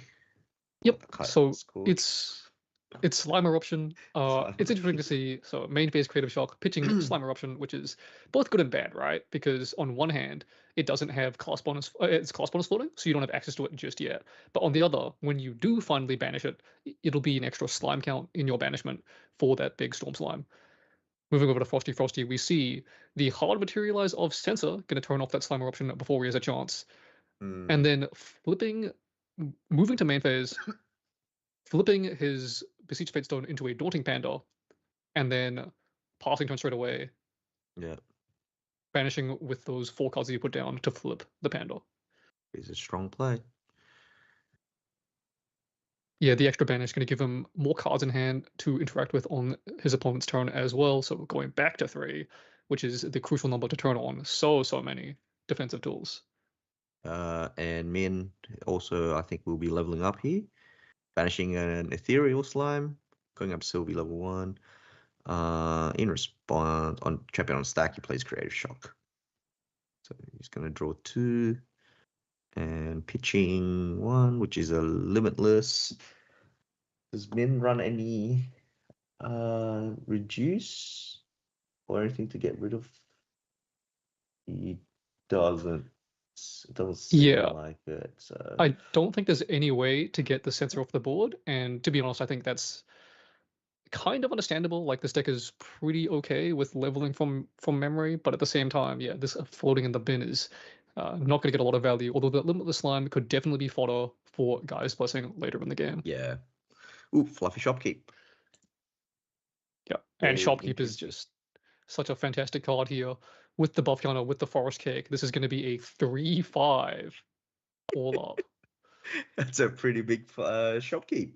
I actually forgot the fact that she is actually an animal. Yeah, I'll tell you that I'm not stealing from her store because She'll catch any thieves herself. Nullifying Lantern, and what else is going there? Backup Backup Charger. Charger. Yep.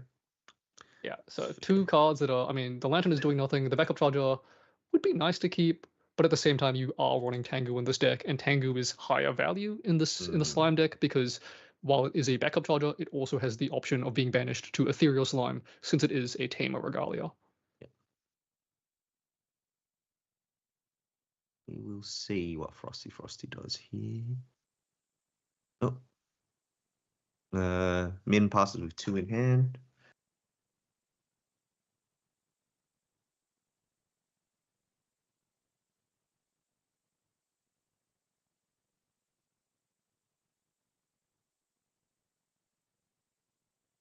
Yeah, so 2 in hand from the Slime player are probably not going to represent anything, so kind of free reign to try and deal with this fluffy shopkeep on the board, which I suspect that Gorja will be able to do. You get 3 power out of that Daunting Panda, just needs to find 2 more, which is easy with auto hands, and here we see that Longtail Grove Sword coming in, which is a 2/3 at the level 1 stat line. Yeah. Although Of course, that will trade with the fluffy shopkeep, which I guess. Yeah, the shopkeeper will be able to retaliate and trade off for it. But I think that's worth it to get the animal off the board against, Sylvie level 2, deny that extra draw. That seems like a Dream Fairy. Although, yep, maybe you have an even better answer. So we see Dream Fairy coming down, and then all of these allies swinging into face for 6 damage there. 6 total damage. Yeah. And, I mean, this is starting to rack up, and as Fire Sylvie, if you can't win back this board, it's going to be scary going later and later into the game. Yeah. And we see both the Vigor trigger and the end phase banish from the Fabled Sapphire Fatestone. Oh, there's the Besieged Fatestone getting banished there, going up to 3 counters. Yeah, Besieged Fatestone is like one of those cards that is, really, really strong to see on turn 1. But as you go later into the game, it's a 6 cost, and 6 costs are so hard to play. So I think nothing too painful about losing that. I believe that's level 2. Yes. Yeah, on the other side, I'm seeing 2 cards banished, so presumably that's a level 2 coming down. Not going to get a draw. Yep. We'll recollect there. Yeah, and this is one of the ways that Sylvie is able to fight back on board. If we do see a dungeon guide into an ethereal slime, you'll see the board swing right back the other way really quick. Yeah. And I'm seeing 3 cards. Yeah. Well, does he have a Stifling Trap to answer it? We'll just see here. Yeah, Stifling Trap is the big response that can come out of this Winseru deck. Doesn't seem like it. So he's just going to let that through.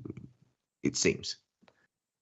Yeah, just waiting for a response, possibly thinking, trying to figure out exactly what else might come down on this turn if he lets this through. And it looks like the banish is being figured out. So Dungeon Guide resolves, Onita resolves, Yep. going to level 3, two banishing slimes. 2 slimes, 5 Simple. slimes in the banishment now. And we saw an ethereal slime banished earlier, so it is a question as to whether that was the ethereal slime that he wanted to play, or if he had multiple copies of that ethereal slime. And I guess Yeah. there is our answer. There is multiple. They always have the other ethereal slime.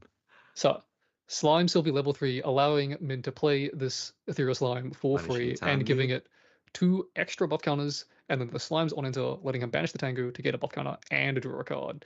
So this 5/5 with Stealth and Spell Shroud is going to absolutely annihilate Frosty's board if he doesn't have any answers. Depends where he's going up. Yep, he is going for the Panda. The Panda has. Yep. The Panda retaliates for 3 damage on the ethereal slime, so we'll see if that's relevant. And now Min trying to calculate the rest of his turn out here. 4 cards in hand. We see 3 going down for a limitless slime. And this thing is going to get out of control if Frosty can't deal with it. It's a 2/3. It'll become a 3/4 on the attack. So probably going to be taking out this Grovetail. Yep, Grovetail. Yeah, Lou and Dungeon Guide will swing for 1. Yeah. And in 1 turn, you can see the explosive power that this slime deck has always had, being able to flip the board on its head in a single turn.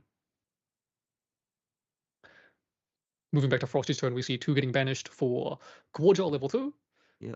So the 2 banished cards will put him up to 5 quest counters, and I would definitely expect to see him take the draw off of the level 2 here.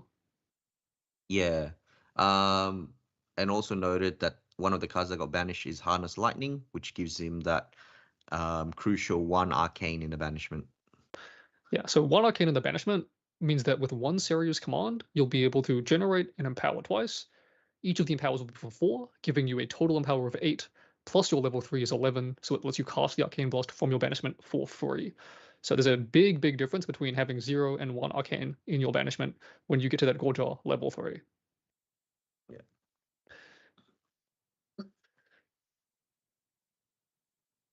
Looks like Frosty's just thinking here. I mean, you're staring down such a big board, so much potential damage, and if you've played against slimes, you know that 5 slimes in banishment is definitely relevant sometimes with some of the burst that this deck has to offer. 3 cards going down. The blue one's always there. 3 cards going down. Potentially a Dungeon Guide Dungeon coming Guide. out of Frosty. If we do see the Dungeon Guide, it'll be 2 cards banished, and then the level 3 has the option to give Frosty an extra 3 quest counters, putting him at the 10 he might need to flip Seiryu Azure Dragon. Of course, you know, the trade-off to that is your Seiryu is on the board, and it's vulnerable to this 5 damage swing into the Ethereal, and potentially more damage out of the Slime Sylvie deck if they have it. Yeah. So I can see having hesitation to just send the dragon onto the board in this board state.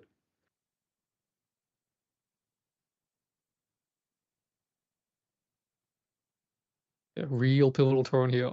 Just thinking through all of the lines.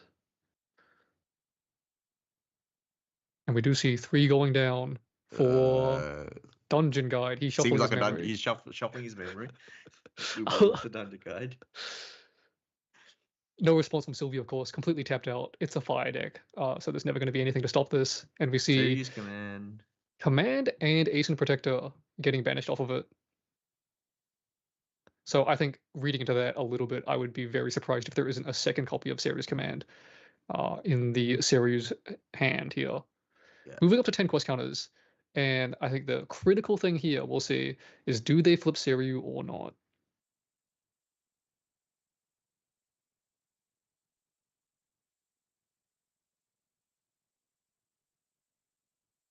Two allies on the board, both the Dungeon Guide and the Dream Fairy, capable of swinging for 2 damage, which at this board state is not enough to kill off anything. So only really that Seiryu going to be able to make a dent on the board state if he wants to do it. Again, still scary if you actually want to flip it over. Well, the thing is as well, if he flips it over, he's able to clear off the limitless slime as well, right? Yeah, that takes off with the Dungeon Guide. But instead, it looks like Frosty opting to move to end phase banish and draw the 3rd card to hand. So gonna be able to keep up a little bit of interaction going into this next turn. But I mean, of course, the trade-off for this is that Limitless Slime is going to get up to 5 health, so Seiryu won't be able to deal with it by itself. And we do see Min going for the Quicksilver Grail, which is he's a Quicksilver believer. He's a he's a slime Quicksilver. I mean, I think Quicksilver Grail is one of the cards that Sylvie, that is like, it's the best regalia for Sylvie. Quicksilver Grail, so many different options, so many different things you could get. There's so many, like, Sylvie's material deck has so many powerful things you can put under there. You have Covenant of Thorns, you have Stone Scale Band, you have Horn of Beast Calling, you have Verdant Scepter. So there's so many things. There is no Verdant Scepter in this list, just FYI. Yeah, there is no Verdant Scepter, but still plenty of powerful options that do different things. And we do see that Limitless Slime coming in for 4 damage, getting up to 5 health straight away.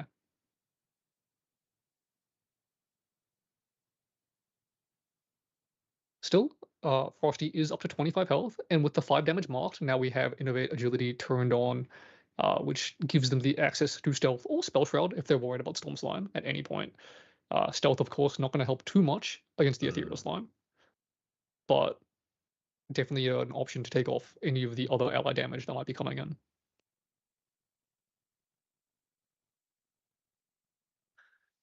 And we see on Min's side a Lustrous Slime coming down. Ooh, that's huge. And in response, Frosty gonna flip Seiryu. Yeah. So Seiryu just gonna act as a taunt here. Now that Min's committed a little bit, gonna be pretty confident that Seiryu can't die here, and it's gonna eat the 6 potential damage out of the rest of these allies. A single card revealed gives Lustrous Slime 1 buff counter, so That will serve as a suitable wall. Frosty does have the damage on board to kill it off, but it does mean that none of these Serio attacks are going to go face. Really depends what he has here. I mean, there is a line where he plays a series command here, and if that card is a Covenant of Thorns, if he has a displace, he's already banished one displace, but displacing the Dream Fairy could be very useful, depending. Oh wait, they're gonna attach it to the series, can't they? Because it's not a spell or anything. Yes. So Covenant is an ally link, so it does not target as a spell. It just enters attached to the ally, and you can definitely put it on the dragon, which is a bit scary if Frosty doesn't have a way to deal with that. We do see the Incandescent Reliquary come out, so this card is going to draw a card every turn as long as Frosty has the same or fewer influence as Min, which is just going to keep him tied at worst for the rest of the game. it is kind of. I was looking through the list. I go, how does he deal with Regalia? Then I actually just forgot. There's a card called Baby Green Slime. So yeah, Baby Green Slime is definitely going to be. I mean, it's Baby Green Slime is so absurdly strong. It's going to be. I'm guessing a 4 in both of these. Actually, no. Fire Sylvie can't play Baby Green Slime, so just in the Serio deck. And it will get the Covenant off the board. But of course, under this Grail, assuming it is Covenant, you have to get through the Grail first. You have to commit a decent amount, and you won't be able to kind of tap out with the Serio's Byakko combo to OTK them unless you have a lot of influence. Yeah. Frosty just thinking here about how to deal with this board if they want to. You know, that Lustrous Slime is going to eat all that attacks and protect this Limitless and the Ethereal Slime. So if this Limitless stays on the board, that could be a lot of potential damage coming at the Serio on the next turn. But nothing on pre-reg, so I think he's just recollecting and draw. Yeah, still a lot of things to consider here. Read the complex, and that Grail does throw another spanner in the works. Dream Fairy coming in at the Lustrous Slime for 1. Min thinking about retaliating, maybe taking the Dream Fairy off the board, and he does so, bringing his taunt down for the turn in order to clear off this Dream Fairy. It does make it seem like then the cards under the Grail is a Covenant of Thorns, but yeah, it seems pretty comfortable to not have that taunt up. It also does leave this Limitless Slime vulnerable to the 5 damage on the board between the Dungeon Guide and the Serio. 1 damage from Dungeon Guide coming in, looks like it was approved, I'm guessing into the Limitless Slime, and then the Serio coming in for 4. Oh, no, all at the Lustrous Slime. Okay. Hold up. And then we generate an Arcane Blast on the attack. So Lustrous Slime dies. I haven't been tracking the slimes in Min's graveyard. I think we're up to 2. I think it's I remember there was a Limitless. Yeah, so I think only the Limitless, and then joined by this Lustrous. So we're still a ways away from getting access to that Gaia's Blessing that lets him play from the top of the deck for the rest of the game, and can potentially, lead to some insane value playing cards for free. And maybe Min trying to get there a bit faster decides to go Stone Scale Band. We do know that one of these face down cards is an ally. Yes. Because he revealed it for the Lustrous Slime. On the other side, we see Innovate Agility come out in response to the Stone Scale Band. I'm very curious as to if he picks Stealth or Spell Shroud. I'm guessing Stealth to protect the Serio. Yeah. We banished Kind Beast Caller, so it looks like both of them were allies, and the other one was not a slime ally. And then Stone Scale Band going to pitch Fluffy Shopkeeper. Oh, there's a Fluffy Shopkeeper in the graveyard, and the Ethereal Slime. Ooh, so there we go. Plenty of animals and beasts for this guy's blessing to come out. They're both drawing.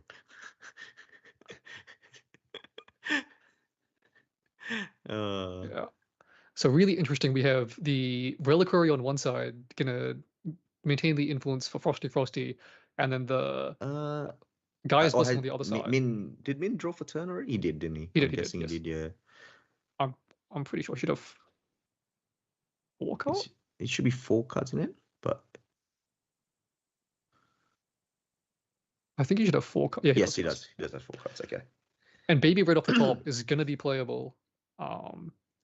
You do have to wonder though, like you have 4 influence right now. There's a lot of merit to going down to 3 just so that you deny the draw from Frosty on his turn from the Reliquary. It does seem that he chose Stealthy because the only thing that's swinging right now is. And we do see the baby red slime coming in here, and we see vampiric slime off the top. I think it's a one-off in the deck. Vampiric slime is just a fantastic anti-aggro tool, being able to heal a little bit and stabilize any strong boards. With the slime Sylvia level 3, it can come down as I believe a 4/4, and make a huge swing turn with its heal 4 effective ability.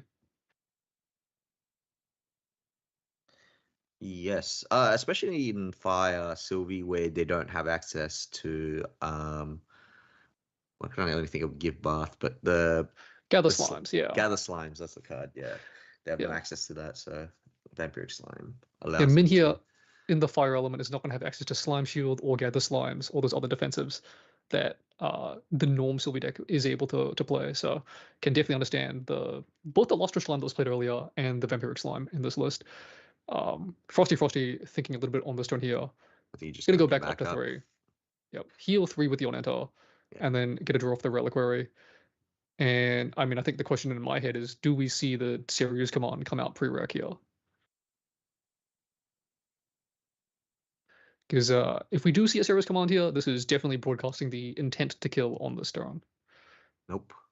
Looks like not. We'll just move to main phase. And I think Frosty rightfully being a little bit afraid of a potential Covenant on his Azure Dragon.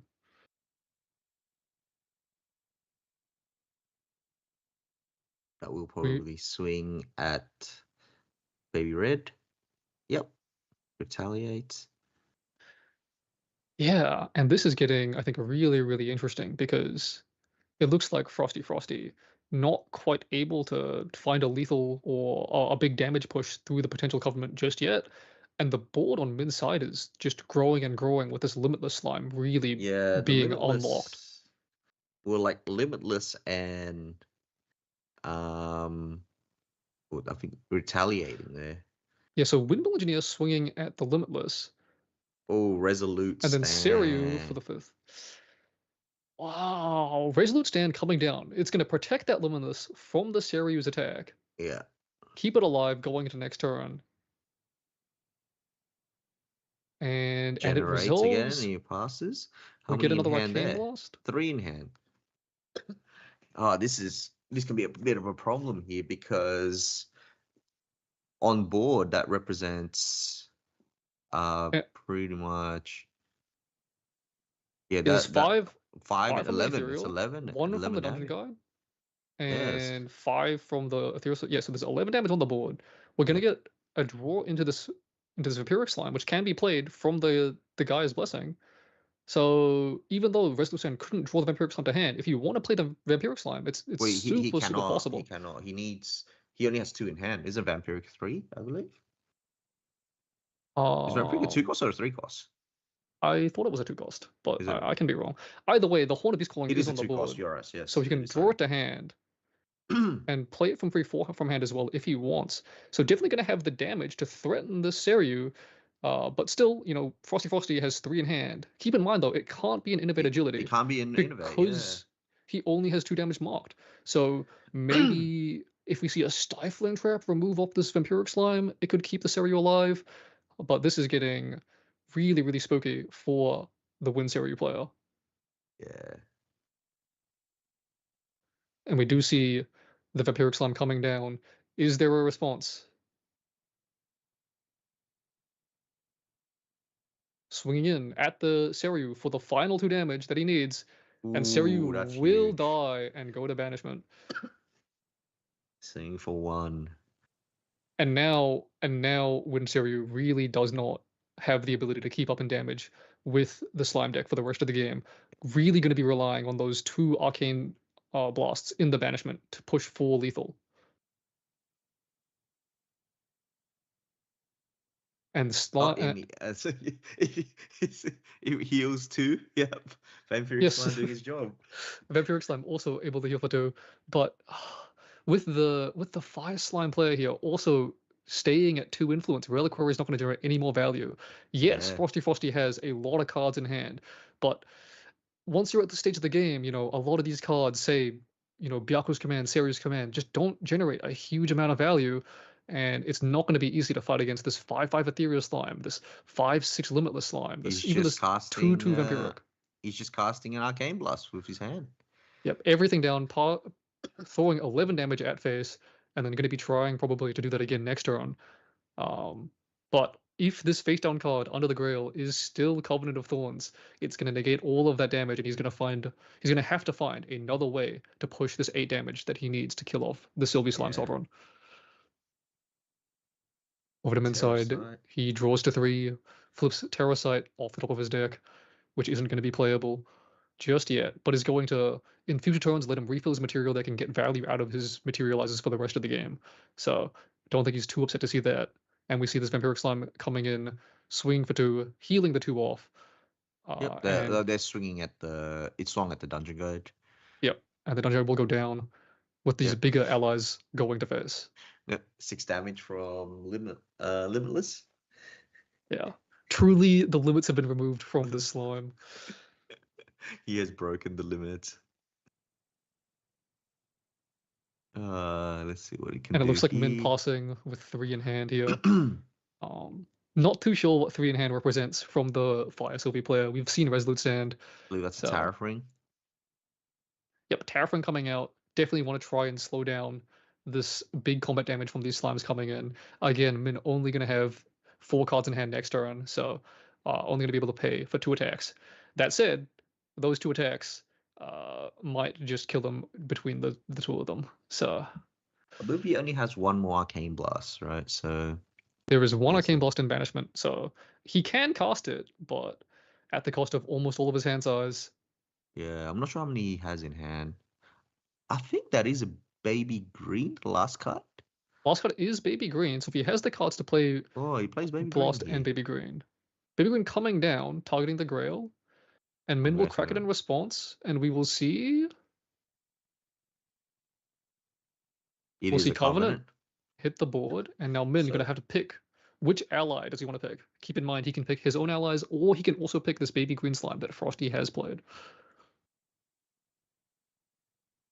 And Min choosing, it looks like, to put it onto the Limitless Slime. So a full 7 health on this thing that Frosty is going to have to work through. And Baby Green Slime considering swinging, but even if you go face, that damage does go into the Limitless Slime. Frosty with, I think, 7 cards left in hand, so not quite enough to play the Arcane Blast.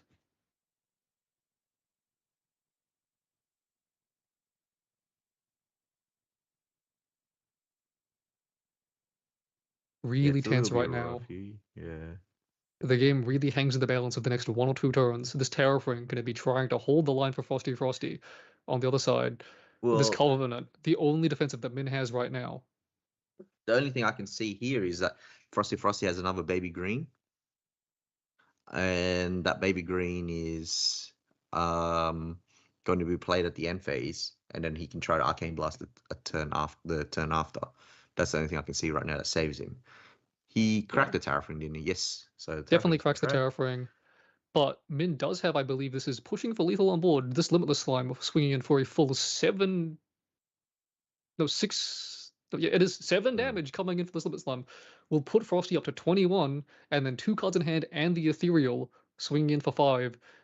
Does Frosty have an answer? I thought he had a Veiling Breeze before, but maybe I was wrong. I mean, it could be holding the Veiling Breeze, trying to bait this last attack and make Min fully tap out. Oh, Min is tapped out, yeah. Frosty thinking. Hasn't conceded yet, so probably not dead. Just got to figure out, can you kill on the crackback here?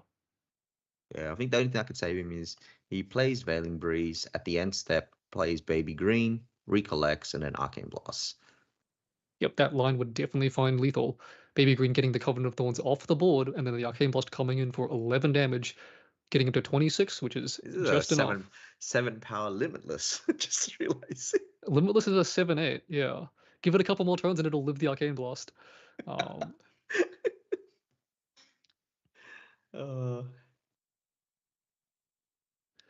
Frosty really thinking here. I think he's just calculating his hand. Yeah, I think I see the Veiling Breeze there on the right. Going to be coming down, preventing up to 3 of this damage. Only needs to show 2 to live.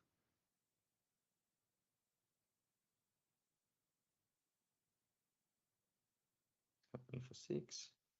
Looks like doesn't have the win cards in his memory right now. Maybe needs to play something else.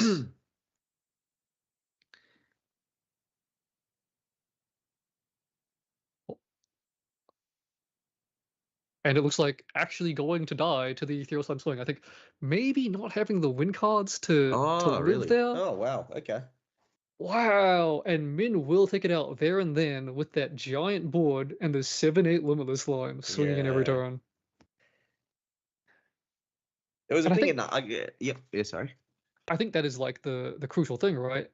Once the Sylvie player gets to level 3 and is able to establish this big board, you kind Mm, of can't fight back on board and you have to play defensives on these turns to keep yourself and your dragon alive, and not being at 5 damage, not being able to play the innovate to keep the dragon alive, I think really the big turning point for this game.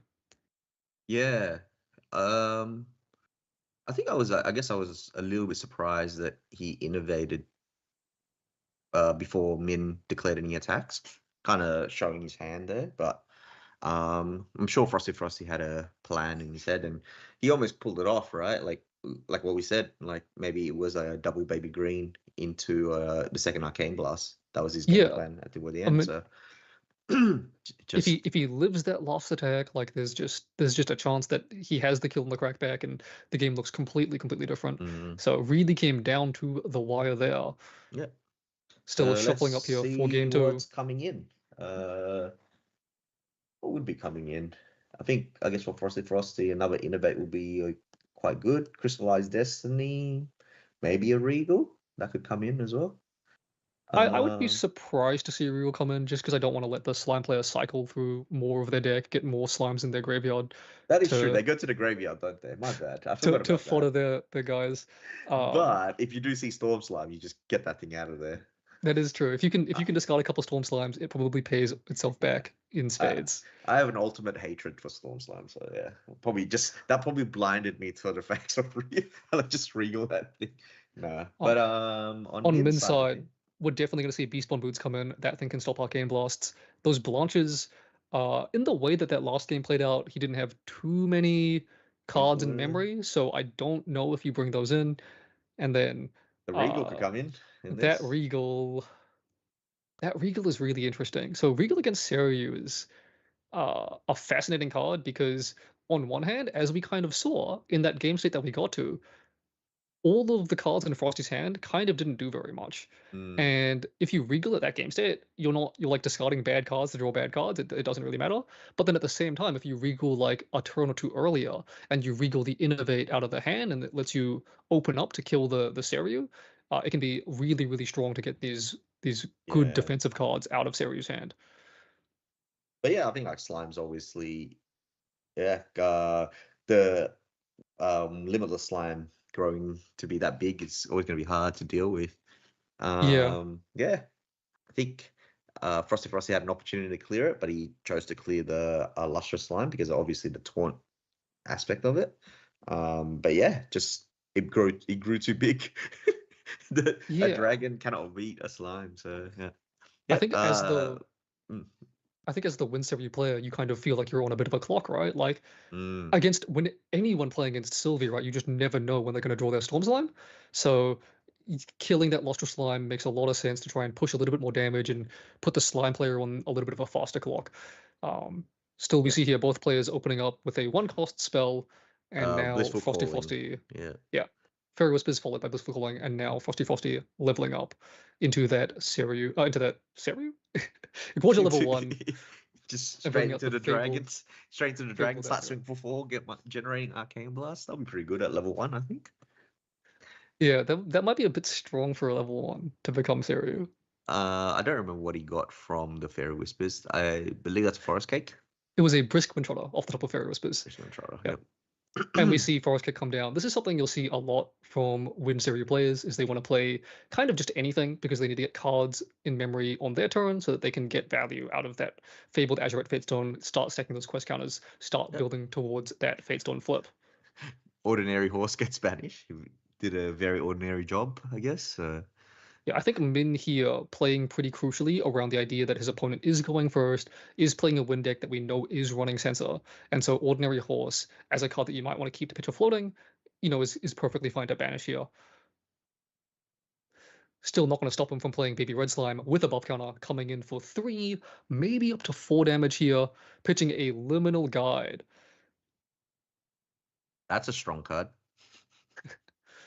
Liminal Guide, of course, yeah, has gone down a little bit in price since the Rail ban, but is still very, very strong in any of these fire and water decks that can get it into the graveyard relatively cheaply. On the Seiryu side, we saw Frosty go Sensor last time there was a Slime Eruption. I Is believe that that's a Sensor, Tengu. or was Well, it it went up. He went up to counter Yeah. so it was a Tengu. So Tengu, so he's going to let Min get value out of this Liminal Guide, which is going to be interesting. But I think maybe just looking to dig a little bit further into the deck, find some stuff to play on this turn, and especially, Tengu, given the quest counter, also lets you hit some critical thresholds. If we move to his end phase here, he'll get a 3rd quest counter, and then next turn when he levels to 2, if he levels to 2, it'll put him at 5, which is again that number that we saw in the previous game, where he could hit 10 with the Dungeon Guide. Double Innovate there. Yeah, Windmill revealing double Innovate is super interesting. Innovate is one of the few cards in this deck that is able to, protect your dragon once it gets on the board. So if we do see it pan out the same way as last game, where the dragon flips early and tries to control the board, then the extra Innovates might come in very clutch. And now we see Aeson coming down, bouncing that Windmill back to hand, and it'll clear off this Baby Red Slime, deny Sylvie that potential draw off of the level 2. That would have been insane if he couldn't clear the Baby Red, because he could have gone to level 2, draw a card, and then Liminal will come back and draw a card. So yeah, that's the type of insane value that you might see. That is possible with the Sylvie deck. Still, I think maybe Min not going to get value out of his level 2. Actually going Tengu here. So taking a turn off, maybe trying to greed a little bit more value, not feeling too much pressure from the Winserio deck just yet. Yeah.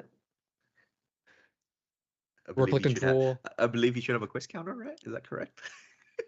It is class bonus, right? Or is it Gorge bonus? I don't know, actually. That's what I'm thinking. Is it class bonus? Good. Still, I think the big question for this turn is, can Min stick an Animal or Beast? Can he deal with this Ace and Protector? It is a Gorge bonus. Oh, I'm sorry. I was wrong. If you do want to greed out the value of your level 2 here, there's kind of 2 ways to do it. One is to kill off this Ace and Protector, and the other is to play enough Animals and Beasts that your opponent can't deal with all of them. If you have another red here, that would be pretty. Oh no! Yep. I mean, red will swing in for 2. Well, if normally pitches they'll pitch a fire card, right? It'll probably be 3. Yeah. So if he pitches a fire, it's 3. But he does need to find 1 more damage if he does want to kill off this Aeson. He does have 3 in hand, so 3 in hand means a lot of things as well. Yeah, I mean, in Wind it represents like everyone's Displace, Zephyr, Stifling Trap, Innovate, Veiling Breeze, Reclaim. There's so many cards that Wind could be threatening right now.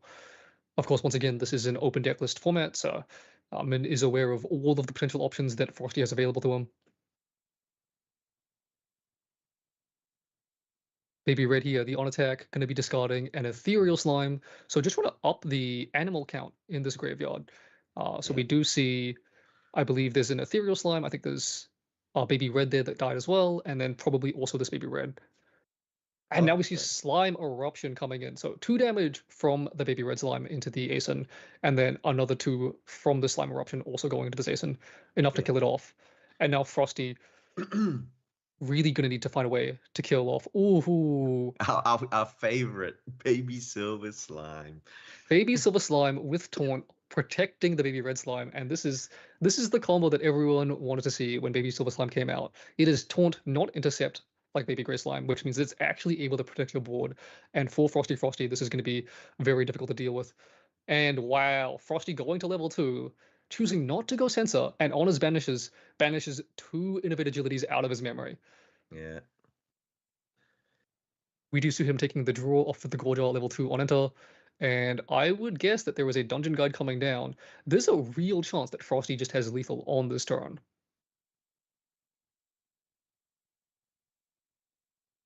Here we go, 3 down for the Dungeon Guide. Frosty Yep. Frosty going to level 3.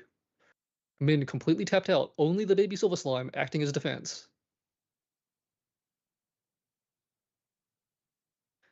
Roger level 3, gonna give him 2 counters from the Dungeon Guide level up, and then 3 from the On-Enter.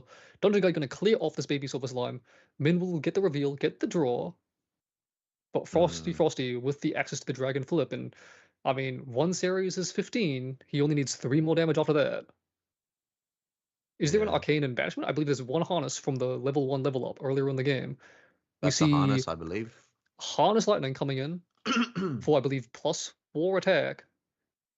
Swinging in here for 8, and then Byaku's gonna So make it 9, 9, and then swing again for another 9. 18, exact lethal.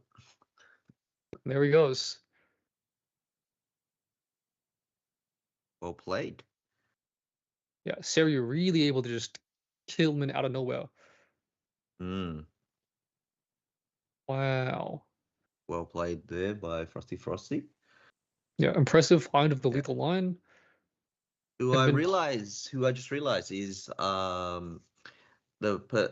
player from Queensland, I think Brisbane kind of thing. I know he's spoken to a couple of our guys as well, in terms of Seiryu and things like that. He recently went to Taipei and day 2 there. He also placed quite decently in Osnats as well. So yeah, just realized that as well.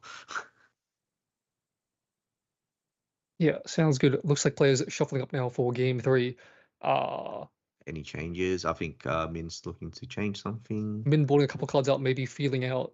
Maybe if he died a bit faster than expected that game, might want to add a couple more defensive tools. I think that's the main thing that would be running through my head right there. David, if you're shuffling up right now, how are you feeling? Who would you rather be going into game 3 right here, right now? I mean, I would probably. I mean, like I wouldn't be on the one side. I wouldn't be on the Sylvie side ever anyway. So, but I would probably say Seiri's side could be quietly confident. They have better defensive tools, right? Like in terms of defensive side of the game, Seiri's better than Fire Sylvie. So there's more chances of Seiryu stopping Fire Sylvie's burst than Fire Sylvie stopping Seiri's burst. So yeah, I'll be a little bit more confident probably being on the Windgorger side of things. But as we shown on game 1, like Min was able just to control the board, and I think that's what's important in this game right now. It's just who has board control. Min was able to stick a couple of allies, like Dungeon Guide to 3, play the Ethereal Slime to clear off the Panda. And I think that was a huge play there, right?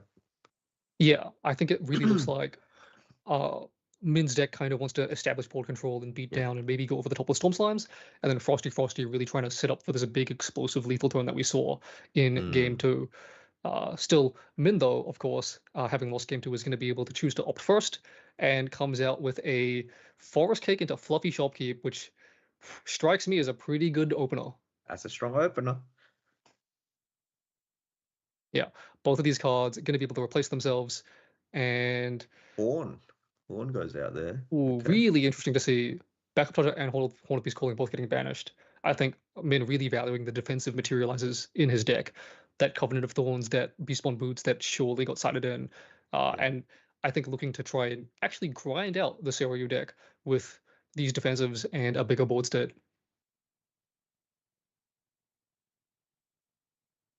On the other side, Frosty Frosty drawing 8 cards, thinking a bit on this Which first turn. probably means that Min sided out the Lantern. Yep, Lantern is definitely gone. For the Beastborn Boots. That would make sense. Yep. Frosty plays. Oh, Besiege Fatestone. That's I don't know who had a stronger opener there. Yeah, Besiege Fatestone, one of the best openers in this deck for, I mean, this exact reason that we're seeing here. And as we saw in game 1, going to be able to banish 2 cards, go to level 1, banish for in phase.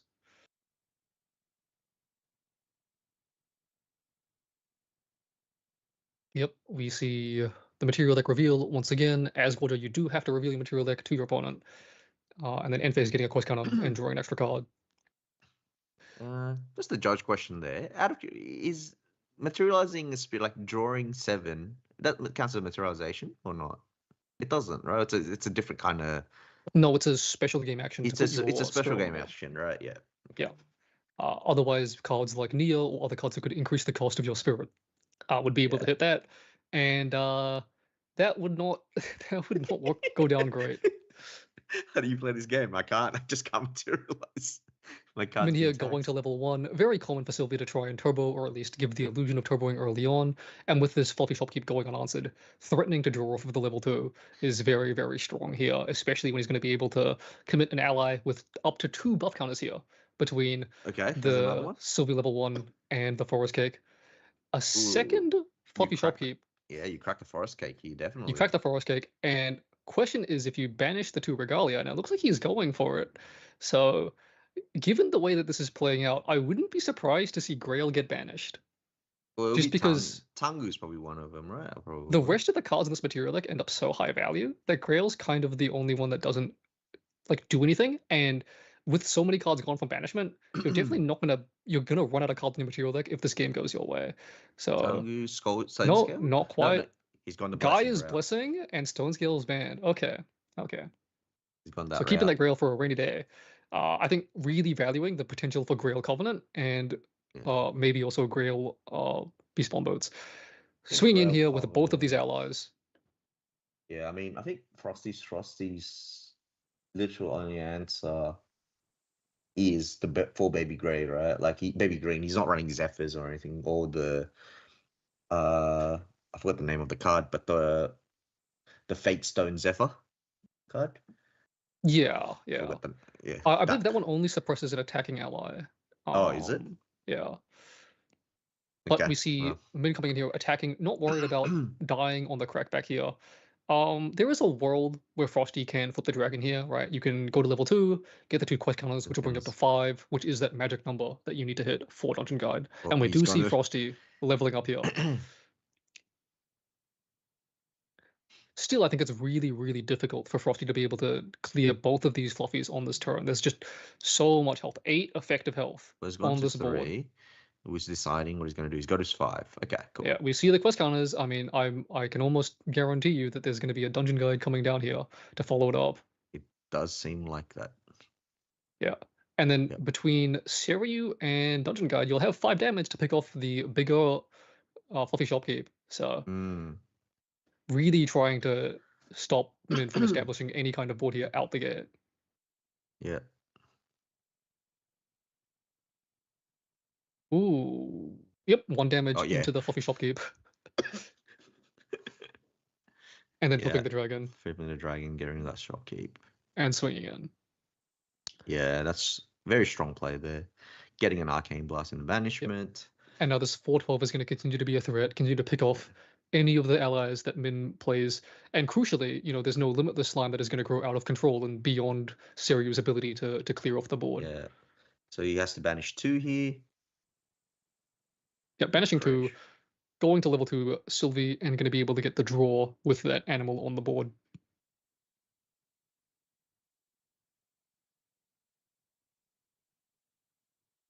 So on Min's side, he's got going to 7 influence, and I think this Seiryu is definitely living this next turn. Even if you had like Dungeon Guide Ethereal, it's not going to be enough to clear it off. Yeah, Dungeon Guide Ethereal is still not enough. No. Dungeon Guide Ethereal would be 10 damage, so you would be just 2 short. Yeah. 2 short. But still, I mean, I think this is a really close one back and forth here. When Seiryu only having 2 influence, probably going to go Reliquary, probably going to go back up to 4. Yep, start drawing cards back. Yep. But given, Seiryu's banished so much of their hand, you have to ask, how many defensives do they have left? Are they going to be able to keep this Seiryu alive? Where Min is, I think, going to go for a kill on it in one of these upcoming turns. Yeah, but also the other thing you got to think about is the fact that he's getting Arcane Blasts in the banishments. Yep, this is the second Arcane Blast here for Frosty being generated. Seiryu swinging into the fluffy shopkeep to get it off the board, just trying to minimize the potential damage that could be coming at this Seiryu in the future. Do you flip the panda here? Dungeon Guide coming in for 4. for one, getting the first damage on the board for Frosty here, and now Min coming in with a creative shock. See if he clears away. Pitching a liminal guide. Yep. Those cards are normally good. It's gonna be great value, I think. Min choosing to hard level to 3 here, so Two slimes no dungeon there. guides, unfortunately.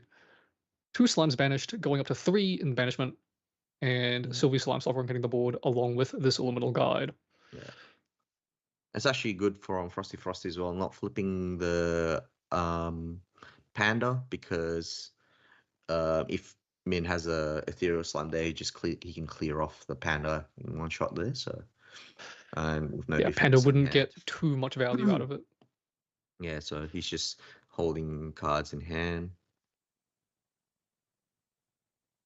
Yep. We see the ethereal slime coming out. This is one of the best hits for that slime Sylvie level 3 effect, just because the buff counters are so efficient on an ally that is so sticky with both stealth and spell shroud.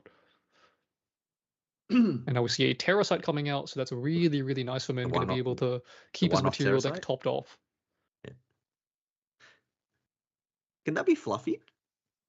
Yeah, Fluffy is just banished 2 cards out of it's so it can be Fluffy. Yeah. You can banish preserved cards with Fluffy if you do want to, play another Fluffy Shopkeep. I mean, he has 6 damage on the board. Needs to find 6 more to punch through this Seiryu. Frosty with 3 in hand, held up. And we see a Blissful Calling come out. It's going to let him look at the top 5 cards of his deck, pick an animal or beast, and add it to his hand. And most of the time, you'll be seeing an Advanced Element Slime card here, because those are the highest power cards in Min's deck, and he's already enabled with that level 3 Slime Sylvie. And the reveal is a Lustrous Slime. So with 1 card already in memory, we could see a big Lustrous Slime that could protect Min's board until he's ready to kill off this Seiryu Azure Dragon. Ooh, Lustrous. And we're seeing exactly that come down, Lustrous hitting the board. Yeah, that was... Let's see how many slimes he's got there. Yeah, Frosty in a bit of an awkward position. You do need to win board. You do need to kill off these cards, but at the same time, Min is... I mean, well, actually, he's already banished the Guy's Blessing, right? Yeah. So there is no concern about that going forward. Okay. Still, this Lustrous Slime is got a lot of health behind it, and Frosty currently not yet with the damage to kill it off. So these allies are going to be nice and safe. Where is he swinging at? We're not sure. Probably face. Really interesting question here between face and the dungeon guide. And it looks like Min picking off the dungeon guide. Again, just trying to get this damage off the board, trying to make sure that this Lustrous Slime stays alive and his board stays strong for as long as possible, so he can build it up to that threshold that he needs to pick off this dragon. Well, it's also a pretty smart move there by Min, because I'm not going face, right? Because Innovate's still not active. He's on 4 damage. Yeah, of course. At 4 damage counters, Innovate can't be cast and Stealth can't be granted to this dragon, which would be the big way to keep it alive in the face of Min's board that he wants to build. We see Grand Crusader's Ring coming out here, so Reliquary triggers the draw, and then after he goes up, he's going to prop the Grand Crusader's Ring to draw the extra card. Is he flipping the panda? I don't think. I think it's, yep. Fork down, flip the panda. Panda's being flipped. And then recollect and draw for turn.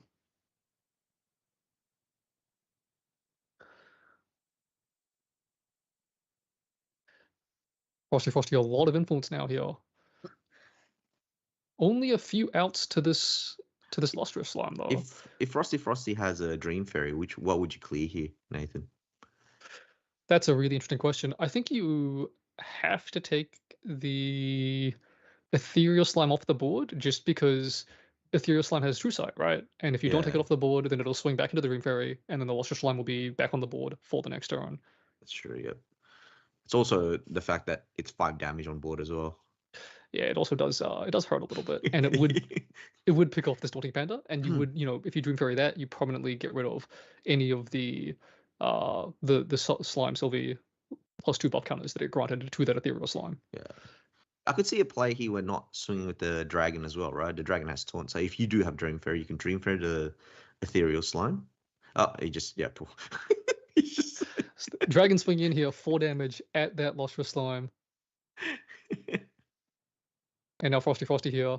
Looks like maybe a Byaku's command or Byaku? something else to pick off this Lustrous Slime. Byaku's would be so much damage to put into this Lustrous Slime, but maybe you have to do it. Yeah. There it is. Byaku's also going to be nice, going to give Seryu that 13th point of health. So it's just that little bit harder for Min to get rid off the board. Yeah. And now swinging again. Looks like didn't generate, so might have empowered. Empower for that's Empower for 4. 8? So he can empower twice here and then cast an Arcane Blast. Yeah. That's fair. Lustrous Slime healing for its buff counters. Yeah, he's just saying, yep, cool, take 11. And then Frosty's going to throw this Arcane Blast at Min's face for 11 here. Still, I think Min is not too concerned about that because it means that's 1 fewer Arcane card generated. And he does have a lot of ways to live through these Arcane Blasts in the future. Yep, that we'll see the Grail. Yeah, and we see Grail coming out, and you just have to believe that this is Covenant. I think it's...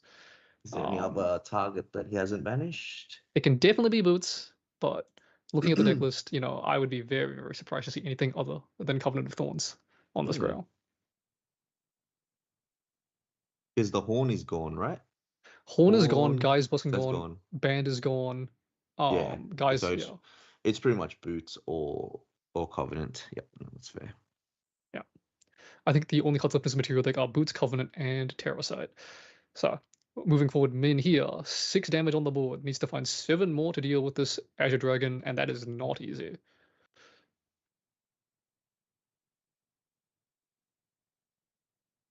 Five damage coming in here. Panda, face, Dragon. I think it will be Panda, sure. Yep. And the Panda will retaliate for 3 damage, but ultimately it'll still die. I mean, flipping the Panda there last turn just made him, prevent 5 damage to face, I guess. So. Yeah. I mean, it's free, right? You don't have it come at any real cost, so makes enough sense to me. Liminal Guide swinging in, and that will go to face, so pushing Frosty above that 5 damage critical threshold that he needs to be at to play Innovate Agility. Yeah.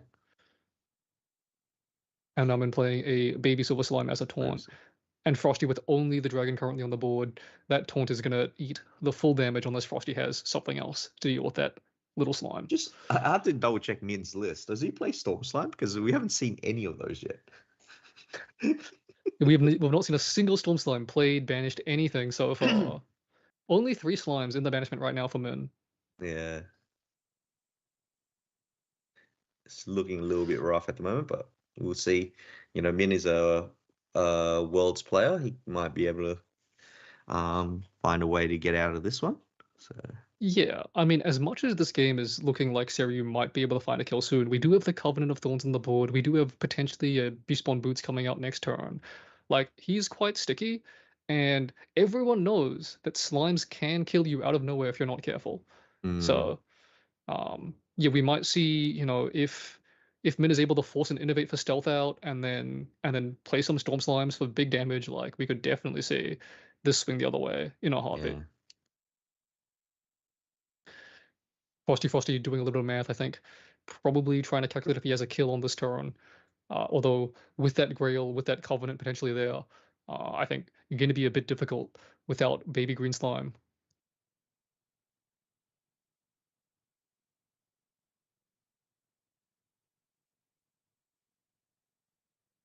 Min holding 3 cards in hand and that Grail with that Covenant underneath it.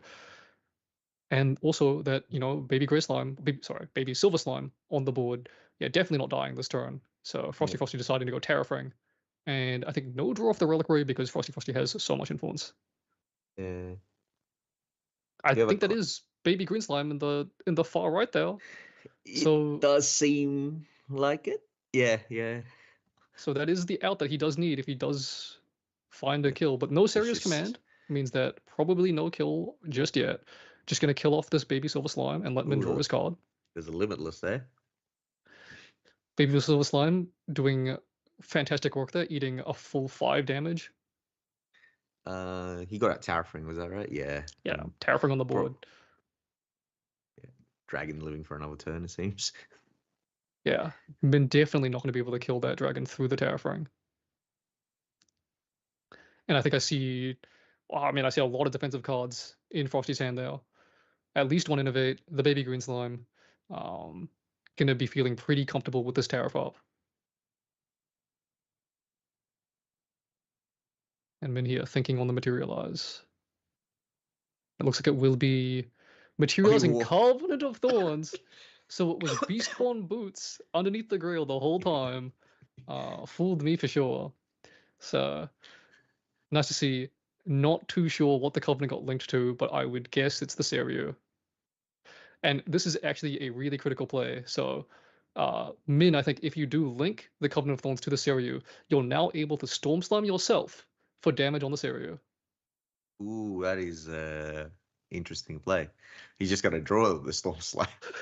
If he does draw a Storm Slime here, we could see Storm Slime coming in for 3 at himself, redirected to the Seiryu, swing to face for another 3 damage, and then there's 6 on board, which would be 12, and he would only need a single more point of damage to kill off the Seiryu.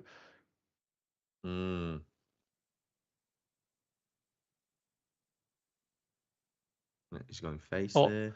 Min actually just swinging at Frosty's face for 5 and playing another Baby Silver, trying to hold the line with all these defensive tools. These Baby Silvers, they're a bit annoying, these things.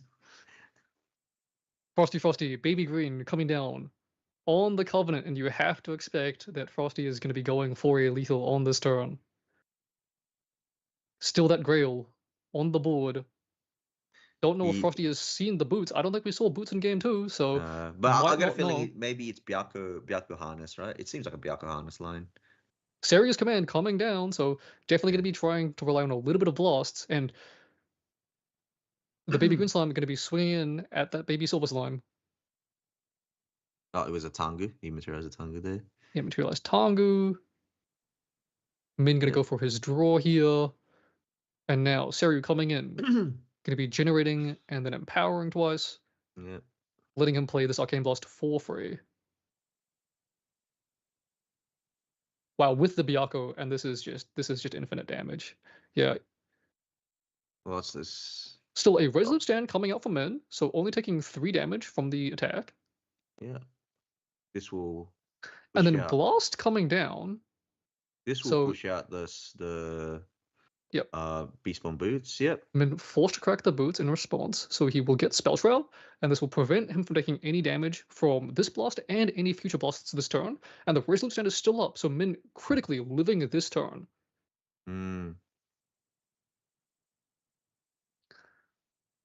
But that dragon is now 14 health. 14 health Taunt Dragon to work through now. Covenant of Thorns is going to come back in the sand phase, and he's probably going to relink it to the Seiryu Azure Dragon. Yeah. So that's 5, 6, 7, 8, 9, 10, 11, 12. Yeah. And now Min faced once again with the question of, can I kill this dragon? Can I kill him? The Baby Green Slime now out of Frosty's hand. So if we do see Storm Slime target his own face, I wouldn't be surprised to see this dragon go down. 2 Storm Slimes would do it. Vampiric Slime, not quite as good. Not quite as good, I'll say. That's not a Storm Slime. Still, this 2 health heal could be very critical with how Min is playing this game defensively. Yeah. 3 down. Fluffy and then shopkeep. A fluffy shopkeep, Min with all of the intercepts in the world trying to hold the line once again. And you have to wonder, how much did Seiryu commit? How much did they gas out? And how much do they have left in the tank to go for the kill here? Again, Covenant of Thorns on the board, Baby Green Slime nowhere to be seen. How do you kill the Storm player, the Slime player? Cracking Tango here, got a lot of influence. Is he digging just for a Storm Slime? I mean, no, not Storm Slime.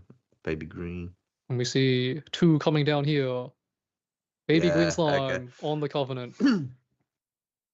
Now, almost any of the dragon-related cards will be a lethal here. There's a Harness giving the Baby Green Slime +4 attack. So 5 + 6? Yes, to kill off the shopkeep. Yeah, and then he can just... Seiryu swinging in here for 6. Empower? Does he have a blast in his banishment currently? Yep. So cast the blast with the empower, and He Frosty takes it. Frosty getting Frosty there takes it there. with Winseryu. Yeah.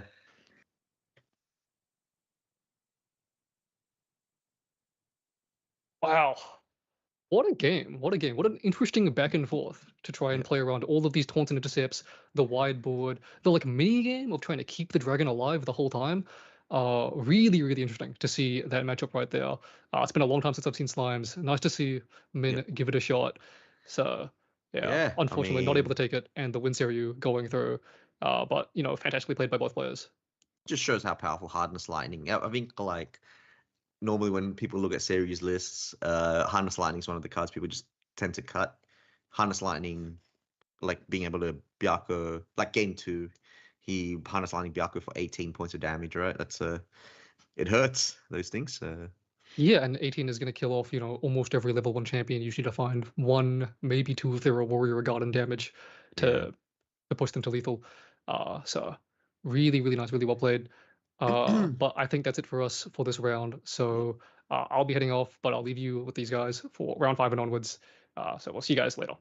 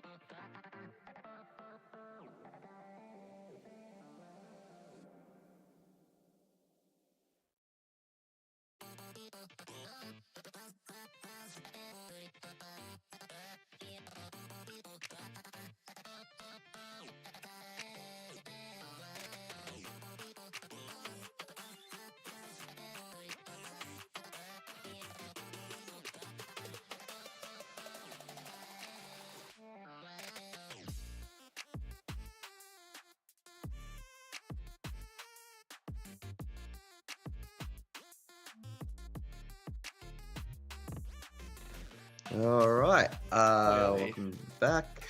So we are now in round 5. We've got Siffa versus Perfy. Both are playing Crux, Fire Crux decks. One is on Lorraine, one is on Merlin. Who are you supporting here, Josh? Neither. Can I say neither? I guess if it's either, it has to be Lorraine, right? Yeah, Crux Lorraine. Sorry, Perfy, but it should be an interesting game. Both are actually playing the Looking Glass, which we haven't seen at all today. So this should be interesting. So you got anything funky in their lists? Um, See. Sif has a 1 of Vanguard, I guess. He's also a 1 turbocharge gamer. yeah, same as Perfy. Perfy's got 1 turbocharge in there as well. Also playing the 3 of Hearts too. The 3 of Hearts is very it's getting more and more popular nowadays. Oh yeah. Just being it replaces the Ryle, right? Yeah, So, yeah. like I think when people started, they think the 3 of Hearts was just a card for suited, but it's actually quite strong. So it seems like Perfy has won the die roll and will be going first. All right, and just It seems like he just and passed. a pass. Creative shock end phase. Gotta love to see it. Yeah. Siffa. Yeah. Sorry if I'm actually butchering your name, by the way, but yeah. Siffa will be. Seems like he's putting 2 down. 2 down for a Stalwart, and then maybe 3 down for a Cremate. It's a hasty messenger. But still 3 down for a Cremate. Yeah, hasty will be pitching a liminal guide. Good target there. Oh, really good target there. Crazy. And seems like another one maybe. No, stole shield, mate. There it is. Yeah, 3 down for Perfy. Plays a creative shock. Who could have seen this coming? It draws to pitches the liminal guide. Liminal guide. Wow, what a good pitch. Yeah. You will banish to level up here. Banishing a 3 of Hearts. 3. Ooh. To Lorraine. Lorraine will bring back liminal. And we'll draw. What sword do you grab? Just Sword there. I guess so. That's I mean, when you have cards in hand, damage. Inner Sword is always like the better target, right? Yeah, that's fair.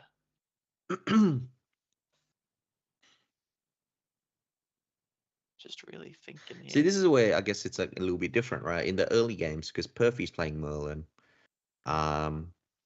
He's buffing the. Dreams. Yeah, I think that's a decent play there. Not bad. Making liminal a 3/5 for 1 turn, then a 2/4 for the rest of the game. Well, the thing is, it's like you don't really want to commit yourself too much to the board if you're Perfy, especially early games, because Lorraine has a sweep in her arsenal. Siffa playing 2 allies there, like they're both. The one you want to clear off is actually the hasty messenger, right? And yeah, absolutely. So if you're forced to play another ally, I guess he's playing another ally. It's a pretty good ally though. Yeah, it's a very nice one there. Hasty is real good. Pitch a Stalwart, draw, 2 float in the bin. Not bad. Pretty good start. The Lorraine finish will off the swing hasty. and finish off the hasty. That's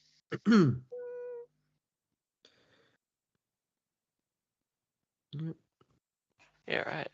So did I'm guessing the hasty swung at face, or didn't seem like it, did it? Like he didn't put any life counters or anything like that. No, there's again no life count. Why are we always stuck with the no life counter game? Hang on, I'm gonna start taking notes.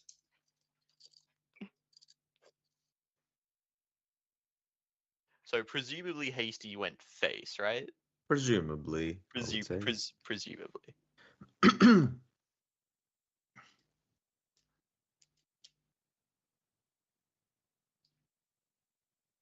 Yep. Yeah. Lorraine's killing hasty with the hasty. That's all. It's always good to get that off the board. Don't want to let your opponent get too much value with that. Limo Guide swings face for 1.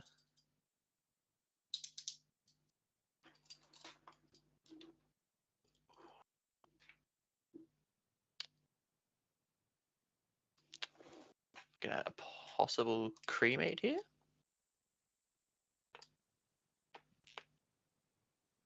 Yeah. Really good play to make sure your cremate turns into a plus +1. Really get that influence high. Yeah, and the important fact is there's no floating memory at the moment. No.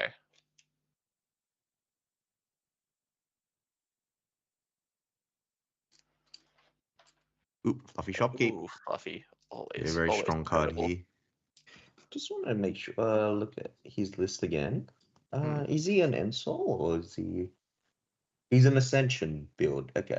Yeah, So just this is managed kind of like the prismatic. updated version of Ensol. So there's two versions. You can even play the Ensol build, which is similar to what Jimmy Lee is playing right now.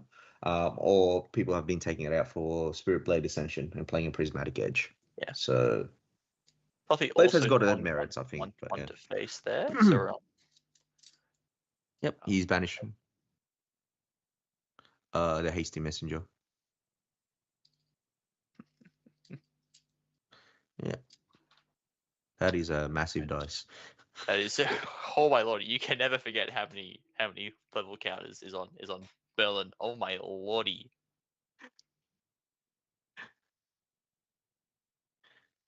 Yeah. The strong opener of Oh, going straight into straight to level Berlin. Is that 2 two in face? hand. Yeah. Normally, when you do this kind of play, you kind of think about, is there a is there a Ghost of Pendragon in that hand?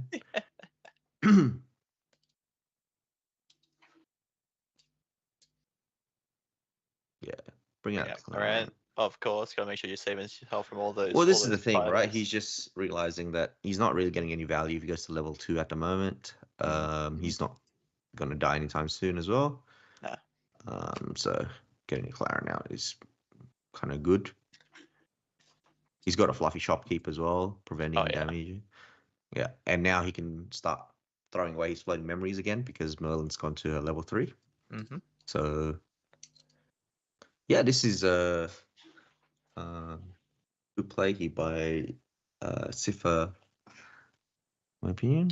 Well, let's see what he's doing here. Is he a Hasty Messenger? Probably another hasty, right? It's only putting two down. Really thinking about it though. Yeah. Oh, Oh, Stole sell Shellmate. what? Yep. Oh yeah, Be a that's also cremation then? pretty- yeah.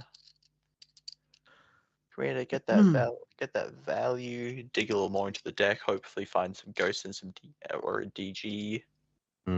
Or yeah, maybe he's digging for us some sort of pieces there. Oh, yeah. I think he accidentally put down his cremation Yeah, put down ritual. the wrong card. Yeah. Yeah. Classic. And the Fluffy being the 3 health, it's just like Oh, insane. yeah. It's incredible. Yeah. Oh, he's swinging. Okay. Just wants to get that Swinging sword into banishment, I upstairs. guess. Yeah. Sending two into Perfy's face.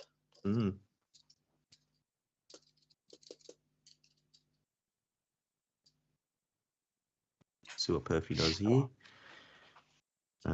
This is the case of like Merlin having 3 influence by the end of this turn. She will have 6. Oh, she has so many. Oh my lord. I love playing against this deck. It's so much fun.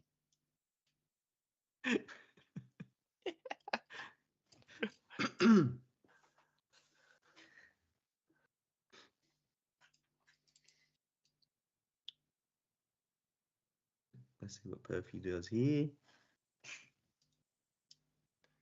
Yep, brings out a Sword of Shadows. Gets a level counter. Tick up, go to 2 level counters on even, so you get to draw a card. God, this champion is so strong. Just every second turn, drawing an extra card is just incredible. Yeah. She's being nerfed though. Maybe by the new one? New one that's coming out? Sure, yeah, let's go with that. Yeah, it's gonna be a nerf. Yeah. So it's 3 damage there. Putting Oh, life. there. Are we getting? Yeah, we're gonna get life tracker on the stream. Yes, please. Okay. Oh man, my notes were off. Shit. So I guess it's 5 plays 4. Yeah. Perfy's on 5. Swinging 3 damage there to the fluffy shopkeep. Ooh, Thank you. he's got a response Limelight. there. Ooh, yes, Undying Dreams. Very nice there. Keeping her alive. It's pretty Yeah, good. this is like one of those things, right? You're forcing him to commit cards. Yeah. Oh yeah. It's gonna commit so much more now. But, Yeah, I mean, wow. What an incredible play. oh, he's turning back the Looking Glass there. Drawing 2. Ghost Pendragon will swing for 3. Merlin will swing for 4. Four upstairs. Whew. Yeah. Just God, these Crux decks are so strong. Just with all the damage I have on their champion, Ghost of Pendragon being real good damage on the Cheshire allies, Cat. and now also getting Swing Cheshire Cat. for 4, I believe. Yeah. Huh? Is that right? Yeah. Ooh. 1, 2. Oh no, he cannot play the Cheshire Cat. Oh yeah, because no, he's exalted. It is he's exalted. level 3. Yeah, It's a level 3. It's exalted. I forgot about that. Yeah, didn't Not bad. think Not about bad. that. Yeah. Yeah. So is that right? 1, 2, 3, 4. Well, it should have been 4 damage, right? Is it? Is it only? Because he was on 4. He swung for. Face yeah. So Faithful Melon's for on 8. first Yeah. four So it was to 8. Yeah. 4, 8 to 12. Yeah. This is, I think, where Merlin's. I think he had 2. Oh no, he's just dungeon guiding. Okay, got it. Am I stupid? Wouldn't Cheshire Cat only be for 3? Am I stupid? There's 2 distorted swords. Oh, you had so. both. Yeah, of course. Yeah, I knew that. Yeah, there's 4 swords in banishment there. Little Crux Knight is by herself on base is 7. Oh, yeah, that's like seems pretty decent.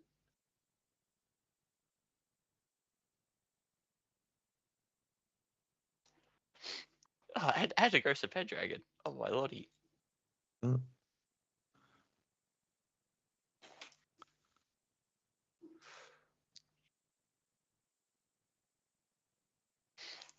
Can't wait for this to like Does he just have it? devolve into Ghost of Pendragon swinging at each other.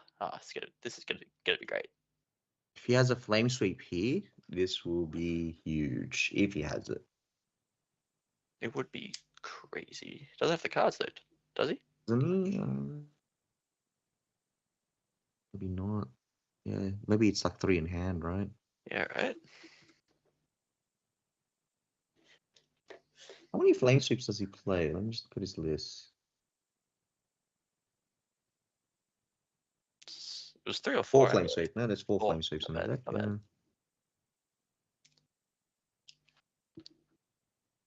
Because if he is able to play flame sweep here, pretty much he's killing Perfy's allies and dealing 9 damage. Cards. 9 damage, drawing 3 cards. That's pretty good. That's not bad. That's not bad. But I don't think he has it. So, oh no, he does. He should have before. Oh yeah, he had it's enough just cards. rending. But, He's just that's also rending. fair enough. How much is that rending for? So, what would you say? So he's got 5, 6, 7, 10? 8, 9, 10, 20. 10. Double That's 20. all. This is That seems pretty good to me. seems lethal to me. Yeah. Damn. Oh, we love Rending Flames. Don't worry about sweeping. That was a quick game one. Sweep, you just kill him, right? Yeah, Ooh. I mean, damn, Rending Flames. Oh, crazy. On the level of 2 turns, get the +2 damage. Well, the level 2, right? The level 2 effect of getting +2, and then he goes to level 3 and gets an additional +4, so it's 6. Yeah. With the sword, 7, 8. With the Rending Flames is 9. Wait, sorry, it's 3. Oh, it's 2 for the base power of the sword. Level 2. Oh no, Oh, no, yeah. he's only got Clarence. Yeah. Sorry, he's got Yeah, Clarence. yeah, So he it was right. 10. Yeah, Yeah, it was 10. 10. That was 20. Pretty good. That's pretty good, I heard. Yeah, like that's when your opponent dies, it's probably a pretty good play. Yeah. Oh, right. Rending interesting stuff in the Flames. sideboard. How are we looking? We're in set 7, and Rending Flames is still a very powerful It's card. still incredible. Card's Doubling great. damage turns out is pretty good. Yeah. All right, let's look at the sideboard. You're right. Let's start with Sifa. What can he bring in here? Crystallize for big fireballs, maybe. I feel like Merlin always has Merlin can just create his shock out of it as well, right? So Yeah. Regal is a card, right? You can probably bring in this matchup. It's a single Regal though. It's not even. Yeah. It's just one. Huh. So A null spell probably. Could see that. Let's see what Perf he can bring in. Crystallized Destiny. Oh, crazy! And a Regal. Resonance Stand. He's got a couple of options there. Yeah, it's a lot. But yeah. That was a quick game 1, I believe. So is again only one Regal inside with 0 in the main, so it's just literally just a one-off. Yeah, a one-off. Both players are on this. Damn.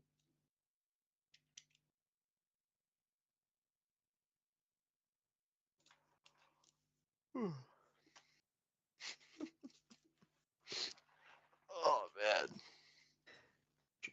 Josh wants to see more fire decks. But like more cool fire decks, like CL. I kind of like that guy. Not This one's pretty decks. cool. Well, there's only 4 of them. I don't.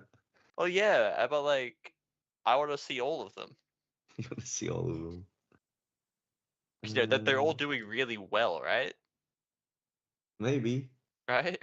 CL's good, guys. Trust me.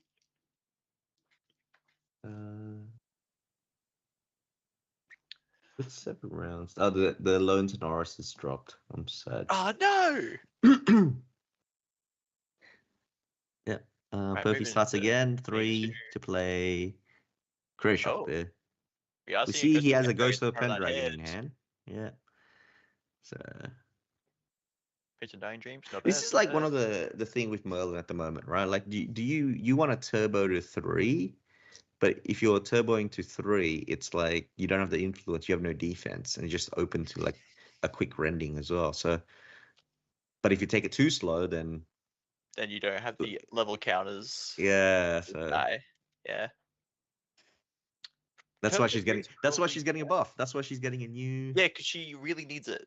Yeah. She was out of the meta for like one set. They were like. This feels like a cremation play. Yep. Gotta bring it back. Cremation. That's pretty good. Drawing a draw 2. Drawing 2, so you can still level up and get in at sword as well. Oh, crazy. Yeah. Perfy's just doing that as well on his turn. Vanishing is floating. An Incarnate in hand as well. Ooh. Carter. No, Incarnate. Incarnate. Turn your ears on, David. Oh, Cheshire Cat there. It's swinging. That's good. 3 damage. Early damages there. None of these decks play Sort of Seeking, are they?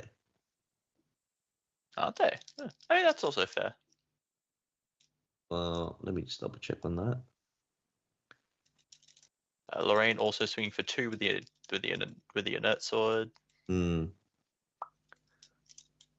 Banishing. Yeah, no Sort of Banishing Seeking. Flame Sweep on the level up. What? What? It's pretty bad. Drawing a card for Liminal Guide coming back. It's got 4 of them. Sword. It's fine. Oh my lordy. Yeah, no, they're not playing Sort of Seeking, which is. Yeah. I mean, it's interesting, but like, you'd rather have just higher power sword. Yeah, they've chosen to go for the high power sword, right? Like the Sword of Shadows.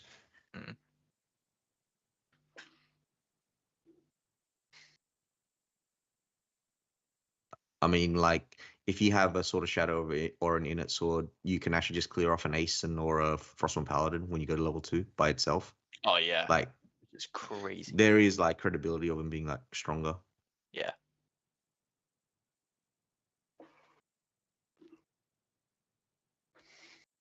Hasty Hasty coming Messenger. down. Sending face.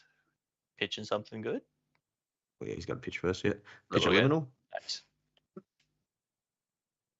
And then these matchups, it's like the graveyard is unchallenged, right? Because they're both trying to pitch cards. So Yeah. the more cards you can get, like floating wise, in the graveyard, the better.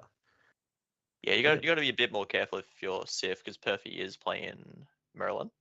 That is You true. got to be like just a little bit more careful of what you pitch. Oh, he's deciding to level up here. Yeah, probably going to eat that Liminal Guide. Yeah, seems like that is going to be his play. Very nice looking CSR there. Yeah. I've seen better.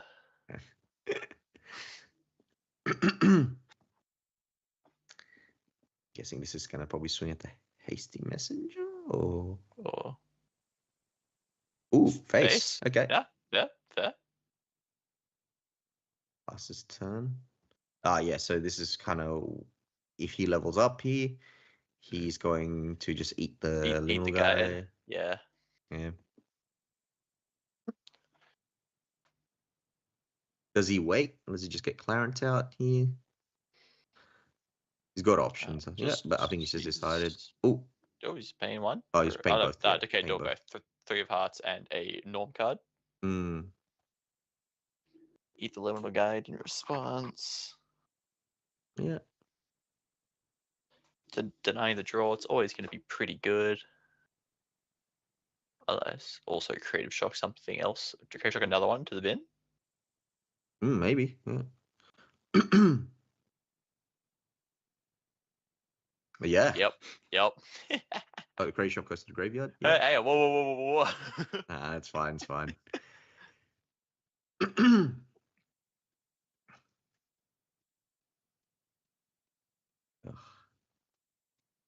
good. Are we seeing an early rending again? Are we going to see a big rending again? Well, there's a hasty. It's a rending for 10 again. Well, there's a hasty and two fires in the graveyard, right? Oh, true. Yeah. You have the 8 cards to pay for Dungeon Guide plus rending. Probably. It's a fire deck. He probably has it. Well, no, he just has to pitch a card, right? So it's just rending for 3. He doesn't need the Dungeon Guide. Oh yeah, true.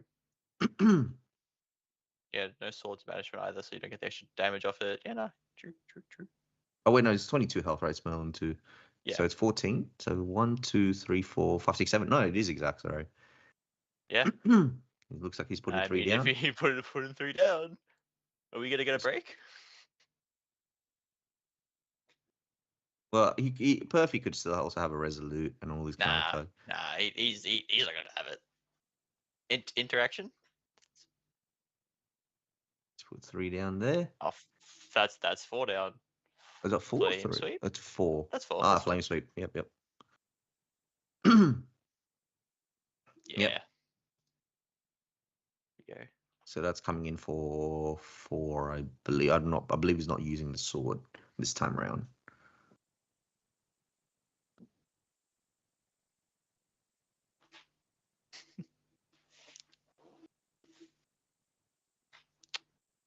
Just trying to Resolute on the cat. Maybe keep it around. Maybe, yeah. Yeah. Yep. Deny. That's fair. Yeah, you get to deny the draw. Keep the cat around. It's pretty good.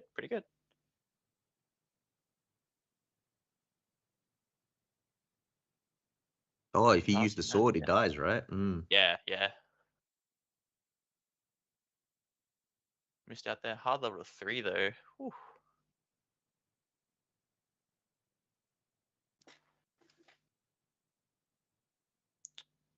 Well, we saw at the beginning of the game, Perfy had a Ghost of Pendragon, so... Yep. Whoa. What a play.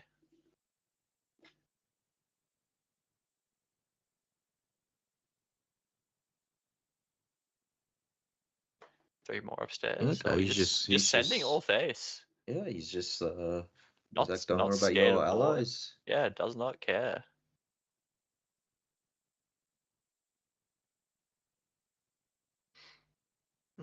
Yep, he's also hard casting through double wow. ascension, The one of honorable Vanguard. Goaded. Crocs Knight there. No swords management, so no extra damage though. Yes.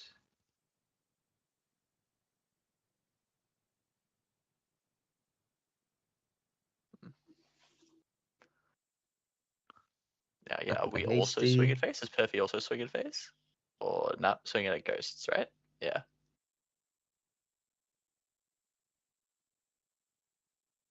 Yeah, Sif's playing his Ghost of Pendragon. Crazy. Heard the card's pretty good. I've heard it's really good. Yeah. Clears off the ghosts. Very nice.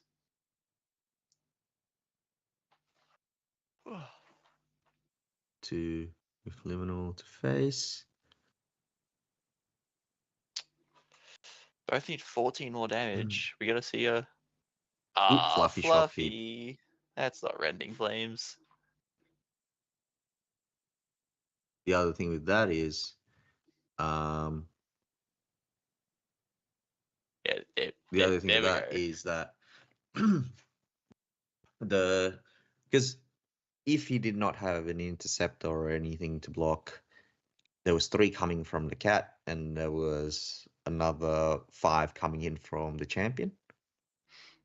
Mm-hmm. So that was 8 damage, putting him in 22, very close to lethal. Yeah, but it's not lethal, so like, Yeah, could have been. we'll see what happens here. I think Sifa will just pass. Fluffy Shock Heap holding the fort. Then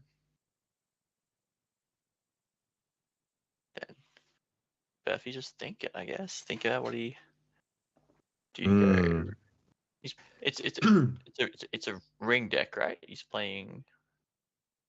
No, it's a Looking Glass. Oh, fuck. But yeah, of course, I knew that. I was testing you, David. Hadoi. Yeah. No, but he can bring out anything because he's gonna draw a card.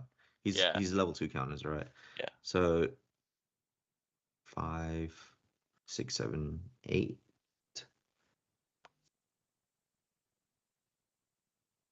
Mm-hmm.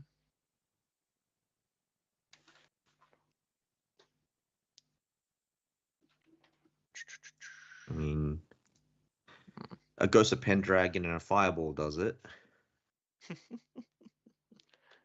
And they always have it. Yeah. Dastardly Merlin players. 3? Hang on. 2 there. Hey, look, there's That a is fireball. a Fireball, isn't it? That is a Yeah. Fireball. Oh no, he can't. Oh, bring that yeah, out that's because, looking glass out. So you're getting Terra Free. Yeah. Yeah. Send 2 fireball. for the Fireball. Yep. I think if he has a Ghost of Pendragon, this is exact.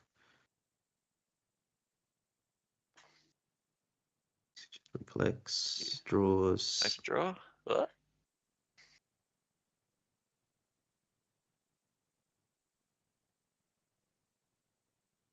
It's 2 down. Yeah, There it's he lethal. is. Yep. Send the Terra Free back, draw 2. And then swing out, and we go to game 3. Yep. Or hang on, Fluffy. Yeah. Yeah. Oh yeah. Fair. Yeah. Because it's 5 damage Okay. Yeah. from. Cool. From. Oh wait, no. Yeah. Yeah. Oh, sorry, no, it's not 5. Right. Suddenly, okay, cool. Yeah. That's right. Yeah, we're going to game 3. Like the math was kind of off, but yeah. We were right in the end. Yeah. For whatever reason, it's not a Guardian, is it? It's not a Guardian. No, you only get 2 damage off that.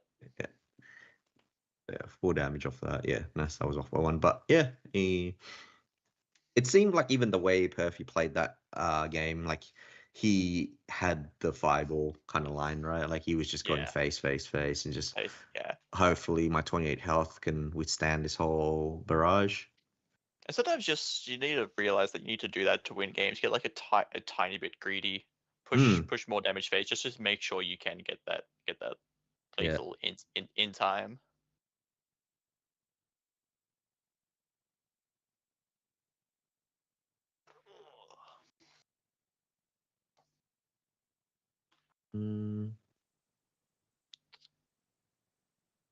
So we're going back to Crux Lorraine going first. Yep. That is. Is that gonna? It's gonna matter if It just matters. It material just matters if yeah. he goes to level, like when he goes to level 2, kind of Yeah. thing. Yeah. But Perfy can surprise him with a dungeon guide to 2. That's the other thing, right? I think like both these decks can do that. Like they both can surprise by one can surprise to go level 2 and done eating a floating memory, getting a level counter. The other one can surprise by going to level 2 and flame sweeping. So Yeah. But yeah.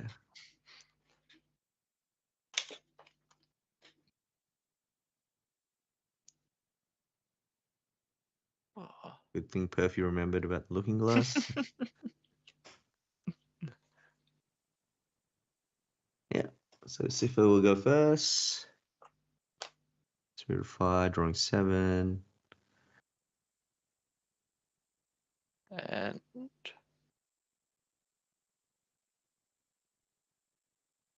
Put 2 down. Stole Shield, mate. Oh. Put 3 down. Coronation Ritual. Hey, that's a pretty Yeah. good play. 2 in hand for the Inner Sword. Oh my lordy. Yeah. It's a pretty strong opener. Oh, it's a real good opener, especially getting the 2 for the Inert Sword is. Whew.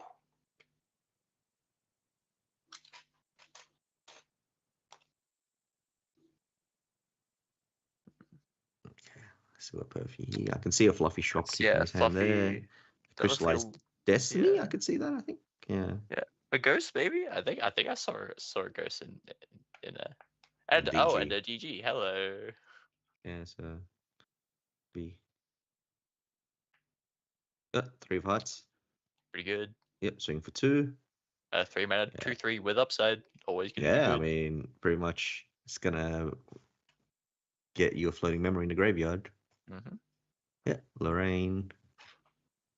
Inner Sword, put 2 down. They're collecting there.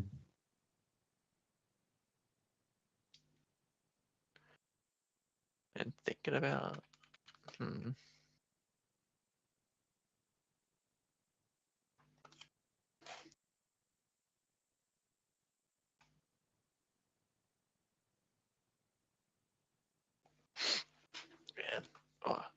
Oh, 3 He of Hearts plays his own 3 of episode. Hearts. Oh, Yeah. hey. I thought it's a pretty good ally. Yeah, 3 of Hearts.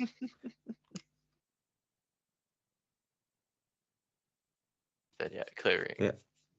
Clearing off 3 of Hearts, of course. Well, that's the thing, right? Three of Hearts is here eating up 4 points of damage right there. Yeah, doing its job. Yeah, and then getting a floating in the graveyard. Oh, card's good. Card is real good. He's my lordy. I think he's going to level up here. Yeah, Cycle the Undying Dreams when it died. Always gonna be real good. Again, had 2 in hand for the Inner Sword. Collects. Draws for turn. Draw another dungeon guide off the top. Is that what that is? Seems like it, yeah. So, wow.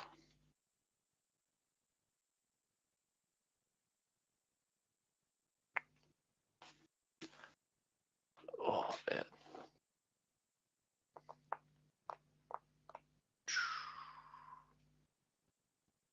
This wouldn't be a DG to 2 game, would it? No. Well, no, with no floating in the graveyard, I don't think but he will do that. But it seems like it. I mean, he's considering it. Yeah, right? it really is. And I don't think that's a bad play anyway. No. You know, being able to control the graveyard, like eat a floating memory. Yeah, just having Like, to do he's got a 3 of Hearts, right? Like that 3 of Hearts has to do something. Yeah. Oh yeah. Yeah. But the problem is even just eating a fire card to make sure you can't get rendinged early again.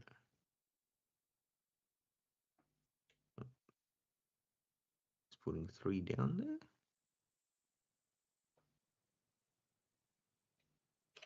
He's really thinking a lot about this turn. There it is. Guide. Yeah. Yeah. Like the threat of being able to eat any float is just really good.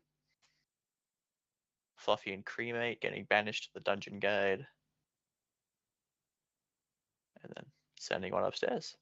Not bad, not bad. Not bad. The Three of Hearts doesn't get to stick around for a turn, though. Yeah. But I think he might just materialize Claret.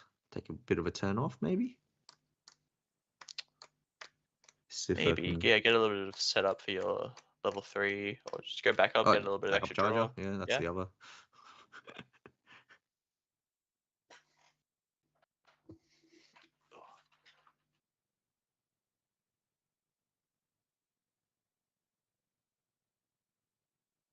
Man. Oh.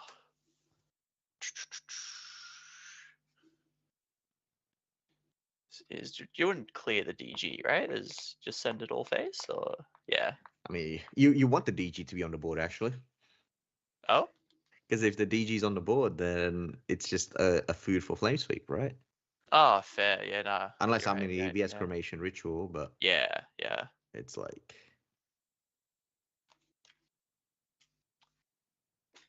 Eating. Yeah, it's just Or going do to you just eat the fire card, deny? Yeah. Stopping an early running again. He also is backup charge. Got power cell. Yeah, this is kind of where Merlin shows her strength here a little bit. Like, Merlin can't stay at level 2 for too long, but this is kind of where she kind of have like a little bit of board control. Like, sorry, graveyard manipulation control. Yeah. Especially if your opponent has like not many cards in the graveyard and everything. One upstairs. Oh, man. And just passing there, it looked like. Well, yeah, that's the thing, right? Like, the Merlin can't swing. So the Three of Hearts is always just going to stay on the board. Oh, yeah, but like, you can play another ally. You have more allies in your deck, right, bro? Just play those. Well, like I think that's the other thing as well. Like, if your other ally is Hasty Messenger or another dungeon guide, it's like you're just walking into a flame sweep at that point. So I think both players are playing this really well. They're very conservative in this matchup at the moment. Clearly, I don't know what I'm talking about. Seems to be using Three of Hearts' ability to draw a card, discard a card, which is a liminal guide. Yep, it's gonna probably force him to eat. Yeah, force him to eat.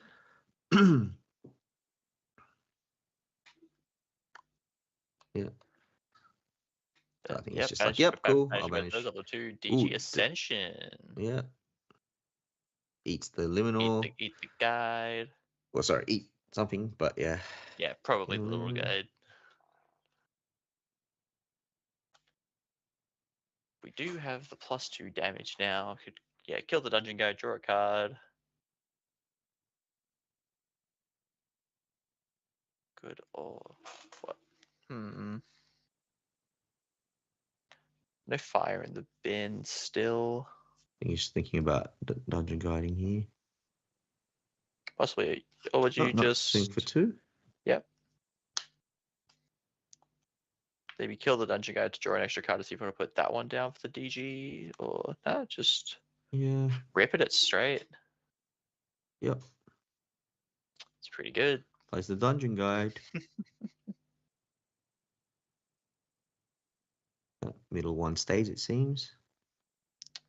What are we losing? Undying Dreams and I think that's a Hasty Messenger. Yeah, it looks like it.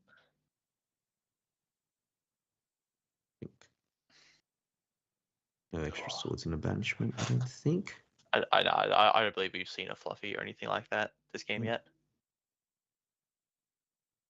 I'll see for a cards in hand count. That's Hey, there's those extra cards going into your banishment. Yeah.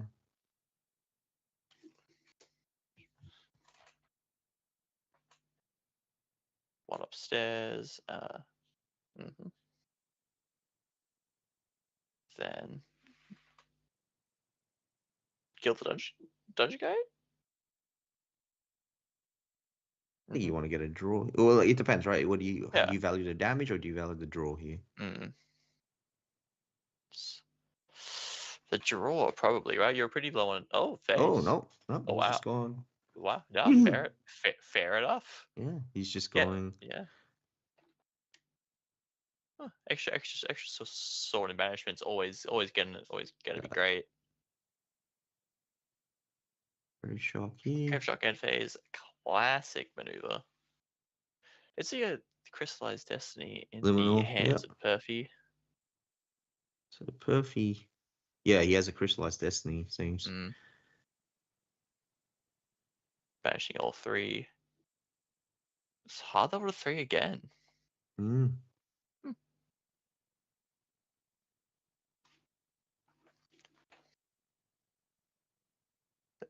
Level counter. Yeah. Then draw for turn.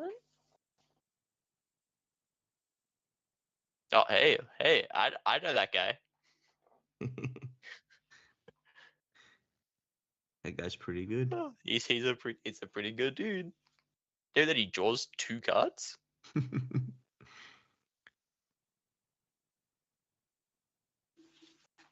Oh man. He puts 2 down.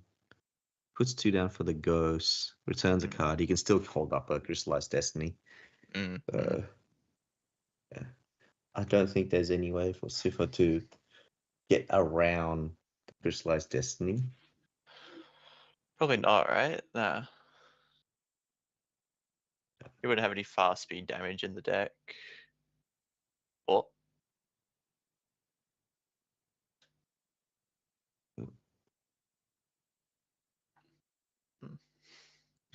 Swings a face there. Swinging a face. 6 6 12. Then what? Playing the ghost? Yeah, probably. Probably. He's pretty good.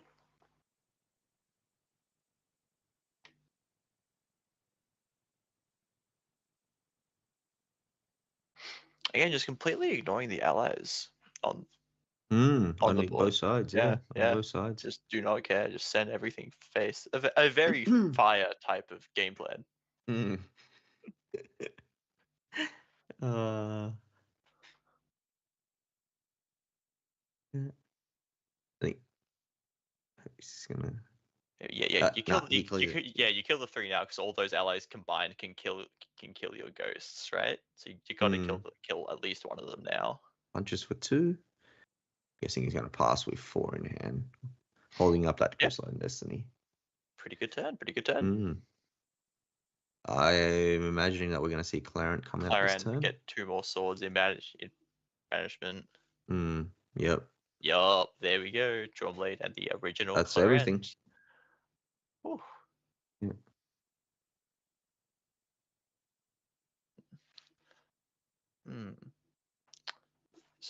So there's no end soul, so it's just prismatic loop, rending flames to close out the game. Really, that's all. Yeah, Just but I don't think he has the cards in the graveyard, right? I believe. No. It's just on the beat face game. Yeah, but game plan, I guess. Lorraine herself is swinging for 5, right? Well, yeah, and that's a very respectable amount. Yeah, it's just like, yeah, cool. Yeah. I'll have a go at you. 1, 2, 3, 4, 5. Yeah, 6. So yeah, take 6. Yeah. He's just sorry. Heavy swing per turn. For 3 turns until the sword breaks, of course. Or less if you need to use it to stop one of Perfy's fireballs, even. Yep. Perfy is putting cards down here. I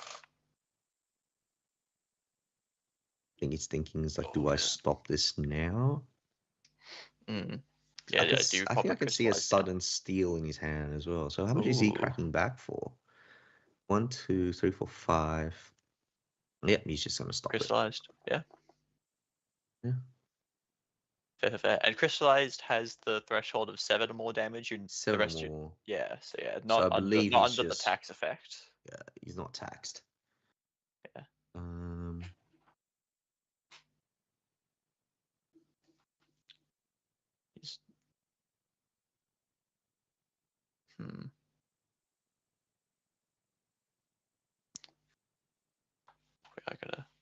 seen Ascension? Mm. He's really thinking about it.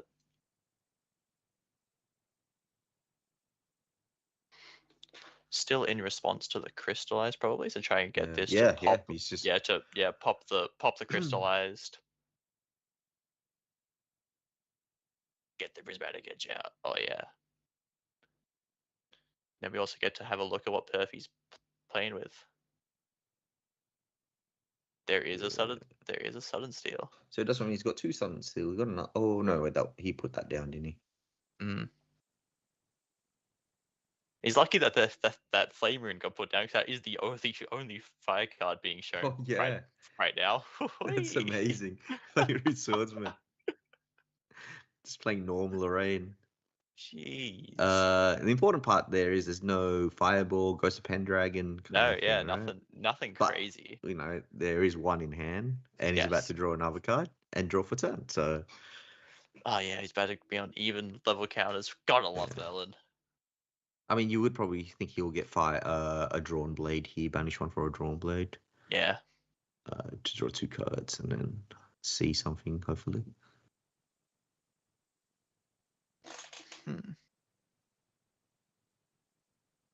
Ooh. Cruxite back the Ascension. Oh yeah. Okay. Yeah. And draw a card. Send it again? Question mark.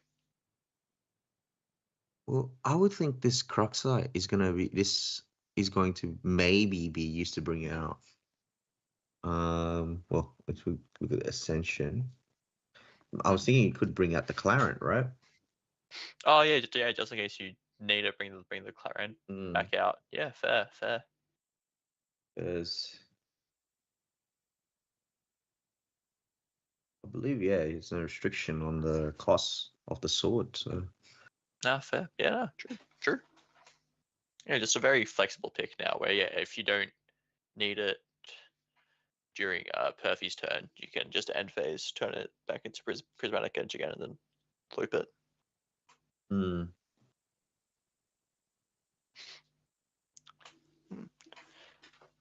Essential of zone, getting out presumably prismatic edge. Even though you know that there is a fire card down.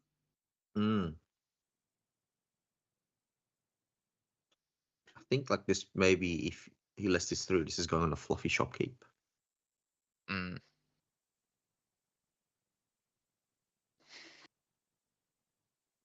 That Dream Streams dungeon guide. Ooh, that is a flame rune, right? Yeah, don't mean the flame rune. Yeah, 3-it fluffy. Yep, there we go.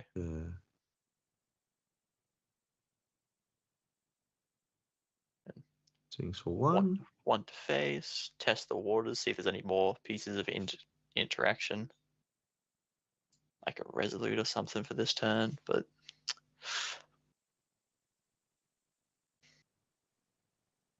it's really considering this play. If he needs to drop something. Yeah, there we go. Oof, who plays a Resolute there? Okay. Yeah, hard cast, no draw next turn. Like, you might feel like you have to hit it, right? You still get to keep the 1 card in hand to play the Ascension if you need to. Yeah. Oh. Swinging for 5, so you take 2. This represents that there's no Ascension. Yeah. Kill the dungeon guide, and then I think you just play the Stolen Shieldmate, right? I think Perfy has Stolen Shieldmate. Yeah, right? Yeah. So you have Terrafring and a Star Wars Shieldmate. You're feeling pretty safe if you're Perfy right now. Yeah, the problem is like you can't play Ascension and then play an attack card because of the Terrafring. Yeah.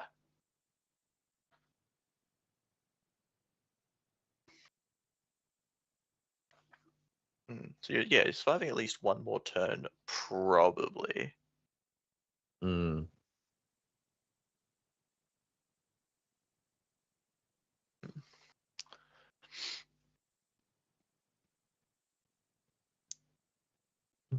Thinking counting. This is still end phase, I'm guessing. Yeah. Checking if he wants to Ascension. Now, kill the Star Wars. Make sure you can get through at least something during your turn.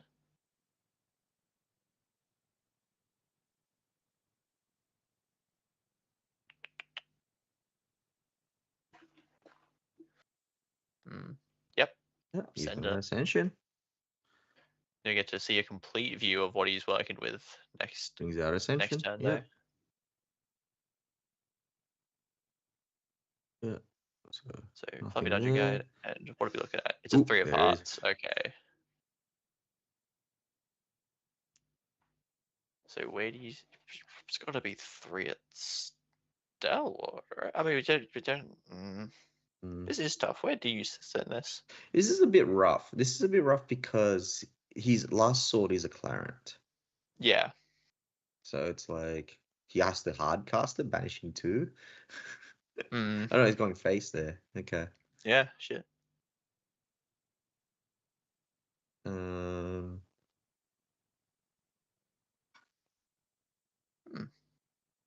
Yep. Maybe So misses the draw. Resolute.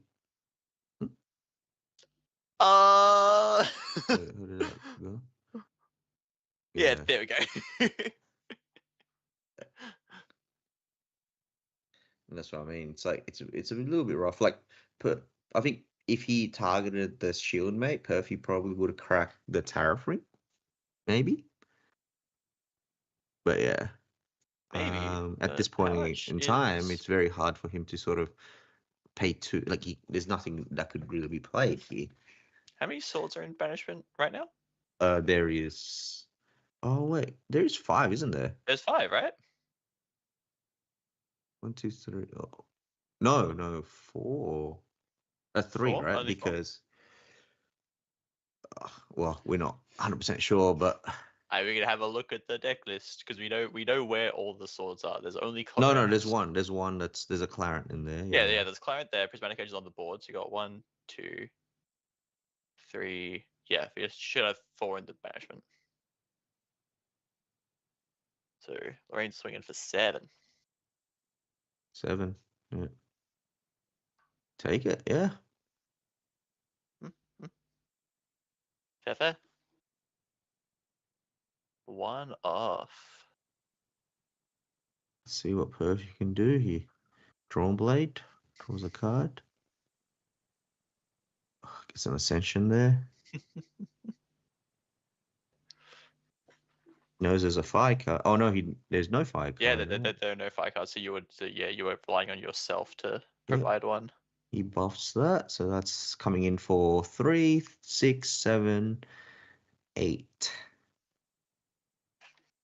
It's 8 damage there. 8, so you find 10 more.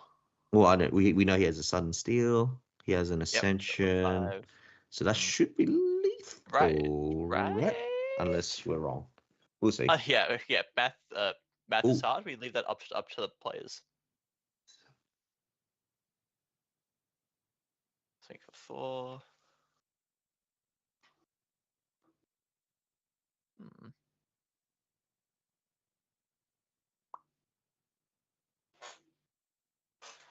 If you do not kill this turn, you're like. Oh, I think did he just?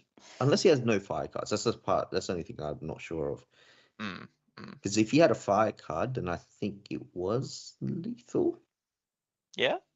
Yeah, because let's say 3 more damage goes to face from the liminal guide, so it takes it to 17. You play an Ascension. The Ascension takes it to 20.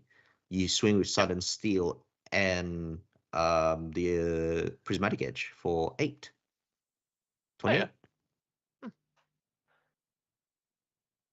So you probably just didn't have a fire card for it, eh?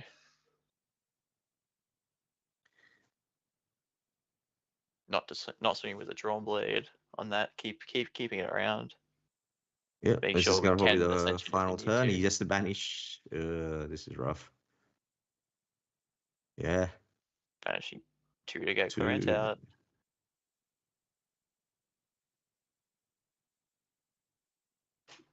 Yeah, this is rough, but cracks the tariff ring. Cracks tariff ring. Collects, draws. Draw. Yeah. Pay 2, swing with Clarent. It's like checkmate, isn't it? Kind of point. You could swing it. You probably swing a client on the Ghost of Pendragon, I guess. Mm. Because yeah, Hey, but you know, he has a he has to swing two. yeah, Oh no, it's he's just. just I think he realizes. Yeah, yeah, cool. yeah. Yeah, Not much you really could have seems done there. like this game is over. Probably, you would think so Yeah. with this board state. Looks like Sif is just like, come on, just like show me. Yeah, fair. Yeah, nah, There we go. fair. All Yep. right. Looks like Merlin takes this one. It. Oh god, Merlin, Merlin. god damn it. Nah, yeah. Strong when she came out, strong the whole time. She's still strong now. My lordy. Yeah, I mean, we see there the power of Merlin, right? Being able just to get advantage when she gets to level 3. Yep. Yeah. Yeah, damn, that was. So yeah, no, that was a good game. We got to see two different kinds of Fire Crux decks, like quite very similar, but also very different, right? Like obviously you have similar cards in like the Ascensions and then the Ghost of Pendragon. Ghost of Pendragons and all that kind of stuff. But one side is trying to swing with the champion, the other one is trying to get to throw spell damage at you, like fireballs and things like that. So Yeah. it was a very we close saw game. one fireball cast the whole time, right? Mm, Yeah, yeah. true. It was just all Sudden Ghost of steals as Pendragon well. and Yeah, Sudden Steel just beat down. yeah. I mean, look, I'm just gonna assume Perfy did not have a fire card in hand because Yeah. there was only being. I mean, he did have a flame rune, so I don't know whether the flame rune didn't get banished, did it? So he did have a fire card, right? Right? So yeah, I don't know. no, but I mean, look, at the end of the day, he still took it out. He played it safe, and I think that's fine as well. So Yeah. good on him. Yeah, very good. We That's do. the end of round 5, eh? That's the end of round 5. So 2 more to go. 2 more to go. Let's just quickly look at what is at the top of the table. So at the start of this round, we have Frosty still at first. Frosty was at first place with Windgorger, and then Slane the second place with Merlin. Fire Merlin. I heard the champions are pretty good. Yeah, Sif was third at that time with Fire Lorraine, and Perfy was fourth with Fire Merlin. So it seems like Fire decks are quite dominant. I mean, it is 50% of the meta of today's tournament. So we're gonna see. Crux is fine. Crux is fine. Ghost of Pendragon is a fair card. So, Fair and balanced. It's we're looking forward to seeing what else. So 2 more rounds. So until then, we're just gonna take a quick break, and we'll see you on the other side. Take care.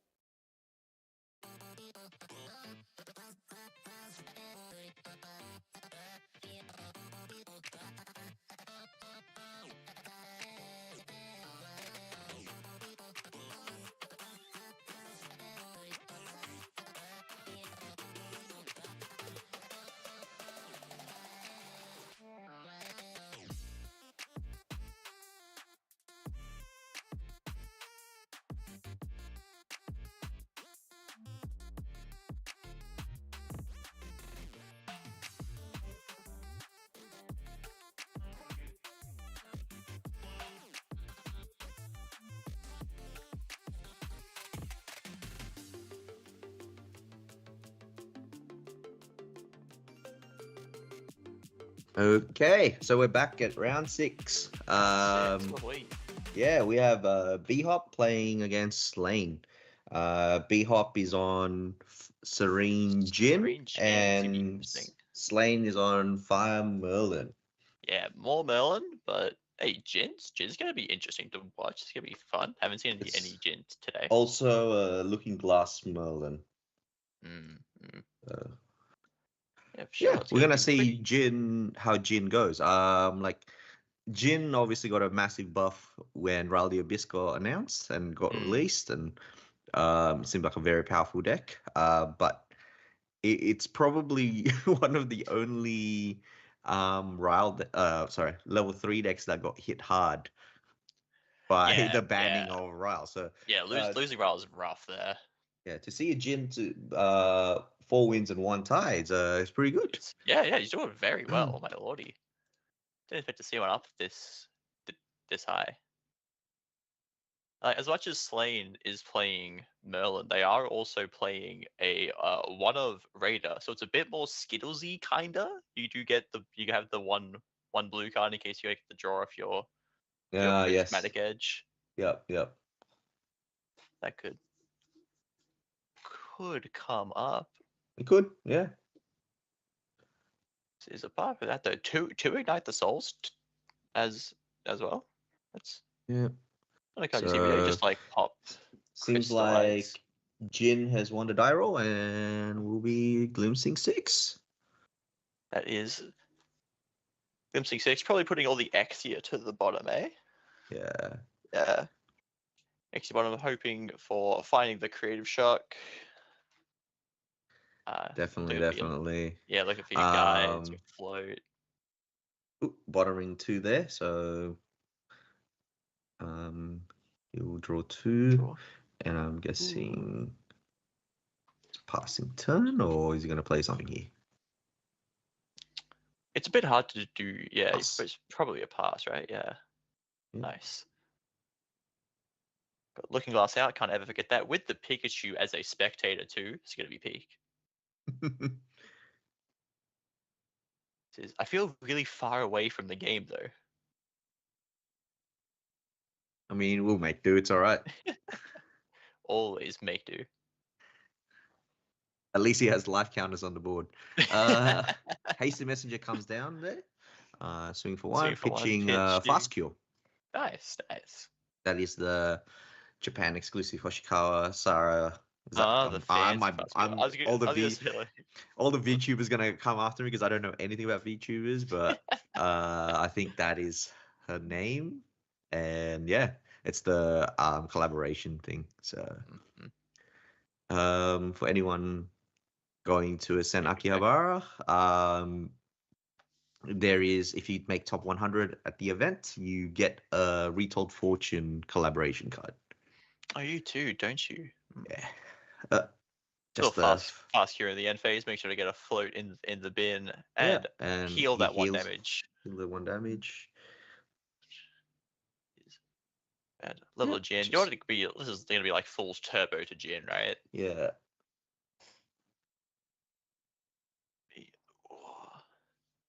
Yeah, the scary thing in this whole thing is that in this matchup for Slane is that he has no real way to get rid of any of the 2 Regalias, right? The Shuangji and the Berserker's plate. So if Jin is able to stabilize and get into that end game, it's very hard for Merlin to take it back. But they're both on a 4-win record, so we'll see how it goes. That's a creative shock into to pitch Ignite the Soul. Not a float yet, but eventually. He brings out an Inert Sword, putting his last 2 cards down. So got to be running Cheshire Cat and Slane too, right? I don't think I saw Cheshire. Yeah, there's no Cheshire in that build. Yes. So yeah, very different from the last Merlin we saw then. This one is also running Sword of Seeking to get through those pesky stealths. Dungeon Guide right now. Guide to 2, but get a bit more of that graveyard control going. Just the threat of eating float. Consider eating his own floating memory, maybe. Oh yeah, true. Yeah, the Ignite the Soul will be enabled as float as soon as he hits this level up. Picking what to banish. Oh, yep. Yeah. Well, I think he said keep, what are we losing? keep the middle. Three Three hearts. hearts and something. It was a fire card. I Yeah. did see red. Dungeon Guard swinging for 1 there. Yep. And Fluffy a fluffy Shocky. classic. We saw how much work this card put in last round. It's Majestic Spirit. Majestic Spirits and Prismatic. Yeah. Yeah. Be able to bring that out of your the prismatic, the spirit out of your banish when you cast Incarnate is just so strong. The fact that you now get to free banish it off the fluffy, get the draw, but don't actually lose anything. Yep. B-Hop just choosing to play backup charger here. So this is probably one of the strengths of Serene Spirit. The fact that he's at level 1 and already at 26 health, which is like more than most level 3 champions in this game. Oh yeah. He's able to cut, and also he's versing Merlin, probably a deck that's a little bit on the slower side of things. A slower side of things to set up the game plan. So yeah, I think he's just being able to take that turn off to backup charger. He's put 3 down here. Because he turbocharge. Ooh, yeah. Are we a one-off turbocharge gamer? The most important question. Probably. I'm guessing it's a one-off, but no, it's a 2-off. It's a 2-off. It's a 2-off. Okay, yeah, and he's also a Gloom Spirit, so he passes, right? He doesn't. Yeah. Yeah. Which explains why he probably went to turbocharge that turn as well. Yeah. I'm sorry. A backup charger. Sorry, not turbocharge. Yeah. This is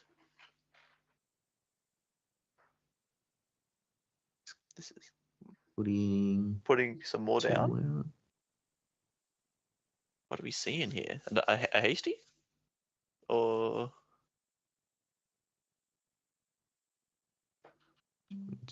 hasty messenger. What's he pitching here? One upstairs and pitch liminal. Very fair. Yeah. Yeah, pitching the liminal instead of a float, so as much as it gets eaten, the Merlin won't get the counter, so you're not accelerating her game plan, which is good. I think you just needed that to cycle, right? Oh yeah, of course. What have we materialized there? Sword of Shadows, I believe. Is it? Those your backup charger, no? Was that a backup charger? I think so. I think it's the Nats backup charger. Right, okay. Right, yes, sending 2 allies, clearing the hasty. Don't get that. Don't want to leave that on board to get just infinite value.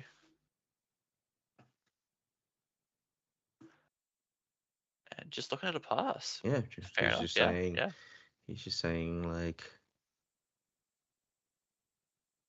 banish to there. Regal and a Grey Shock. Yeah.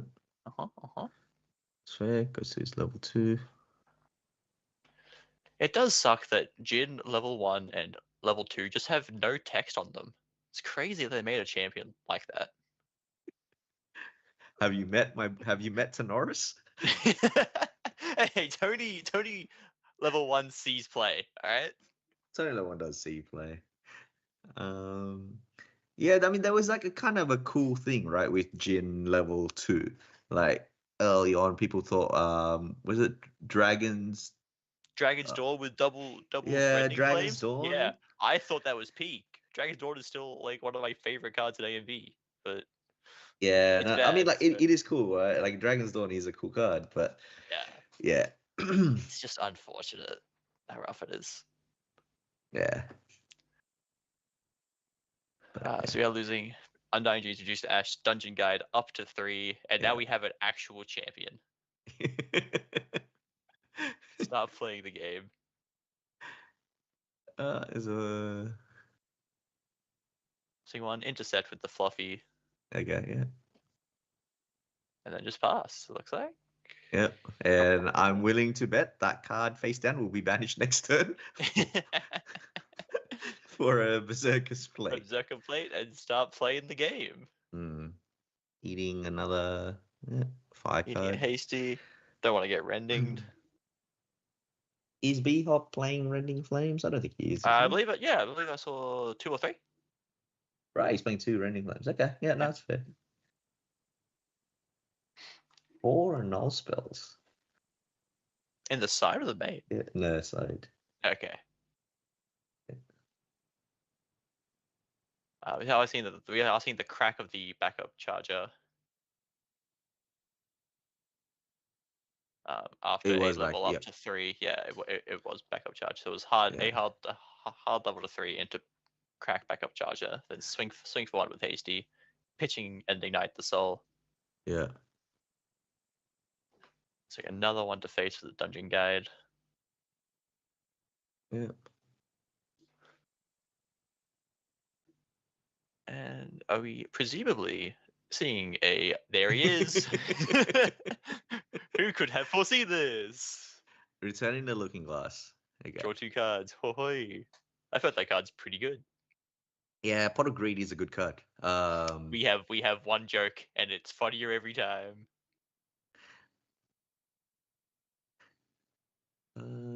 Swing for 2, I believe, because he's only got just 2 one upstairs. counter, was it? Yeah. Yep. Oh. As expected. Can you see the future, David? Takes 3 there. Recollecting. Did he draw? Yeah. I don't think he drew for turn, no? I think he banished 1 and drew, and he hasn't drawn for turn. Maybe. Whoops! I was not paying attention. Yeah, I'm not sure, to be honest. Yeah. But I'm sure. Sure, it's fine. Anyway, now we get to see the strength of Merlin materialize a draw blade. Oh, they're getting caught on it now. Yeah, they're catching it now. There we go. Yeah. Okay. So materialize a draw blade. You get to draw a card. You get to even counters. You get to draw a card, and then you draw for turn. Yeah. And then you probably drew a Ghost of Pendragon, and you draw two more. See, isn't that a great game of GA, guys? Crux Just saying, fine. like everybody, like 2 damage goes through. Ghost of Pendragon goes through, taking an 18.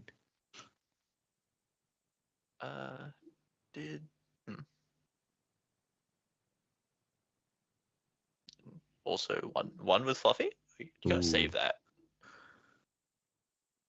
No, wait, did he swing with the go? Oh no, okay. I guess he swung. Yeah. This puts him at Chalice of Blood range. Oh, true. Because one of the things, Playable yeah. I mean, like inevitable, right? Like that's gonna happen anyway. But yeah. Like you're just speeding it up a little bit. Yeah, Chalice of Blood, which is a card that can only be. Hello, Majestic Spirit. Majestic Spirit comes out. I haven't seen one of these get played in a while. Yeah, card's pretty good. A shiny Majestic Spirit too. Whew. Yeah, CSR. Yeah. I think that's when he banished it. Yeah. Yeah. So what? 410. 410 intercept, spell shroud, vigor. Right. Yeah. Intercept, true sight, vigor. Vigor. And then halving all damage on all of your Crux units. That isn't itself just incredible. And the damage prevention rounds up. So if you hit for 1, the prevention is half. Rounds up to 1, you deal 0. Yes. An incredibly strong effect. Yeah, I think the way it was worded before, we were a bit confused about it. We go, prevent half of that damage, round it up. We go, well. Yeah. It's you would think, yep. I think. Sorry, let's go back to the game. B-Hop, they're playing the Chalice of Blood. Drawing did 2 your play. cards. Oh my god.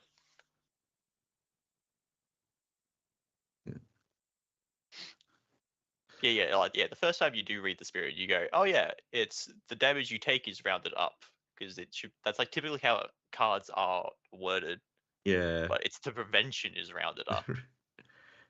Let's create shock here. Yeah, I think. Digging just a little bit more. Mm, Are we looking for something to kill that spirit? well, like a hoarding outburst just blows it up, right? To be honest. Yeah, outburst blows it up. You can rend to hit the champion as well when you do it and clear the board. Do we run rends? Rends are in the side. Yeah, no, it wouldn't be a Yeah. rend in the main, I think. I think he is just looking for relentless outbursts and enrages right now. Maybe band fleshes to kind of gain life back. You're not dead to a fireball in end phase, are you? Melon's only 5, but he shoots you for 6, right? Yeah, shoots you for 6 kind of thing. Then don't forget you're also a Serene Spirit. Oh, true. Cremate the DG, dig a little bit more. Really trying to find these answers.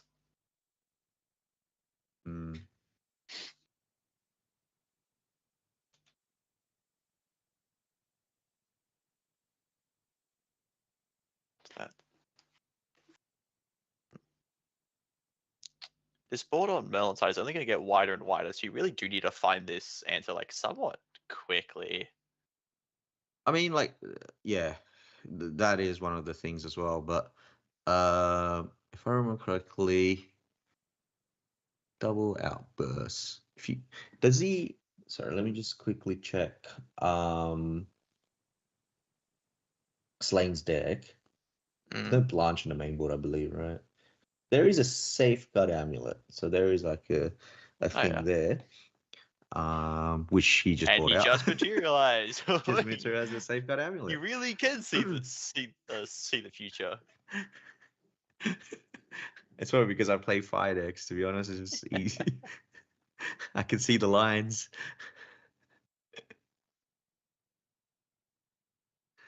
Swing 3, swing for 4. Yeah. You got a response on the spirit swing? No. I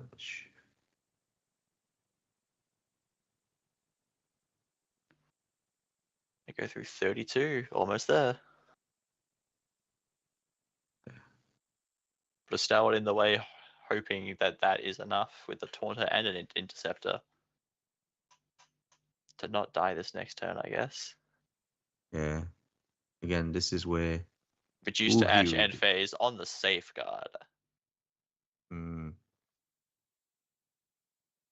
Really want to make sure that relentless outburst damage gets through to the it won't phase. The first one won't go through because of Majestic Spirit being on board. Oh, true. Man, that damage prevention rounded up is crazy. Oh yeah, which the ghost also survives, eh? The ghost will survive, yes. Yeah. Yeah, but I think he's hello. Yeah, he's just thinking about this now.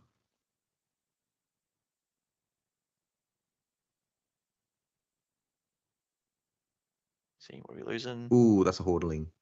Yeah, that is an outburst. Well, let's see what he's got here. Are we going to see a proof of life before the damage comes through? Quite possibly.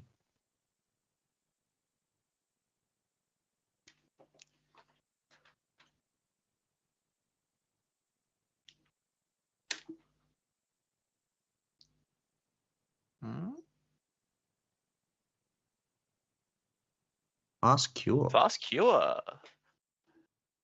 Okay. And then we're gonna take 3. Did we take the take the 5 off the strong G draw?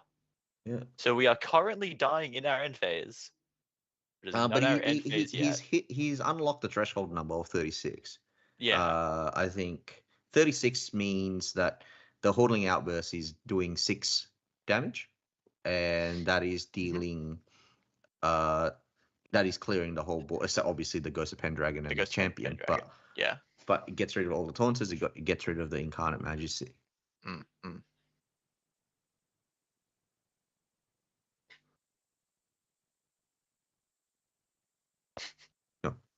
So Relentless Outburst. Sorry, I keep mistaking card. Just talking Wait, you all. play other card games? You cheat on Grand Archive? Unbelievable. This card, Holding Outburst is a card that it's a MTG card that it was like what, like how well, it's like 10 years ago I played that. So Dinosaur. what is he doing there? I think we're seeing a Regal Fireball in response and an Incat maybe to the Fireball, a second Fireball, third Fireball.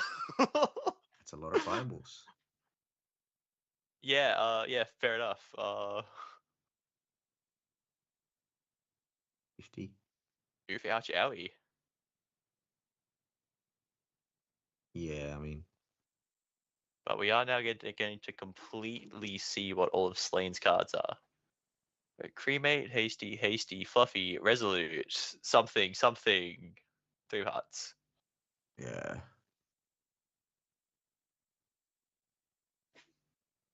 The interesting fact is that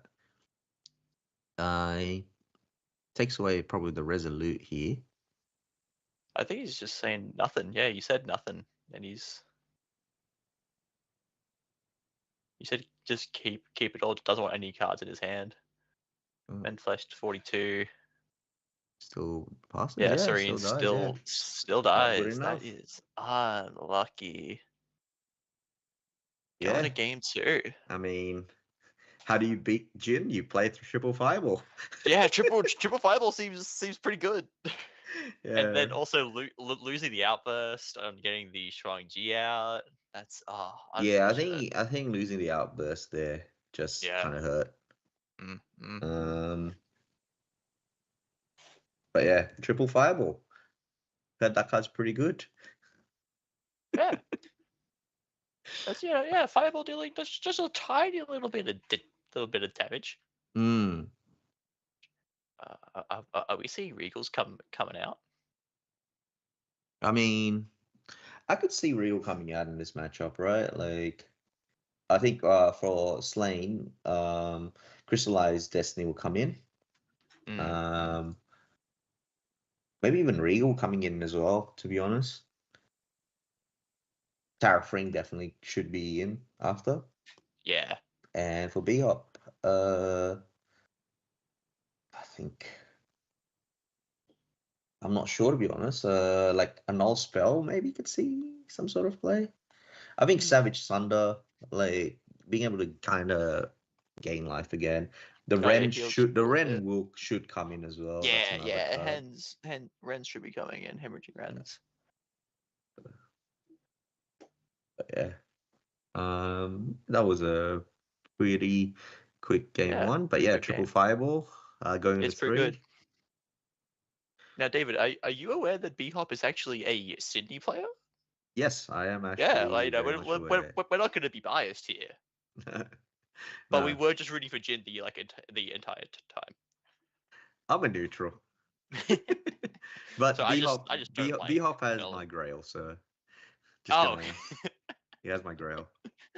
So he better do well. He better win with it then. Yeah. I mean, he's going good, right? He's got 4 wins, 1 draw, so yeah, 4 so far, so currently undefeated. And then he plays on the stream and yeah, it's the power of Pikachu, I think. Yeah, true. Yeah, Pikachu's carrying. Pikachu's definitely carrying this game. Could we get Nintendo after Slane? But not that we're like biased or anything, though, guys. Never. But yeah, they're just shuffling up now. We're going to game 2. I would think that B-Hop will choose to go first. Go first. Yeah.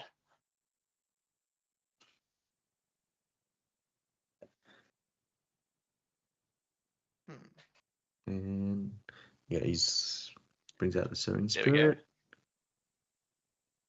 Looking Glass. Making sure we get the Paramount, Looking yeah. Glass out. Can't Yeah. ever forget. Yeah, I've forgotten about that card so many times. Oh, every Like, time. Looking Glass. It's very like, yeah, it's a specific kind of card that you go, oh wait, that should be out on the field. Yeah, you're like looking through, like turn 3, you're like, welp, I'm losing. Or you're like, or you kind of like, you just like sheepishly ask, can I have this out, please? I just kind of forgot. Yeah. So yeah, he glimpsed, and then passes his turn. Classic fire, probably a creative shot getting phase, always gonna go into a backup charger. Slain there, drawing 8. And is this another hasty messenger? Turn 1 hasty? Looks like it. Could be. Could be a Starwood to cremate, but yeah, it's a hasty. It's a hasty. Yep. Hasty will swing for 1. Good. Pitching. Liminal. Liminal. Yep. Pretty good open. And with It's a a shield, man. Starwood. Yeah. Pretty good. Yeah. It pretty much says that this hasty messenger is staying for a while. Creative in the end phase, of course. We love fire. It's what we do. Liminal guide. Also, yeah. pitch a liminal. That card's pretty good.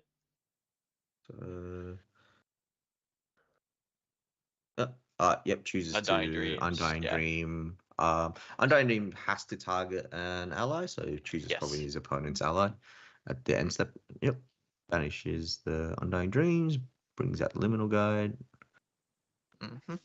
Draws a card. And then recollect and draw again. Strength of a liminal guide. Drawing all these cards. Jin's Fate Defiant. Yeah, I only recently found out this guy had Jin Fate Defiant has has an ability, because when I think I played against B-Hop and he swung with Jin with Strong G, he goes, oh, I will buff up my dungeon guide. I'm like, oh yeah, it does do that, doesn't it? Inherent abilities. Yeah. So we do see Slain level up, losing the 3 of Hearts, bringing the dungeon guide back out, the liminal guide back out, draw a card, get the Unite Sword, pay the 2. Classic plays.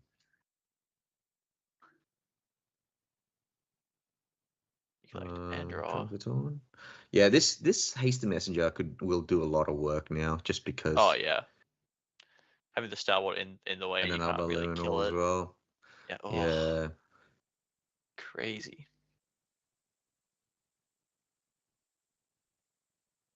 DG to 2. Yeah, and DG to 2. I mean, it worked so well last time. Why not do it again?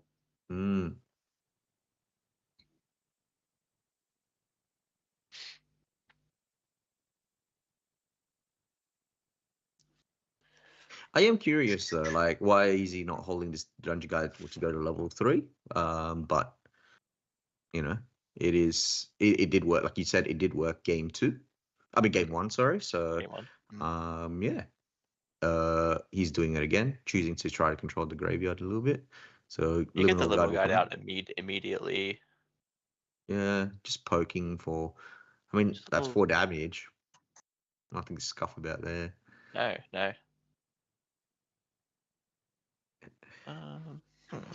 What this board is missing is Arthur.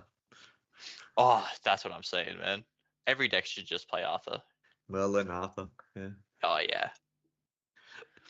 It's like a finisher with all your Ghost of Pendragon. yeah.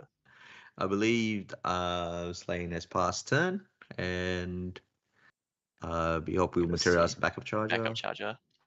Does he have the turbo charge again? Oh, please tell me he's got the turbo charge. Let's see.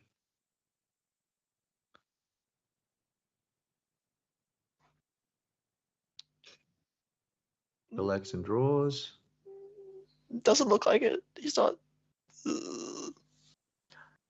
I see cremate. I see a rending.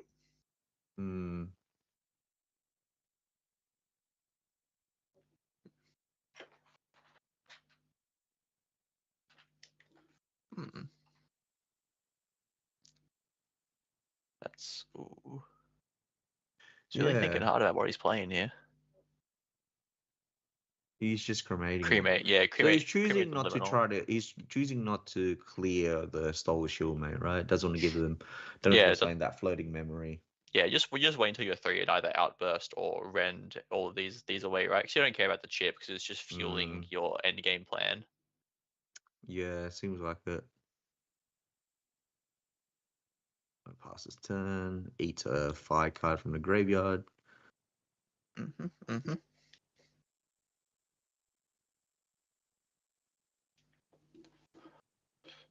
And yeah, Materialize. backup. Yeah, Backup charger. Yep. Backup charger. That is a backup charger. Draw another card. Recollects.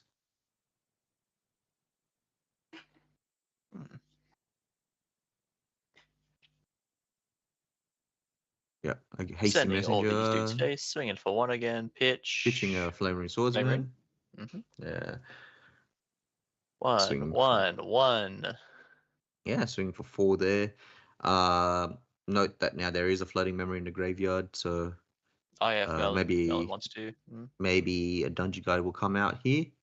And in response, eat that floating memory. Seems like that is the play. He can see the future. Yeah.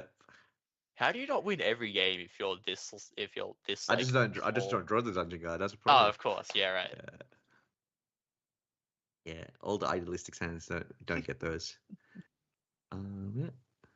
So that's a hasty, and I'm not sure what the other card was. Maybe another hasty. Merlin comes out on 1 lower counter. Just 1. Is this Probably. where Ghost of Pendragon? Ghost of Pendragon will come out. Or did we just pass?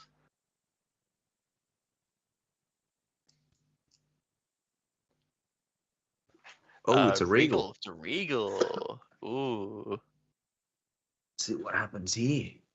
Yes, I think it's just going in-capped. In-cap the Regal. Fair. Yeah. See, this Regal Inquisition, like this card is. What do you think of this card, Josh?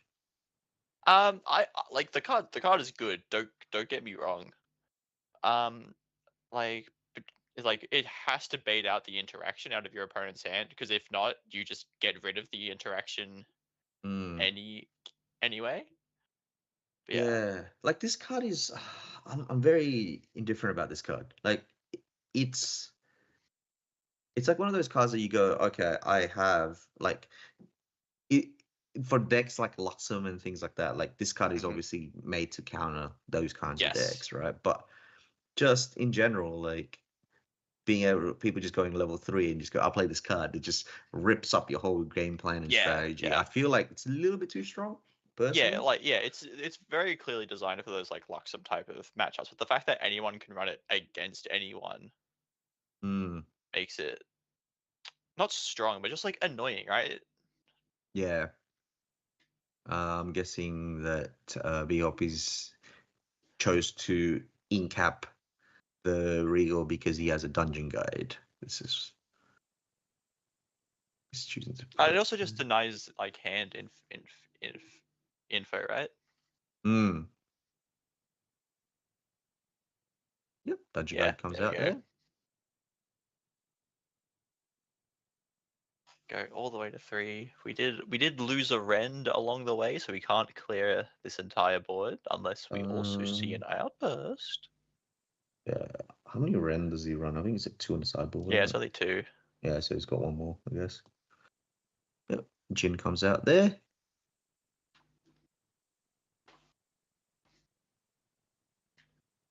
We're looking to cremate this dungeon guide. Maybe. Yep. Yeah. Let's get a little bit more value out of it. And pass there. Not a bad turn. Yeah, not a bad turn there. So we're at again. This is like the scary, like this is why a lot of people probably hates Merlin, to be honest. It's literally this turn, right? Like You just go up to 3. You have 3 influence, and Yep. then you're just about to draw from her ability. Probably play a draw blade to draw another card. Oh no, it plays the same card That's anyway the here. card. That's fair. Draws a card here, recollects, draws a Next, card, plays a draws Ghost card, Pendragon, draws 3 draws more cards. cards. Yeah, Yes, this is I probably know one. this is why I don't like playing against Merlin. Feeling like you're like, yeah, they've got no influence, it's fine. And then you look up and they're at like 10 cards, and you're like, oh, what? Yeah, I thought you were on 3. Yeah, what the hell happened? Yep, the troops are coming in. That's 5 damage. And, Speaking of which, returning the Looking Glass. Draw 2. Oh my lord. Yeah. Draws a second ghosts. Oh no, that's fine. Whatever. Ooh, yeah. Oh yes, 4 damage. That's right, because it's inner You sword. also get the +2. Oh my Yeah. lord.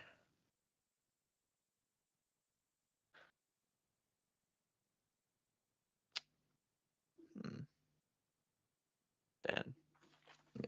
That a pass there? Probably, right? I believe it is Yeah, a that we're pass. just looking at. Just a little slightly. He has 2 Incarnate Majesties, right? Okay. Are we gonna see plate come out? He's thinking a lot about this materialize. He probably had to put down cards he didn't really want to banish. It's fine. You just won't banish the outburst again. Always take. I mean, like Chalice is also a valid target here. Oh, true. Actually. Yeah. Ah! Yeah. He's clairvoyant. I'm telling you. So you put him on 22 damage here. Chalice of Blood. Another card that says draw 2. Draw 2 cards. Wait, it's like Ghost to Pendragon. What the? It doesn't come. It doesn't come with a body though. That's the problem. Yeah.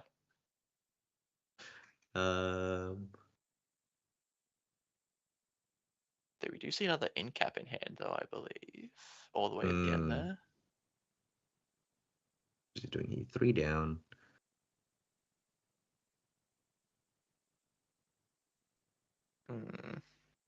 Oh, is this a red? 4 down? 4 down? Red?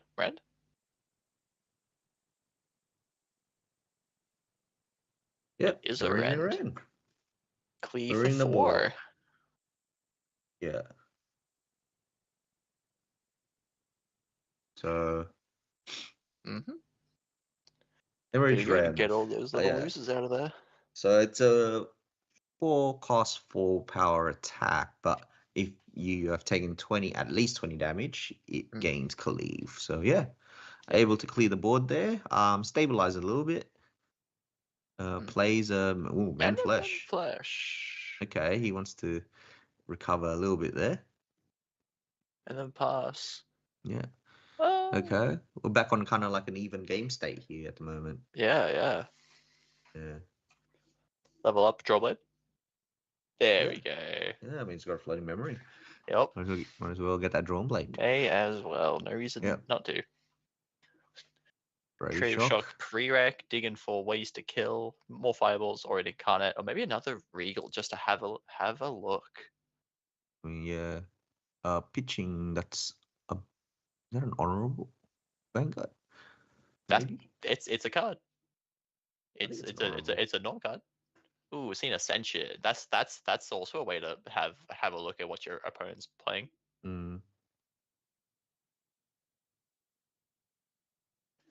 Showing the prismatic edge. What do we see? Proof of Life, yeah. A null spell, Ready Flames. Not bad. We're seeing double hasty, fluffy, fireball, DG. An incarnate there. Oh, is it? I believe the last guy was an incarnate. Oh. You do hate to see that if you're B-Hop.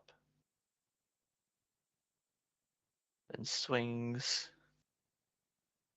Breaks the prismatic edge.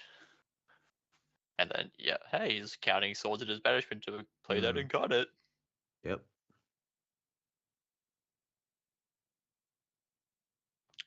And the other horse is back. Yeah, no, I mean, Painting Car Majesty is fine there, yep. Swings for 4. He knows there's one fireball, Yeah, so but he knows it's like he can't cast it this turn. 'Cause he's Well, pretty much had yeah. to tap out for it. So he's not. He can't die in his end phase now.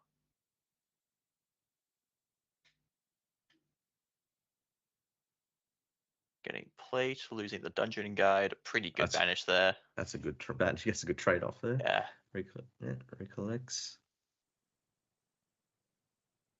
Just takes a 3. Draw again. There we go.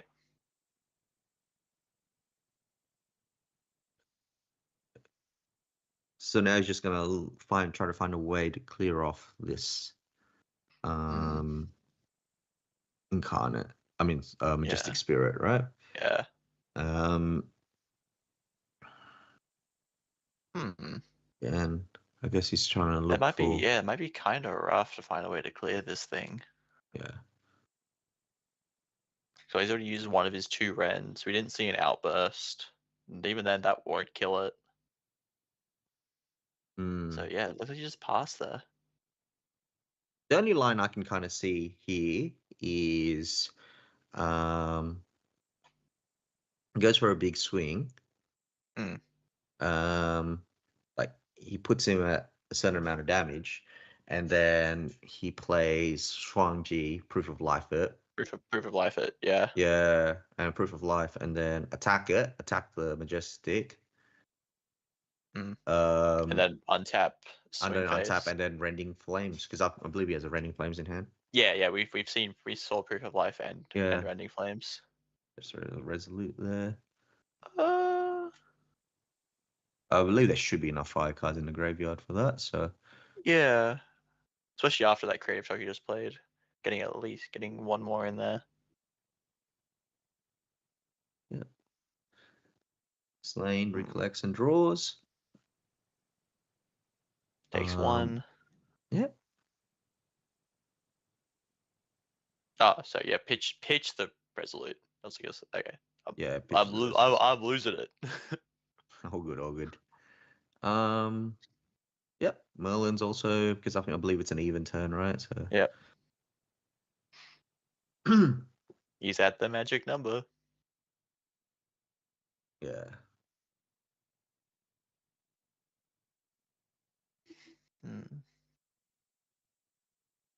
So he knows there's one fireball. So there's fireballs going for 7. Plays the Solar Shield Mate plays here. the Stalwart. Yeah. But he knows he can't fireball because he has the Incap and Annul spell.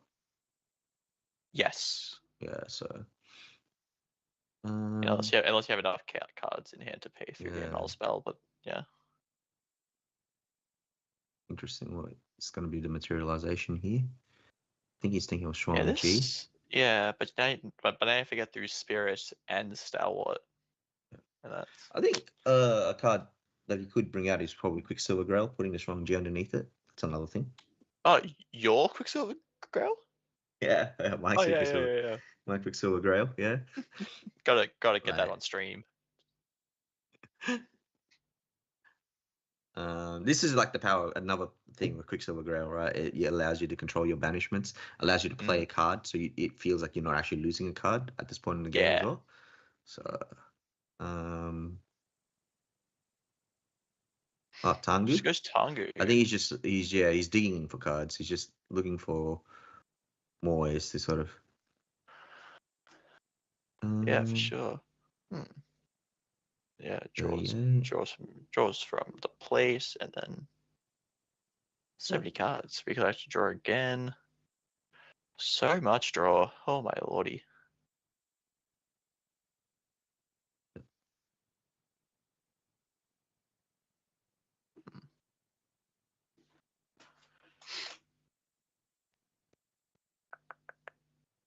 Surely in all these draws you've found an answer. Well, sometimes you don't, right? But I see a red card at the end. I don't know what that is though.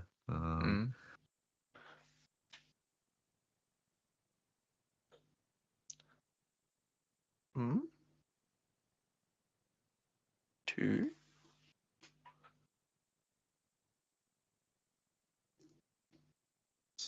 think it's a man flesh. 3? He's put it's 3.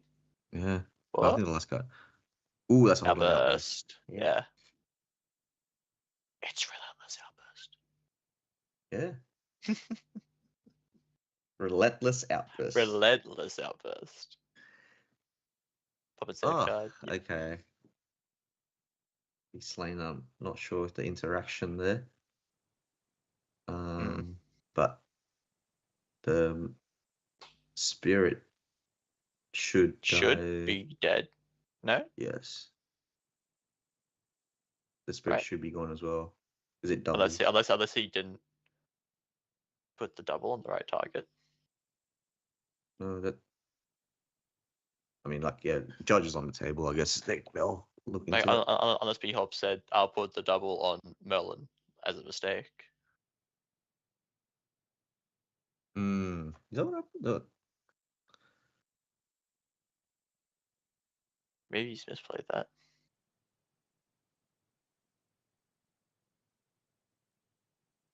Maybe he's got double outburst. He's putting double poison dagger effect on, but that. Oh no, sorry. It's no. Oh, yeah, only target champions. It's champion. Talent champion takes the Only damage. Sorry, targets champions. Right. Okay. You can tell we don't play Jin. The sad thing is, I do. Sorry, I don't play Jin. I play Jin, and yeah, I guess I don't know half my cards. But yeah, see, passing turn here.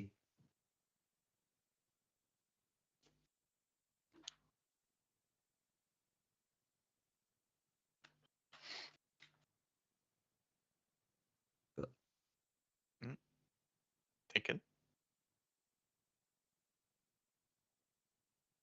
Oh, so yeah, Fireball in response to Men Flesh, pop the Serene Spirit in response. Yeah. Fireball again. I think he In had an annul spell, right? He had an annul spell. Yeah.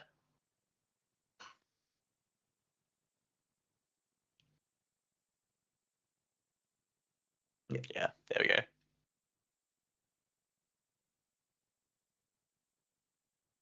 Nice.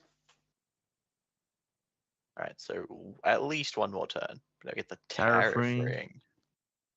I mean, now because he has no, he's no longer a fire. Reduce to ash cannot be activated. So. Oh yeah, can't shoot it. Can't play Creative Shock.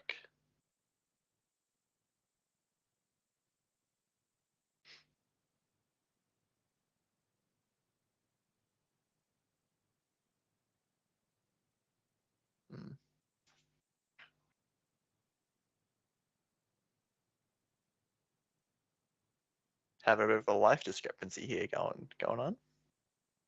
32 plus 4, 7 should be. I mean, the judge is there. The judge is watching. I'm sure this whatever's happening here is right. Yep. Coffee shop kid. I get double interceptors. It's pretty good. Oh. And triple. Hang on. Yeah. Yo, wait, is that your Quicksilver Grail? Yeah, it's my Quicksilver Grail. Yeah, but I believe he has a Man Flesh in hand. So this is actually fine. Yeah, like as much as like every turn you can get back below 35. If you're not, you kind of gotta end the game at some point, right? Yeah. Oh, what he's gonna see if he wants the Tariff Ring here.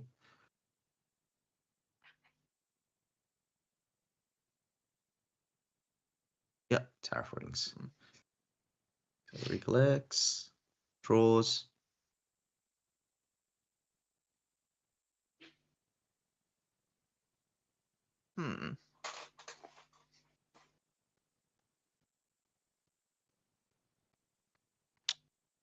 This is not looking good. This is like we can see a Rending Flames there, but like that's like the only interesting card we can really see here. Well, no, I think I'm pretty sure he had a Man Flesh. Oh, he did. Honestly, he played it earlier. He played one last time. There's another outburst. Another outburst. Cool. We know there's a Proof of Life there. Pretty sure there was an Incap. A Fast Cure in case he needs it.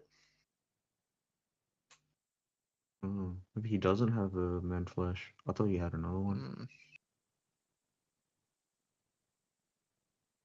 for an outburst. Pop the Shuang-Ji. I mean, We're this gonna outburst see- is. We're gonna see a proof of life in response to the Shuang-Ji coming in. No.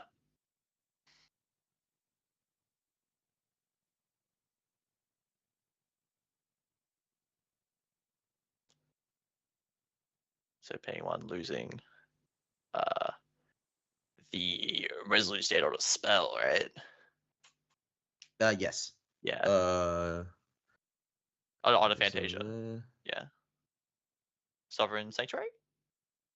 Yeah, no, I think it's just doing in response to the on into there, maybe, but yeah.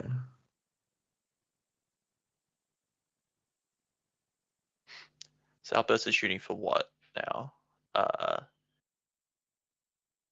Yeah, Outburst is 7? currently shooting for 7. Yeah.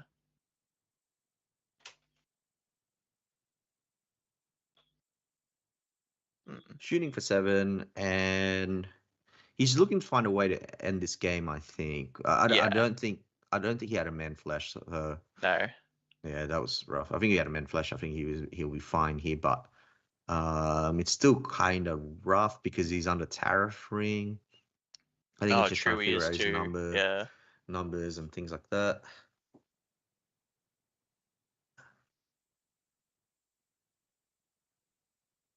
More damage there. Yeah.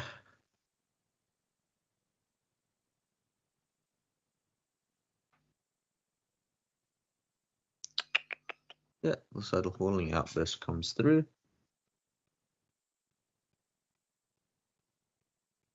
Yeah, so. I don't think he takes damage. He shouldn't take damage because and the reason he doesn't take damage is because Majestic Spirit prevents the damage is rounding up, and because no damage is dealt, the ping damage doesn't occur. Yes, because you have to deal damage for the increased damage to happen.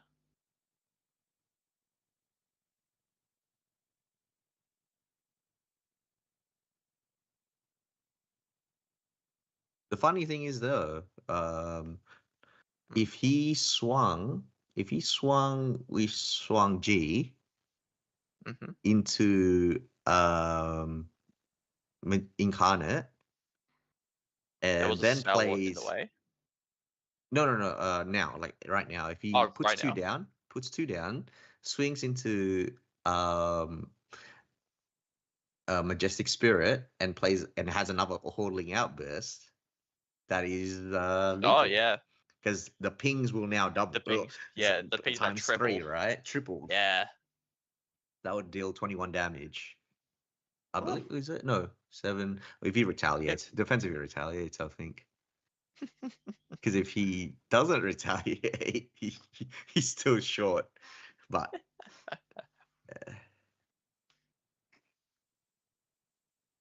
he's swinging. This is gonna happen here.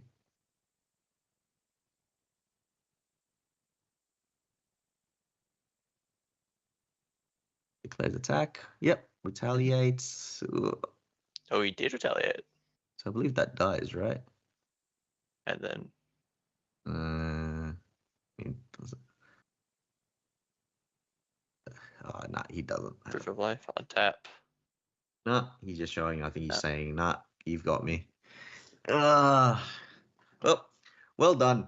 Well done to Slay. I think that should secure his top 8 position. Probably.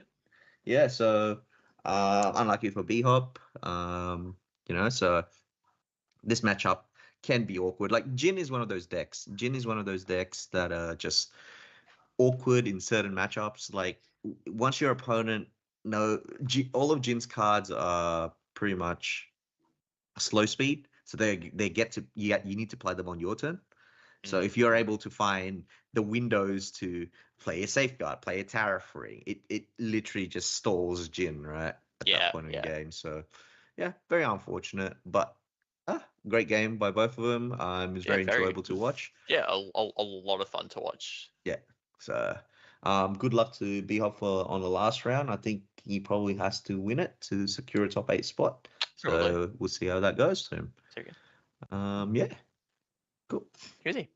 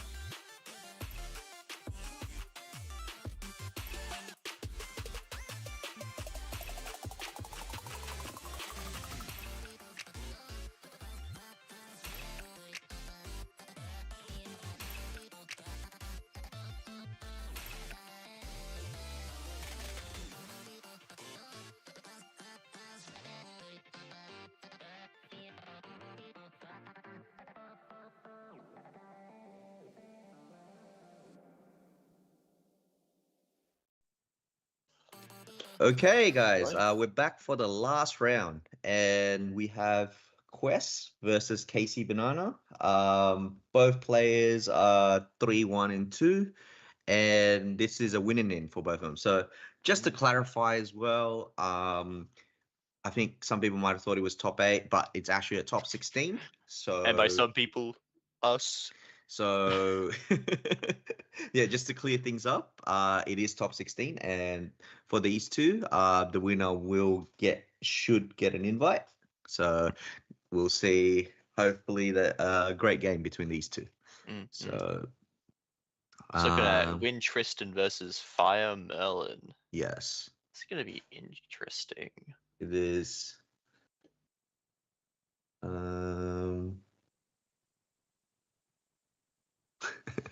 It's kind of okay. So it is kind of funny because Casey Banana's got Tristan sleeves. So I thought, oh, that's Quest. I'm like, no, that's actually. I'm like, wait, am I looking at a, at a Looking Glass Tristan? Hold up, and then it's like, okay, cool. He's cooking. Yeah. So, I think we're just waiting for a bit. Yeah. We have big news. Quest is a 1 turbocharged gamer. Ooh, okay. Okay. This could be... Seems like Quest has won the die roll, and we'll be starting the game. So let's see how this goes. All right. So as a Win Tristan player, I think the card that you want to see early on is Sadi. Absolutely, gets a prep gen. Sadi pretty much allows you to get that jet. What is that? Quest counters. Gets you that prep counters. Allows you to kind of get to your level 2 and 3 in as quickly as you can. No, I don't play either of these decks. How does this matchup usually go?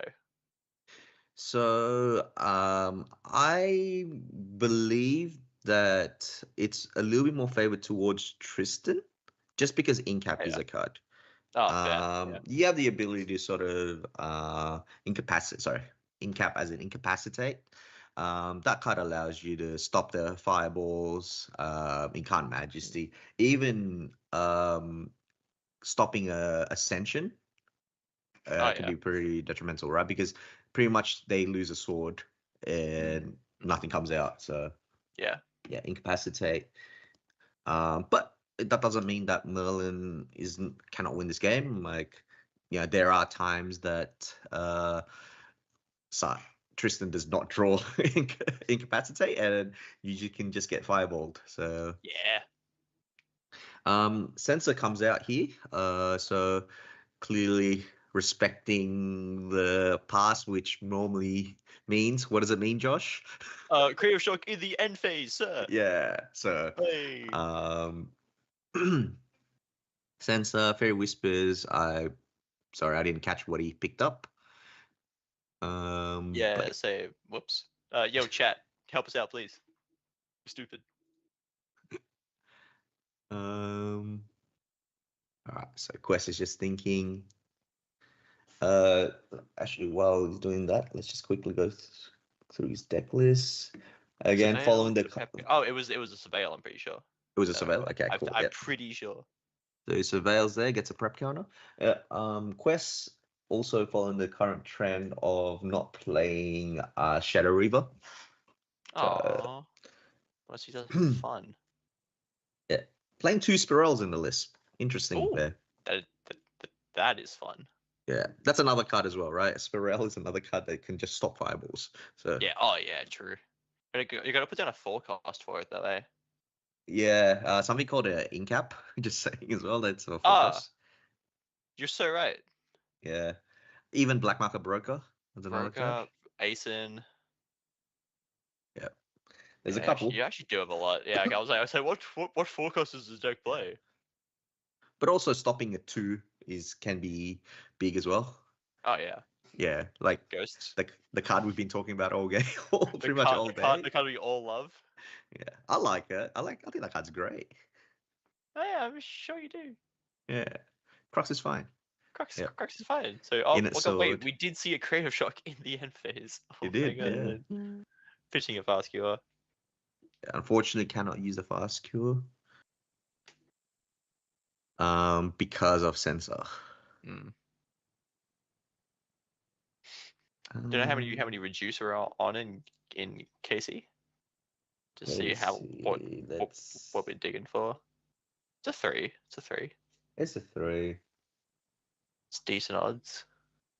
Yeah. Ace's list is pretty stock standard, it seems. Nothing really jumping out. Just paying two for a hasty, pitching a liminal. Mm. So when this sensor goes, this is going to be peak. Yeah, well. Just got to get there, unfortunately.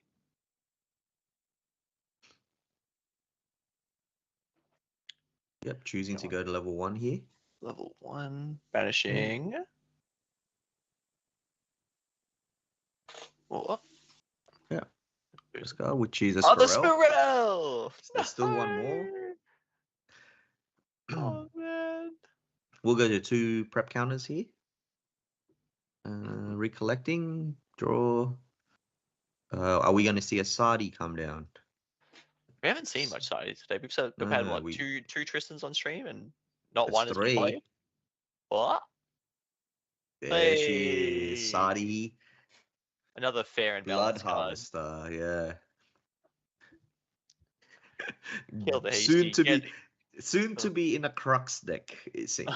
Soon to be a together is gonna be so annoying. Yeah. That is a very scary thought, isn't it? Sadi with Ghost of Pendragon in one deck. Oh my god. Yeah. So backup charger comes out. Brings out the battery. A lot of influence here. I do think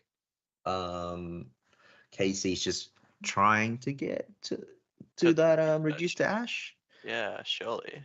Yeah. Just dig.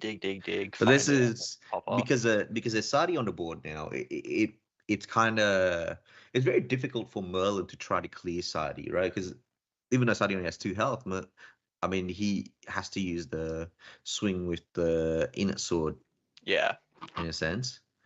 And then. But you'll still get a prep counter. Yeah, but down to the back. But the problem with that is, cards like Hasty Messenger, Stole Shield Mates, and stuff like that would just get fed on. Yeah. But swinging with the sword, I mean, it's fine because technically he's not losing any influence for this, right? Yeah. I'm sorry, not losing any durability counter on this because this Mm. attack misses. Yes. So for those people who don't know, if you declare an attack with a weapon and somehow the target disappears, the weapon does not lose a durability counter. Mm. So that's the first thing I learned in this game because weapons is where it's at. Oh yeah. Yeah. Right players are still struggling to find out what weapons do, to be honest. Windwalker boots come out. Boots out. Oh yeah. Yeah. A little bit So more I think- prep gens. Hopefully we can get to level 2 soon. Draw Mm. 2 cards, as we all know. You would rather die than draw any less than 2 when you level up to Tristan. Yeah. A lot of influence though for Merlin. Oh yeah. Yeah. So especially under Sensor too. I think both these decks they have Regal in the sideboard. Is that correct? Sounds right. Yes, both of them play 3 Regals in the sideboard. Mm. So I think game 1 there's no Regals to worry about.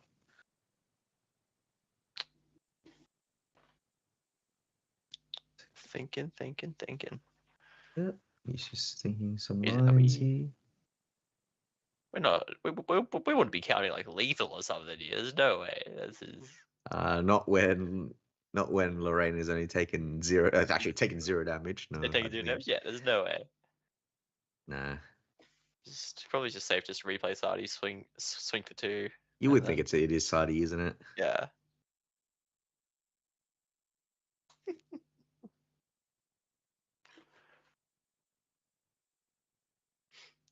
Then, Yep, there we Sadi go. comes Swing out. for Sadi. Bop. 2 damage. 2 from Sadi. So 1 plays 2.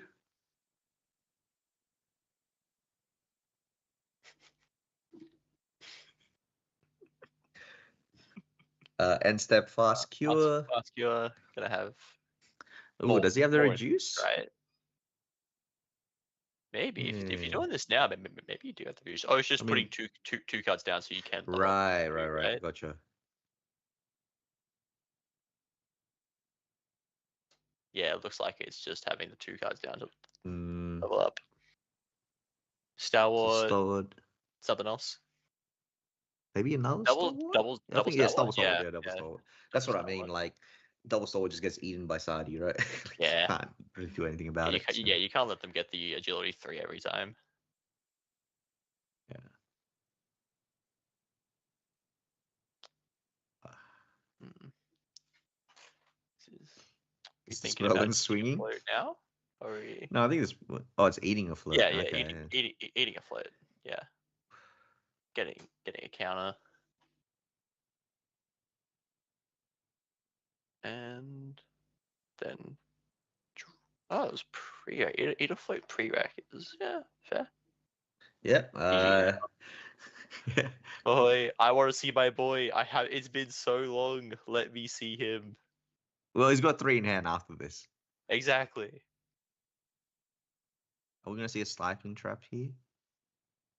Bounce stifling trap.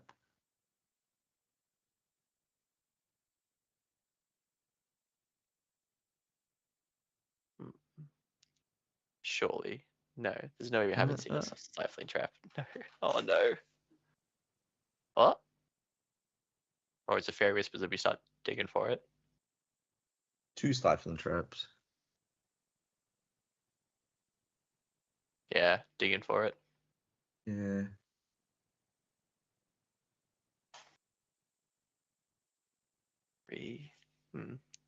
Leaving. Really Do they thinking get about it? what we want here. Yeah, I mean, like, if you, stifling is the card that you're looking for here, but yeah, but you also got to think about if you find something better, would you rather just keep that on top and just stop digging? If you'd rather, maybe That's- find your own dungeon guide, or if you find, like a shadow strike, would you? Yeah. No, you put that at the bottom, wouldn't you? mind you as well, Quest is playing 1 heavenly guide.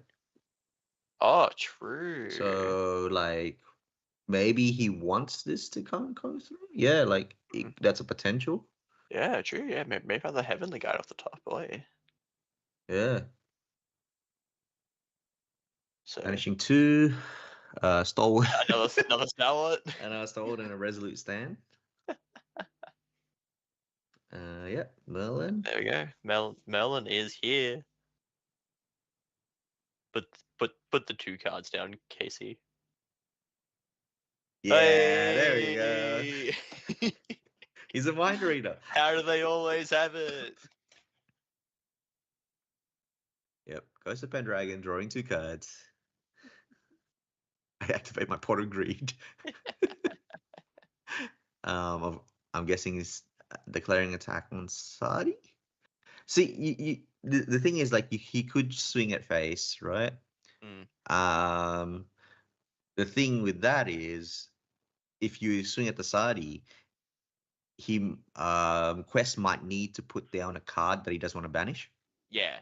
So it's where you look at, do you trade off 3 points of damage with Sadi? Gamble. Also, if you don't do that, Sadi stays on the board and he levels up, plays a Black Market Broker, clear the Ghost of Pendragon, you get Agility 3. Yeah. So yeah. Forcing your opponent to replay it, losing more, like putting more cards down, so you have less to play. Yeah. Next But turn. He's not leveling up. He's backup charger. He's taking his Space, turn. Yeah. Maybe it's a DG Heavenly line. Oh, that'd be really funny. Please, I'm praying.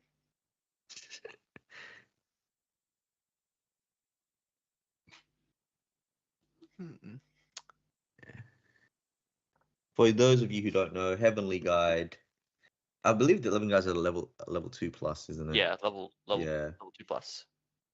So try bring it up.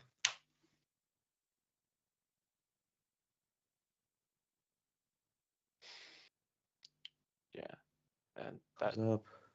So Heavenly Guide, on enter, if an opponent controls a non-spirit champion with a card on top of it, its lineage that wasn't played, level up your champion. So this means that if the opponent played Dungeon Guide because you didn't level it up, Heavenly Guide will trigger and allow you to level up for 0 costs. So very strong card.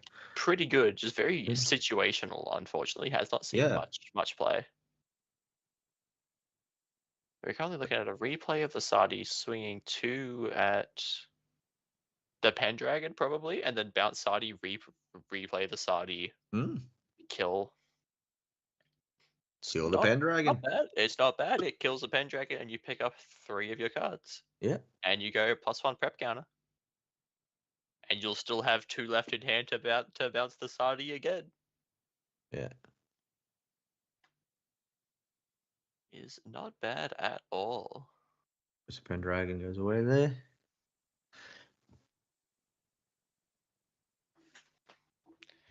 Pick up one of your 1,000,000 cards. You get another prep counter because Tristan still isn't tapped. Again, Casey Banana not playing Cruxite. So no way to get it back. Was really good. No way to get it back. If he was playing Cruxite and he had it in hand, that was I think that was like one of those feel bad moments.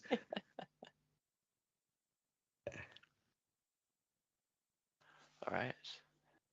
But now we get to see Merlin do her thing of just draw.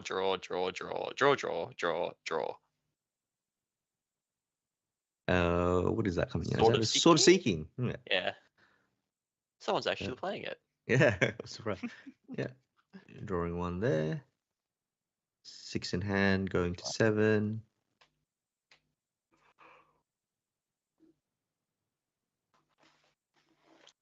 Not bad. We're gonna see. Yeah. So for this turn, Merlin gets +2 attack. So I'm sure the Inert Sword will be used. Yes, and especially the Sadi is annoying. If you don't want to waste all that extra damage on it, right? So surely this swing goes face. Or ooh, it plays the same. Ascension into Ooh, this Grizz. Ascension is very, very strong here, right? Yeah. Does he have an in cap? Because the thing is, you're playing against Win, so every time you play the Ascension, you get to banish one of your opponent's cards. Yeah. So This could be pretty good. Very we'll see if he interesting. has a response here. He's thinking. He is thinking. And yeah, you get Ascension, Ascension. Each of these are also probably shooting for 3. So you could also be sending these to Sardi, forcing a bounce. Yeah. And then in response to the bounce, play another Ascension. Direct another 3 at it if you want to. I mean, I think he is gonna. Just bounce Sardi response now. Yeah. No, I think he's Or I'll gonna just play in-cap it. in cap. Yeah. He's gonna play in cap here. Fair. Yeah. Does he have another one?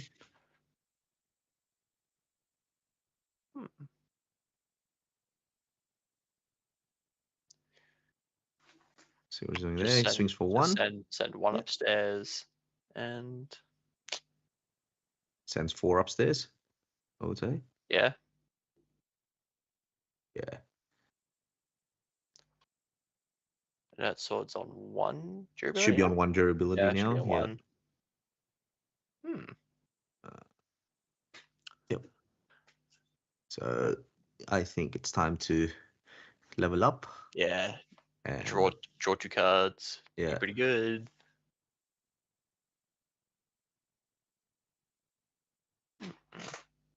See what he gets from here. 1 of 7. So Yeah. get 2 of 7 cards.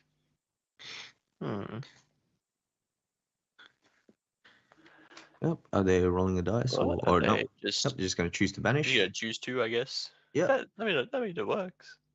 A Veiling. Veiling Breeze and not sure what the other card is. Draw 2 off level 2 effect. And something you can play. Maybe another Surveil.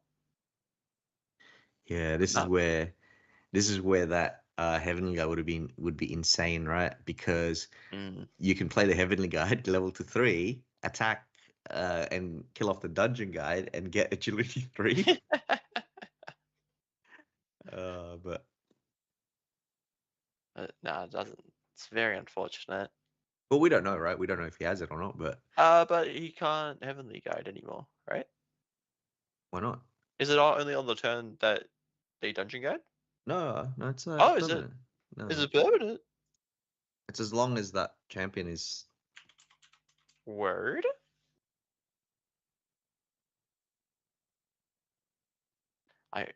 But this whole time I played this game, I thought it was only the turn it came down. Yeah, if they control it. Ah! Huh. Yeah, card's pretty good. The more you know, eh? Yeah. Card is pretty good. But can he have it? That's the question. He's gone through a lot. He's gone through some cards. He's drawn. Yeah. Of course, he's taking his time thinking do about it. A scout. Doesn't play scout, right? That's been that no one plays scout in Tristan anymore, do they? I think you can still fit in 1 or 2 in there.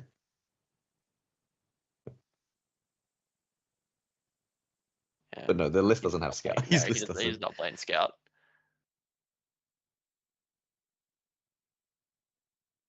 He's bouncing Sardi. Okay. This kind of telegraphs a big mastermind scheme play. Yeah. And it also kind of telegraphs there is no Heavenly Guide, sadly. No. Unfortunate. He draws it off the top. Please. We would like to see a Heavenly Guide being played. I mean, yeah.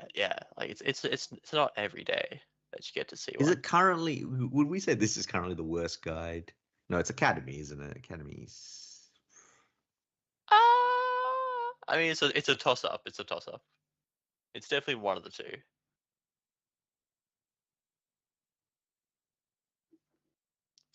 Academy Guide's a bit too hard to protect. It made my maybe Academy Guide's the worst now, especially because now we're in a level 3 meta. Damn. That's all right. Plays Dungeon Guide.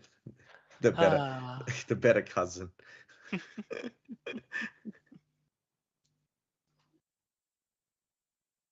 What are we losing?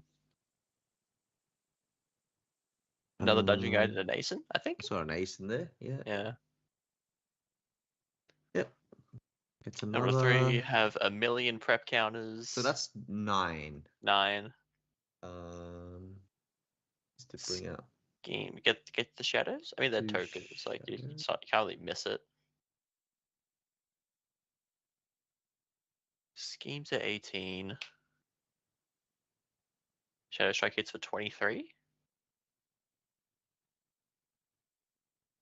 And then plus 4, 27, 28. Oh, Ooh. hang on. So that goes to 18, right? Yep. So you bring it out. You get 2. So you could crack the boots as well. True. So go to 18 plus 4 plus 1 is 23, 24, 25, 26, 27. And then Dungeon Guide is 1 more. Yeah, that's. Yeah. See if he has it. We'll see. Does he have a resolute stat? One in. Is it? No, wait. Which one is There's it? No. The hand is the like 5. Yeah, it's 5 in only hand. Ascension last Nah, turn. I think he's just gonna. Ah, man. He's probably. I mean, he's getting Mastermind Scheme as well, right? Like he's getting his whole hand back essentially. Yeah. Yeah, I guess so. No, like there's no reason to full send here. Yeah.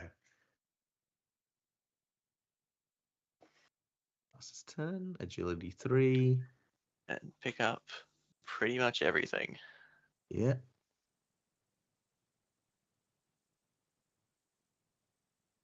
Not bad. Drawn blade.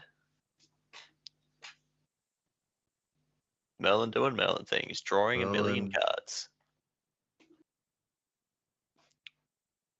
Eventually, she'll draw the cards she needs.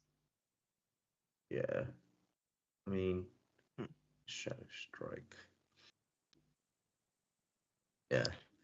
Just like the inevitable clock Merlin puts on the game. Just every turn, her fireballs are dealing more and more damage. Like they're gonna kill you eventually. Yeah. That is true as well. He also did. What is it? The fireballs are coming at 8 each. Currently, yeah. Next turn 9. Turn after that 10. Turn after that 11. Well, this is the thing, right? Like ramping. Quest might get an opportunity to sort of play a blinding orb. Yeah, that's what I mean. He just seems like he's gonna go for it here. Yeah, very possible. Lose the Sardi. That Sardi put in work though. Not annoyed to see her go. So it seems like that's gone down. He's got 2 in hand. You're probably holding an Incap and Shadow Strike, and that's lethal. No? Oh yeah. Popper debuts. Draw 1 more. You see this? This has got to be the Shadow Strike, or no. Still digging, maybe.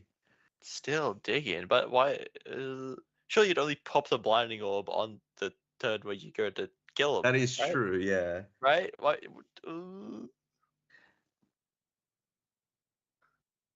Showing Dream Fairy. This can't be. You can't have pop blinding orb and not kill turn. Oh, because we were pre-rec. That would be why. Oh right, okay. Pay attention, David. Come on, man. Yeah. 1, 2. Show us the money. Yeah, there we go. Prep all of it, and yeah, you just pick it up. You just said, cool. Thank you very much. Yeah, for sure. That is a lot of damage. Yeah. Who's able to set up to swing by Shadow for 23 by itself. Yeah, that is a crazy amount of Definitely, and also damage. that gets through a resolute. Oh yeah. So it's like 23 resolute. Okay, cool. You take 20, 29. Oh. Yeah, Still lethal. yeah. West takes that one. All right, moving into board, eh? Yeah. Like to think that those Regals might come in, maybe. Probably. Extra Except- waltz come in for quest. Do you reckon? I think Waltz is very, very strong. Yeah. Mm. Um. Oh, quest is also only on 3 dungeon guides with 1 more in the side. Yeah. That's Yeah. Blanche could come in. Like everything in that sideboard could come in. could come in, yeah. Everything in that sideboard. And let's see for Casey. And incarnate. The Regal's probably coming in. Maybe it's just the Regal. Incarnate's not that good because Incap. Yeah, just incap it. So yeah, the other incarnates come out for the Regals. Maybe it comes out. Maybe that's the kind of the change there. Crystallized in? Crystal Destiny, like it could come in. That could also be another card, yeah. Mm. But this is like the sudden steals might go out as well because in this matchup, Oh, there's gonna get they're going to get redirected as well. But a sudden steal can also clear a shadow. So yeah, fair. that's still level 3's ability. So yeah, right. I guess we just really saw the power of Tristan. yeah, That game, just that early amount of prep gen was crazy. Doubled all that to 18. Sadi putting in a crazy amount of work there. Is whew. Like, swinging, bouncing her back, getting more prep counters, never dying. Just incredible card. Yeah, that Sadi just sort of doing its job. Oh yeah. Yeah. And then got banished right at the end for the blinding orb. Blinding orb, Like yeah. just the perfect card. Pretty at good. all points in the game.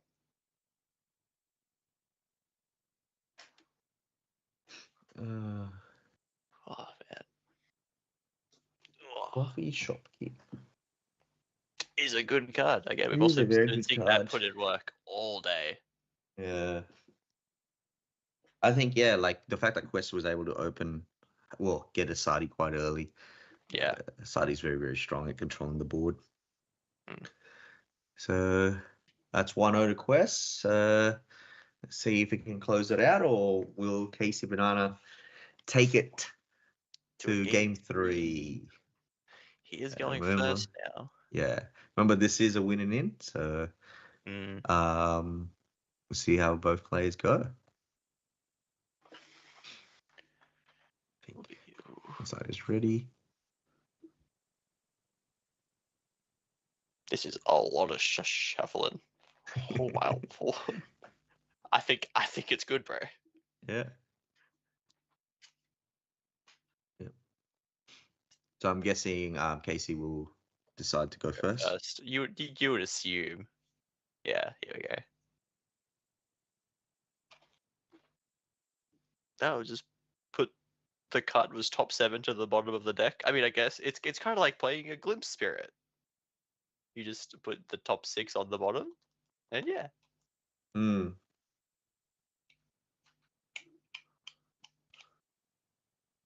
Man, what's it gonna be? A Creative Shock in the end phase or a Stalwart Cremate?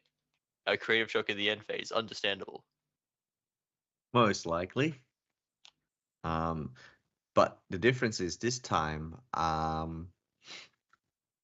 Quest cannot get the sensor out before. That's where it's a bit different, right? True. Yeah, that early sensor put in some serious work, denying the flow, denying the liminal guy that was in there the whole time. Yeah. Going second, is he playing Surveil?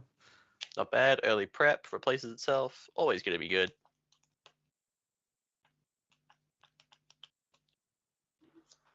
Such an important card for Tristan. Surveil wins. Ooh. It was just a fast cure. Yeah.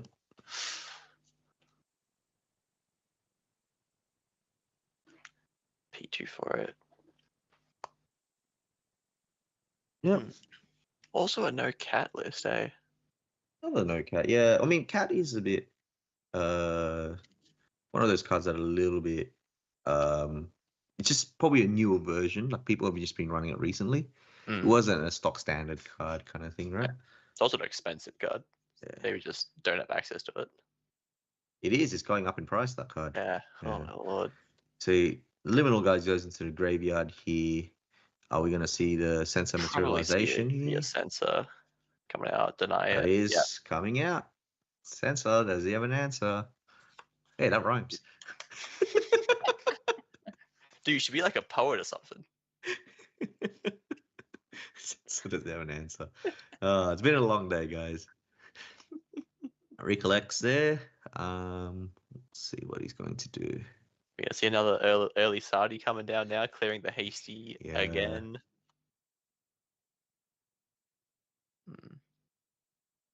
Even at this point in hand, like he's got a lot of cards.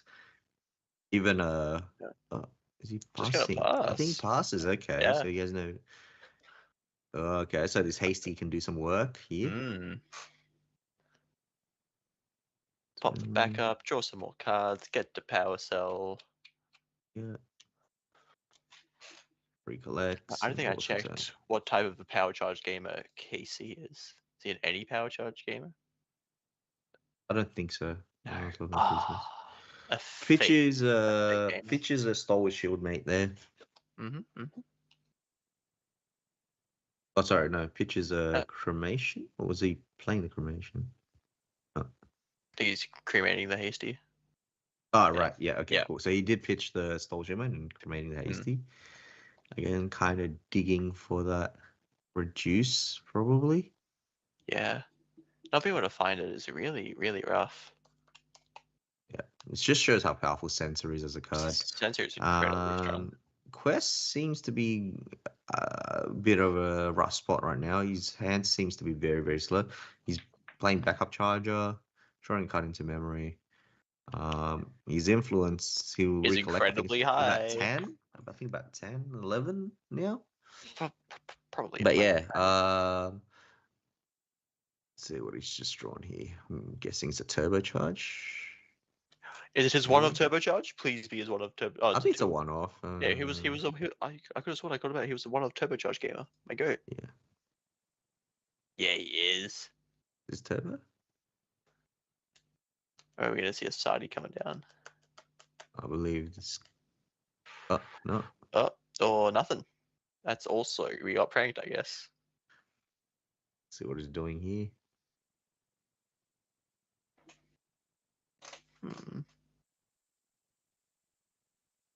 Yep.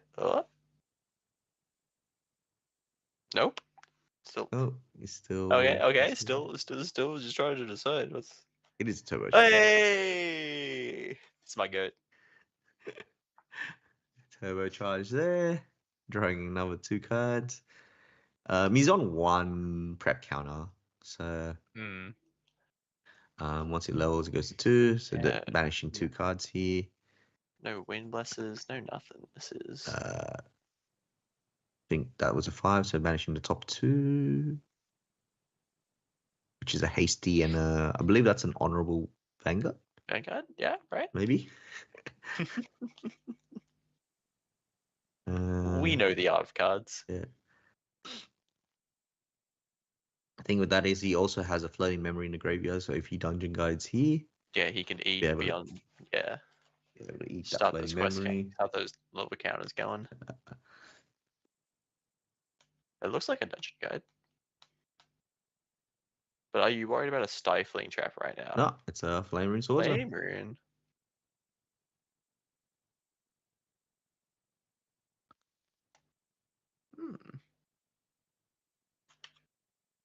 This guy's always going to be pretty good, eh? Just a 3-mana 2/2 pushes just a little, puts enough pressure on. Like they kind of have to kill it, but then also being float, it's then good in your graveyard too. You know, you can also cremate it yourself to draw 2 cards. Pitching it with creative, if you're on Merlin, shoots them for 2. Yep, going up to level 1 here. Banishing one of those 3. Losing. What are we losing? Banishing a Shadow Strike. Shadow Strike. Okay. Yeah. It does seem like his hand is a bit slow, so. Yeah.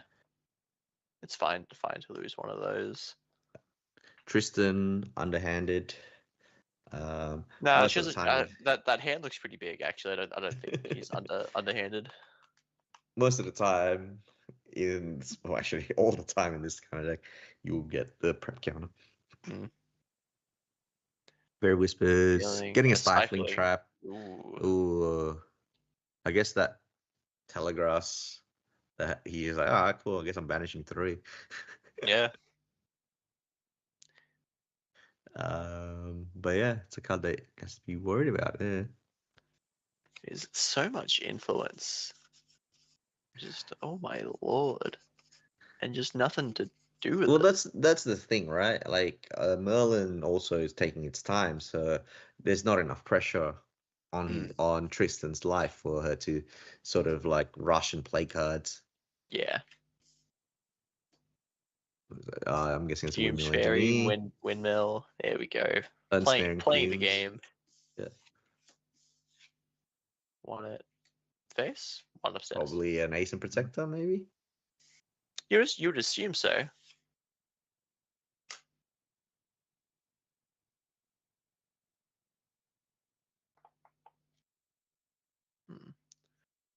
A lot of cards going down. Yeah, just seems like an Ace and Yeah. Protector play to you.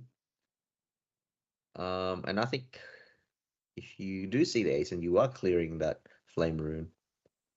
You reckon? Well, if not, the Merlin will have a sword and a Flame Rune to kill it off. So, yeah. See what a response to this. We did see Ignite the Soul. We did see a couple of Ignite the Soul from the sideboard. There was Ignite the Soul on the sideboard. Yeah, there was a couple. That would be funny. Because he had it. Please. So funny. Casey, please. No, I don't think he has it. Damn. Yep. Letting it go. Going Jason back to comes hand. out. And he's just thinking right now.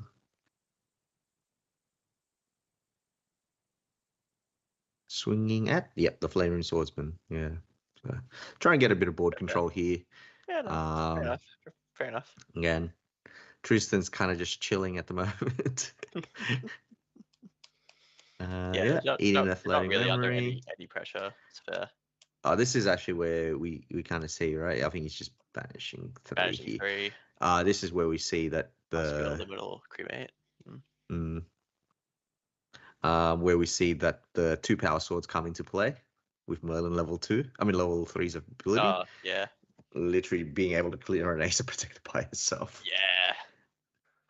Oh man, 4 health used to feel like so much in this game. Yep. But now it's just dies to Merlin. Merlin is a little bit strong at that department, being able to attack. All these 2 power swords. Ooh, Regal. There we go. The Regal came out. Yeah. I think it's gonna incap it. Yeah. Yeah, you have to. Let's go. Second Regal? Nah, just gonna swing into the Ace and it looks like the Ace in there. Ace will go, yeah, that's fine. I mean, can't do anything about it. Guessing Boots is coming out now. Oh, Ghost of Pendragon. Oh, hey, we like that guy. That guy's pretty good. Never gets old. Swings for 3, because he's a 3/4 for 2 mana, and he draws 2 cards. And upside sends your Drawn Blade back. Like he's just he's like an average card.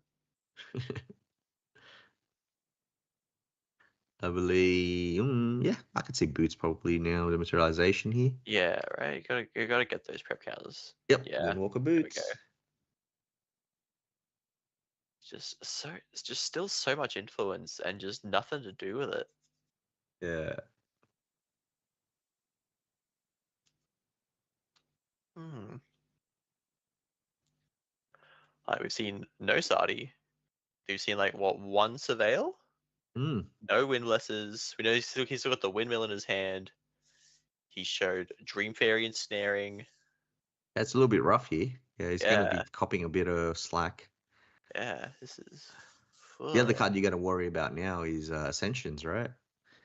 Yeah, true. So maybe not doing anything is better. Just to have no wind cards down, eh? If you got no wind cards down, your Veiling Breeze doesn't do anything, and you die to Fireball. Mm. But Tristan has a lot of cards in hand there. I mean, she could be doing a lot of things. Yeah, but it's just.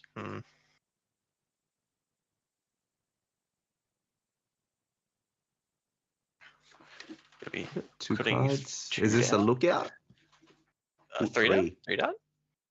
That's a We're gonna see side. the Sadi finally. Ooh, Dream Fairy. Dream Fairy the Ghosts. Fair. Get Ooh. him off the board. But then Ascension. This is probably this is just- a little bit interesting though, Yeah. because we did see Casey Banana having a Sword of Seeking in the deck, Oh, true. Yeah. right? Like he has Sword of Seeking in the deck. So Hmm. returning the Ghost of Pendragon might come back to hurt him a bit later on. But Yeah. True.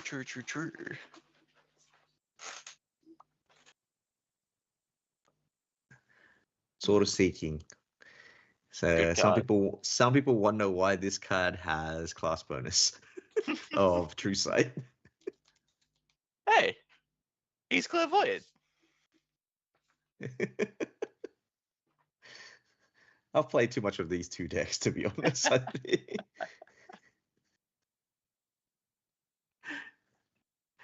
Sort of Seeking, yeah. Yeah. So it does only swing for one right now, though. Yeah. So do you take a turn off and just do it next turn? Well, like Or you can also would you like Ascension to one of spend them, this? right? Yeah, right. You can do Ascension. You could send a Sudden Steel if you want into this thing. No, I don't think you want to waste cards Nah. for it, because next time you get to swing at it. Yeah, right. Yeah, because I But don't you get to play Ghost of think. Pendragon now, then. Oof, Also that's another fair. Because Regal. see, Yeah. Regal's just eating all these in caps. Yep.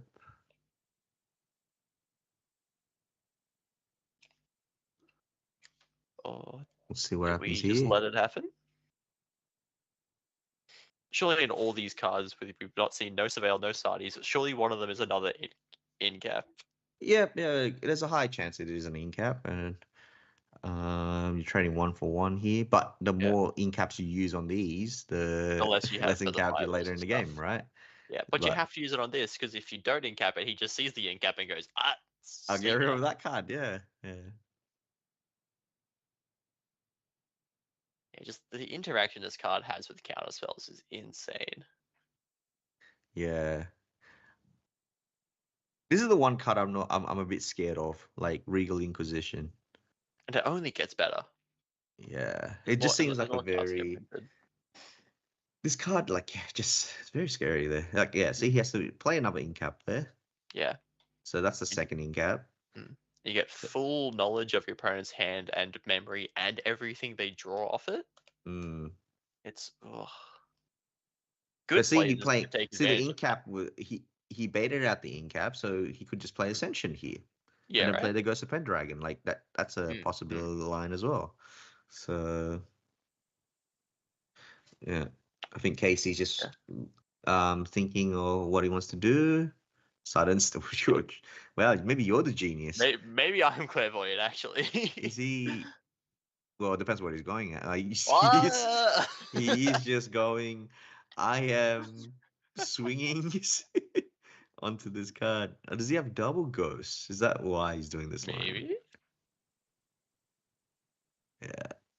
Swing for 3. Leaving 3 in Pass. hand. Okay. Pass. Fair. Not bad level. Yeah. Hang on. Whoa. That's level 2 on 3 prep counters. Oh, he'll have something in hand. I hope so. I don't want to watch a man die.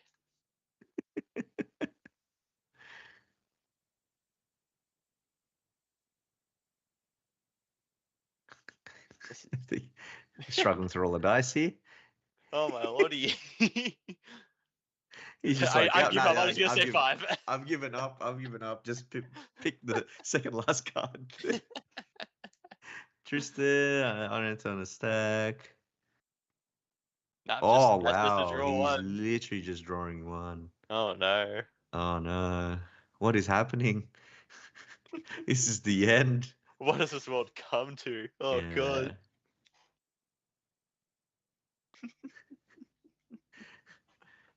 We could collect In my world, that is illegal, but but look, I'm thinking what he's trying to do here is actually go to 3, and play his own regal.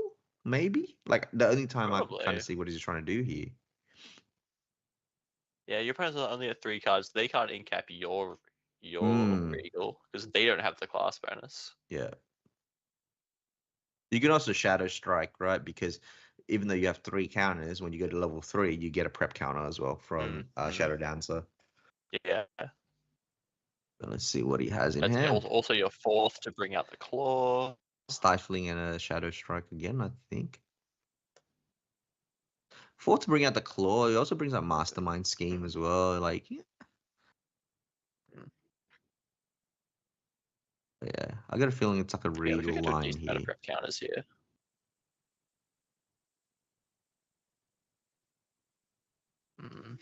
Or is he just going up? No. Just... If you do regal here, you get rid of all your opponent's fireballs. It's probably pretty good. He sees it, yeah. Yeah. Yeah, There see? we go. There we go. Yeah, he's clairvoyant. He's just like, yeah, I'll Fireball fireball you. yeah, for sure. Yeah, makes Fine. sense. So that's 7 damage. Do you incap this? I guess so. Oh, Blanche. Yeah. Ooh. Oh, fair. Takes 2 damage there. Yep. Yeah. Now he gets to see everything. Let's have a look. Liminal cremates. Unsteel fast cure, cremate, stalwart. Not a lot. Do you ditch anything? Do you get rid of the sunsteel? Or do you not care now that you have? No, the sun still can clear a shadow, so I think sun yeah, still fair, can you get rid of here. Especially being able to play it for free, right? Oh yeah, for sure. Yeah. You probably do that. Yeah, it's definitely. Yeah, and there's that's a very rough hand. Yeah, it's a rough hand.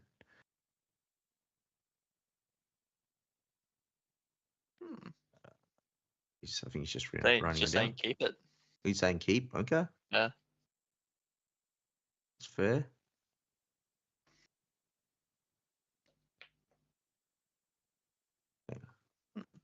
Yeah, the only one I could see you getting rid of is the Sun and Steel. Because the Sun and Steel, with the Merlin level 3 ability, swings for 7.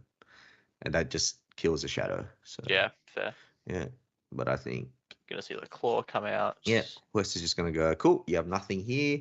I'm gonna clear off your Ghost of Pendragon. Yeah. Yeah. Attack it. And then attack 2 to face.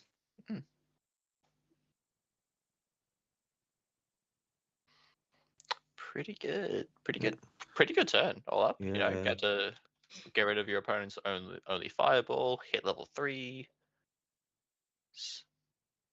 Get full knowledge. Yeah.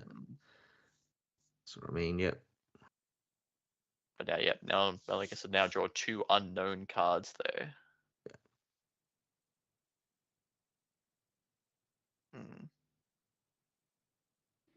Let's see what he gets off the top. Oof, creative shock. Not bad. That's not a bad card to top there. 2 more unknown cards.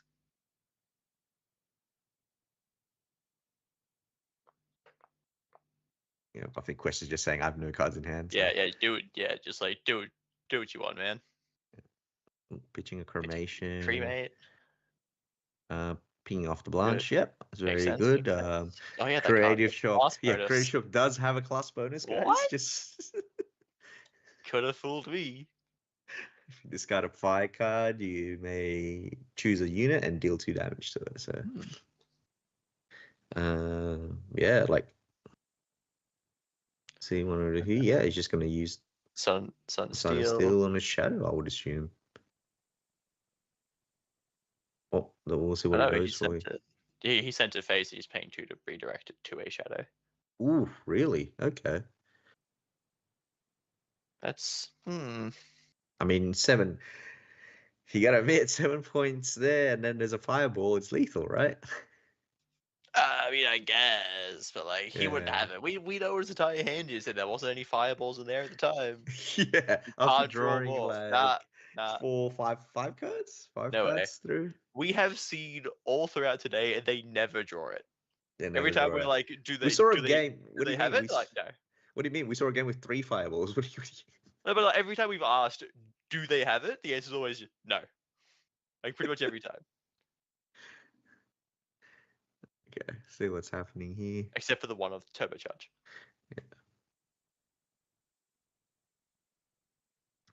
Yeah, It's usually I not think to swing pop for Terra 1. Freak, just sending one face. In that case, though, in that instance, because you know about the Sun and Steel, should he have pitched the Sun and Steel then if he's gonna lose one of his shadows? Yeah, right. Like if you're gonna lose a shadow to it anyway, probably would have been smarter just to pitch it. Maybe, right? maybe it's just like one of those things, right? It's a long day. Everyone's a bit tired. I know I am. Yeah. Nah, but this is a very good game. 2 high-class Yeah. players playing right now, so. Mm.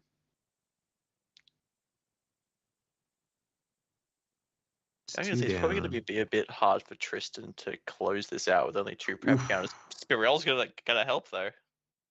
Yeah. Spirelli is gonna help. Question is, what is? Yeah, what do you hide? What do you hide?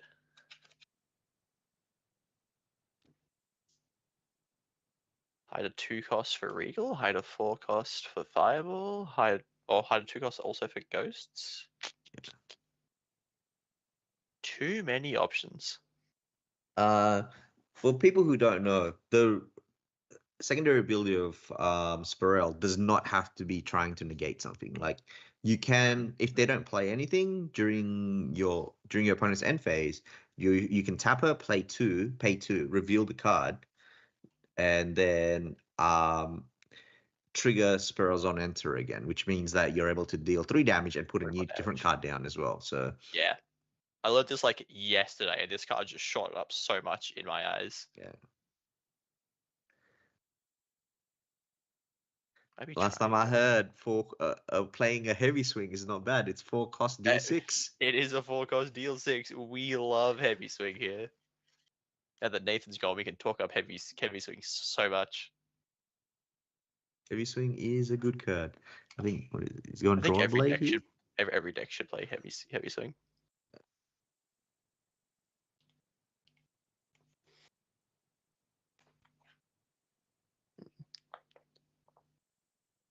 Just see what's happening. Guess here. we're just. Is it Quest thinking? Or This is going to be a bit rough here. There's 5 minutes left in the around 5 minutes left, right? Ooh. Incarnate. We didn't see that earlier. Yeah, so yeah, we're not clairvoyant. We thought this would get sided out. I guess we're stupid. I mean, yeah. Maybe the Ascension was the one that went out then. Possibly. Oh no, he did try to play Ascension. Was that this remember. this game? It was. It was. Yeah, because he got sort of seeking out in front of the Dream Fairy. He was sort of seeking. Yeah, you said. No. Oh, It was no, there was no yeah. Ascension. He just Sun and Steeled it. So yeah, right. Hadouille. yeah. Yeah, shit. Majestic maybe. Spirit. Saw it put in work last round. See if we could do the same this time. Yeah. We've seen a lot of this card today, actually. Yeah. Yeah. Card is back. Seeing some praying motions a bit from KC. 6B. You know what? Why didn't Quest just put a 12 cost under Spirel to like counter that? Like what a misplay. Put a 12 cost underneath it. Yeah.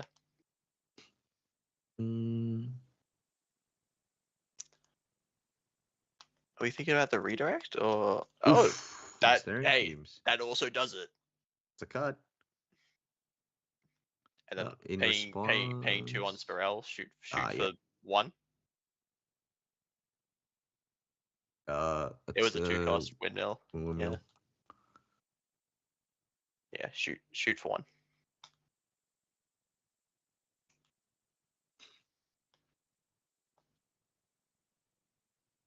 Right? It is only 1, right? Yes, so yeah. Yes, it should be. Yeah, just 1. It should be 1. 1.5 rounded up is 2. Yeah. Or I guess. Okay. Well, this kind of makes sense with the other play then. You know, not pitching the sudden steal because he had ensnaring fumes. He's probably going to fumes it away. So. Yeah. Safeguard Amulet comes out there. Ooh. Yeah. Just Quest mark 2 damage on himself, and now I'm confused. But not the 1 damage from Spirel. Is Spirel spell shot? Is Spirel like as a spell? Is that why? So. No.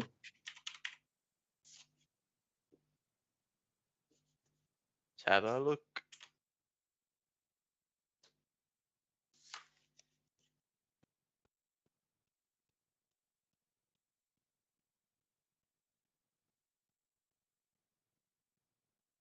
Yeah, she is as a spell to deal 3 damage to target unit.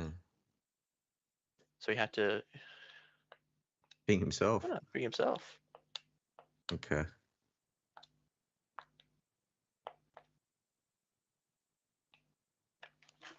He could have shot his own Spirel at that point though, because he's a 0/4. He didn't have to shoot himself. Where'd the 2 damage come from? Now even more confused. Maybe they just had a differentiation in life points and things like that. Or is it? Maybe. Yep.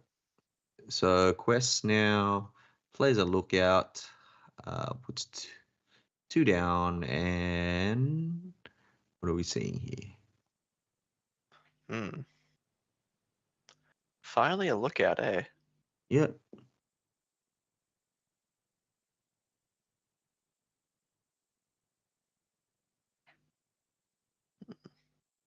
Yeah, just passing turn, getting that extra prep counter, start building those back up. You really do need those if you want to try and end the game. He just says, cool, let's bring out Prismatic.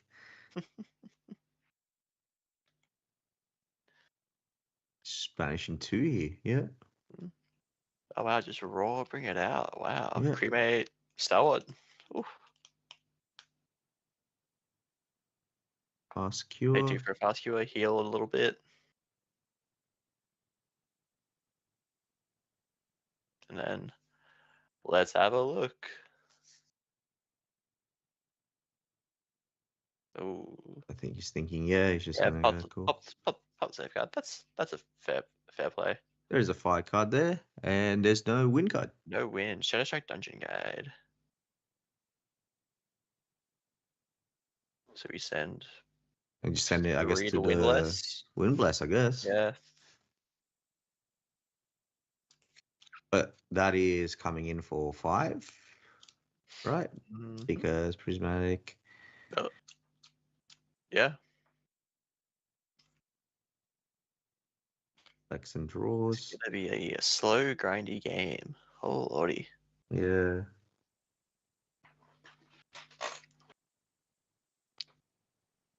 Swing for 5. Any response? How we looking?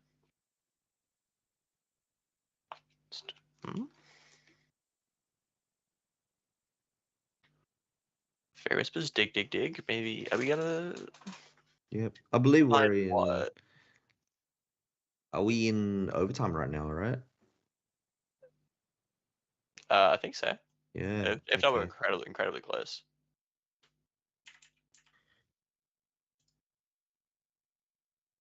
I think Yeah, we are in overtime. Yeah. So swings for 5 there, goes to 19.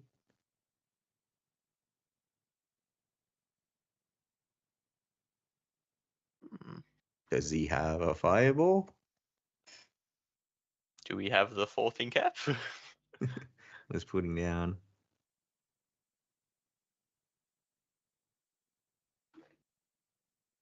When are we doing this? It's materializing. Oh, did first. we pass? Yeah, right.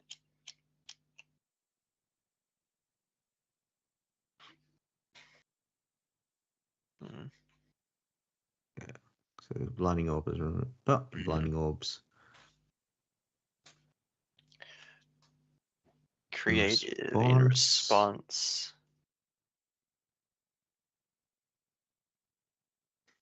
Let's it go. We're gonna find it. Things 3 for of hearts. 2. Shoot for 2. Get a 20, 21. 21. 4 more. Nah. It's not gonna end at this turn. At least it looks like. Mm.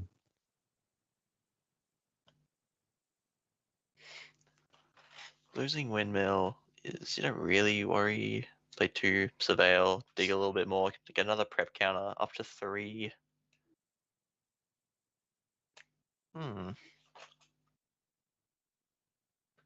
Recollects. Draw for turn. Yeah, don't. No, you gotta pop the blinding off because there's no way you're threatening lethal this turn. You're probably popping. Maybe he's using the blinding off defensively here. Yeah, pop it during your opponent's turn.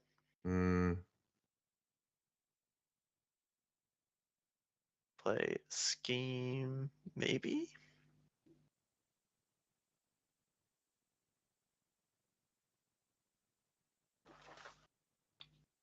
Or yeah. Yep. Scheme. Go up to 6. 6. That's 8 is the agility threshold, right? 8 is the agility threshold, so he won't be getting that. Pick it up. Maybe that's a good thing. Maybe he has wind cards down for veiling. Maybe he actually doesn't want to be at 8. Yeah. He's gonna crack it. Pop the boots, run another card. See what he gets here. Losing that extra prep gen, but it's probably too late at this point. Yeah. I think Quest is just trying to hold on to this game right now, so Yeah. Trying to not die. seems like he's thinking what he's gonna play next.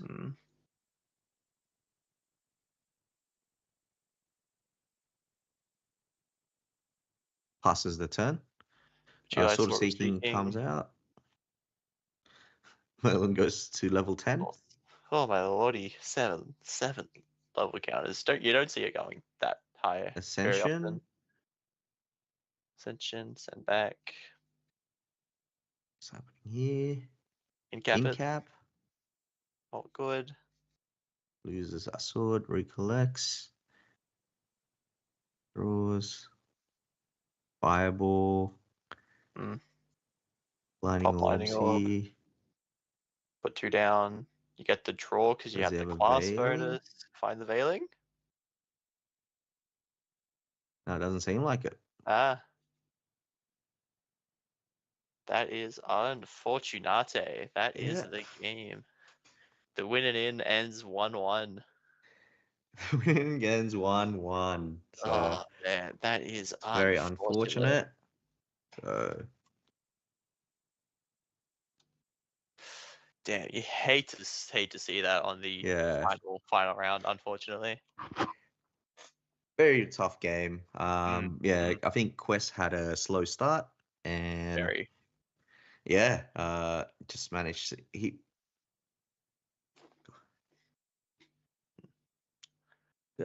cool. So that's it. That's the whole end of Illusive regionals. Thank you very much. First of all, I guess thank you for everyone who stayed and watched this whole time. We thoroughly had a good time. We're very tired, but we had a good time. Congratulations to all the players who top 16. Yeah, Did an amazing job. very good. A lot of awesome gameplay today. We really enjoyed it. We really enjoyed casting this. Yeah. I just want to make a couple of special thanks. First of all, to the Illusive guys. Thank you for letting us cast and run production for this regionals. And if you ever need singles, please go check them out. Illusivetcg.com.au. The links are in the description down below. We also like to thank Christian, never seen on screen, but he Doing the ran Lord's work. everything. He's pulling us on from the cart down below. He did a really great job. So yeah, thank him as well. Save me. Nathan as well. Nathan for casting early on. Unfortunately, he had an event to attend, but again, thank you for him. And Yeah. special thank you to Josh for helping us today. Like, we couldn't have done this without you as well. Like, we needed Thanks. we needed another person. So, thanks for that. So yeah. Thank you very much for joining us today. We'll have more content coming out soon.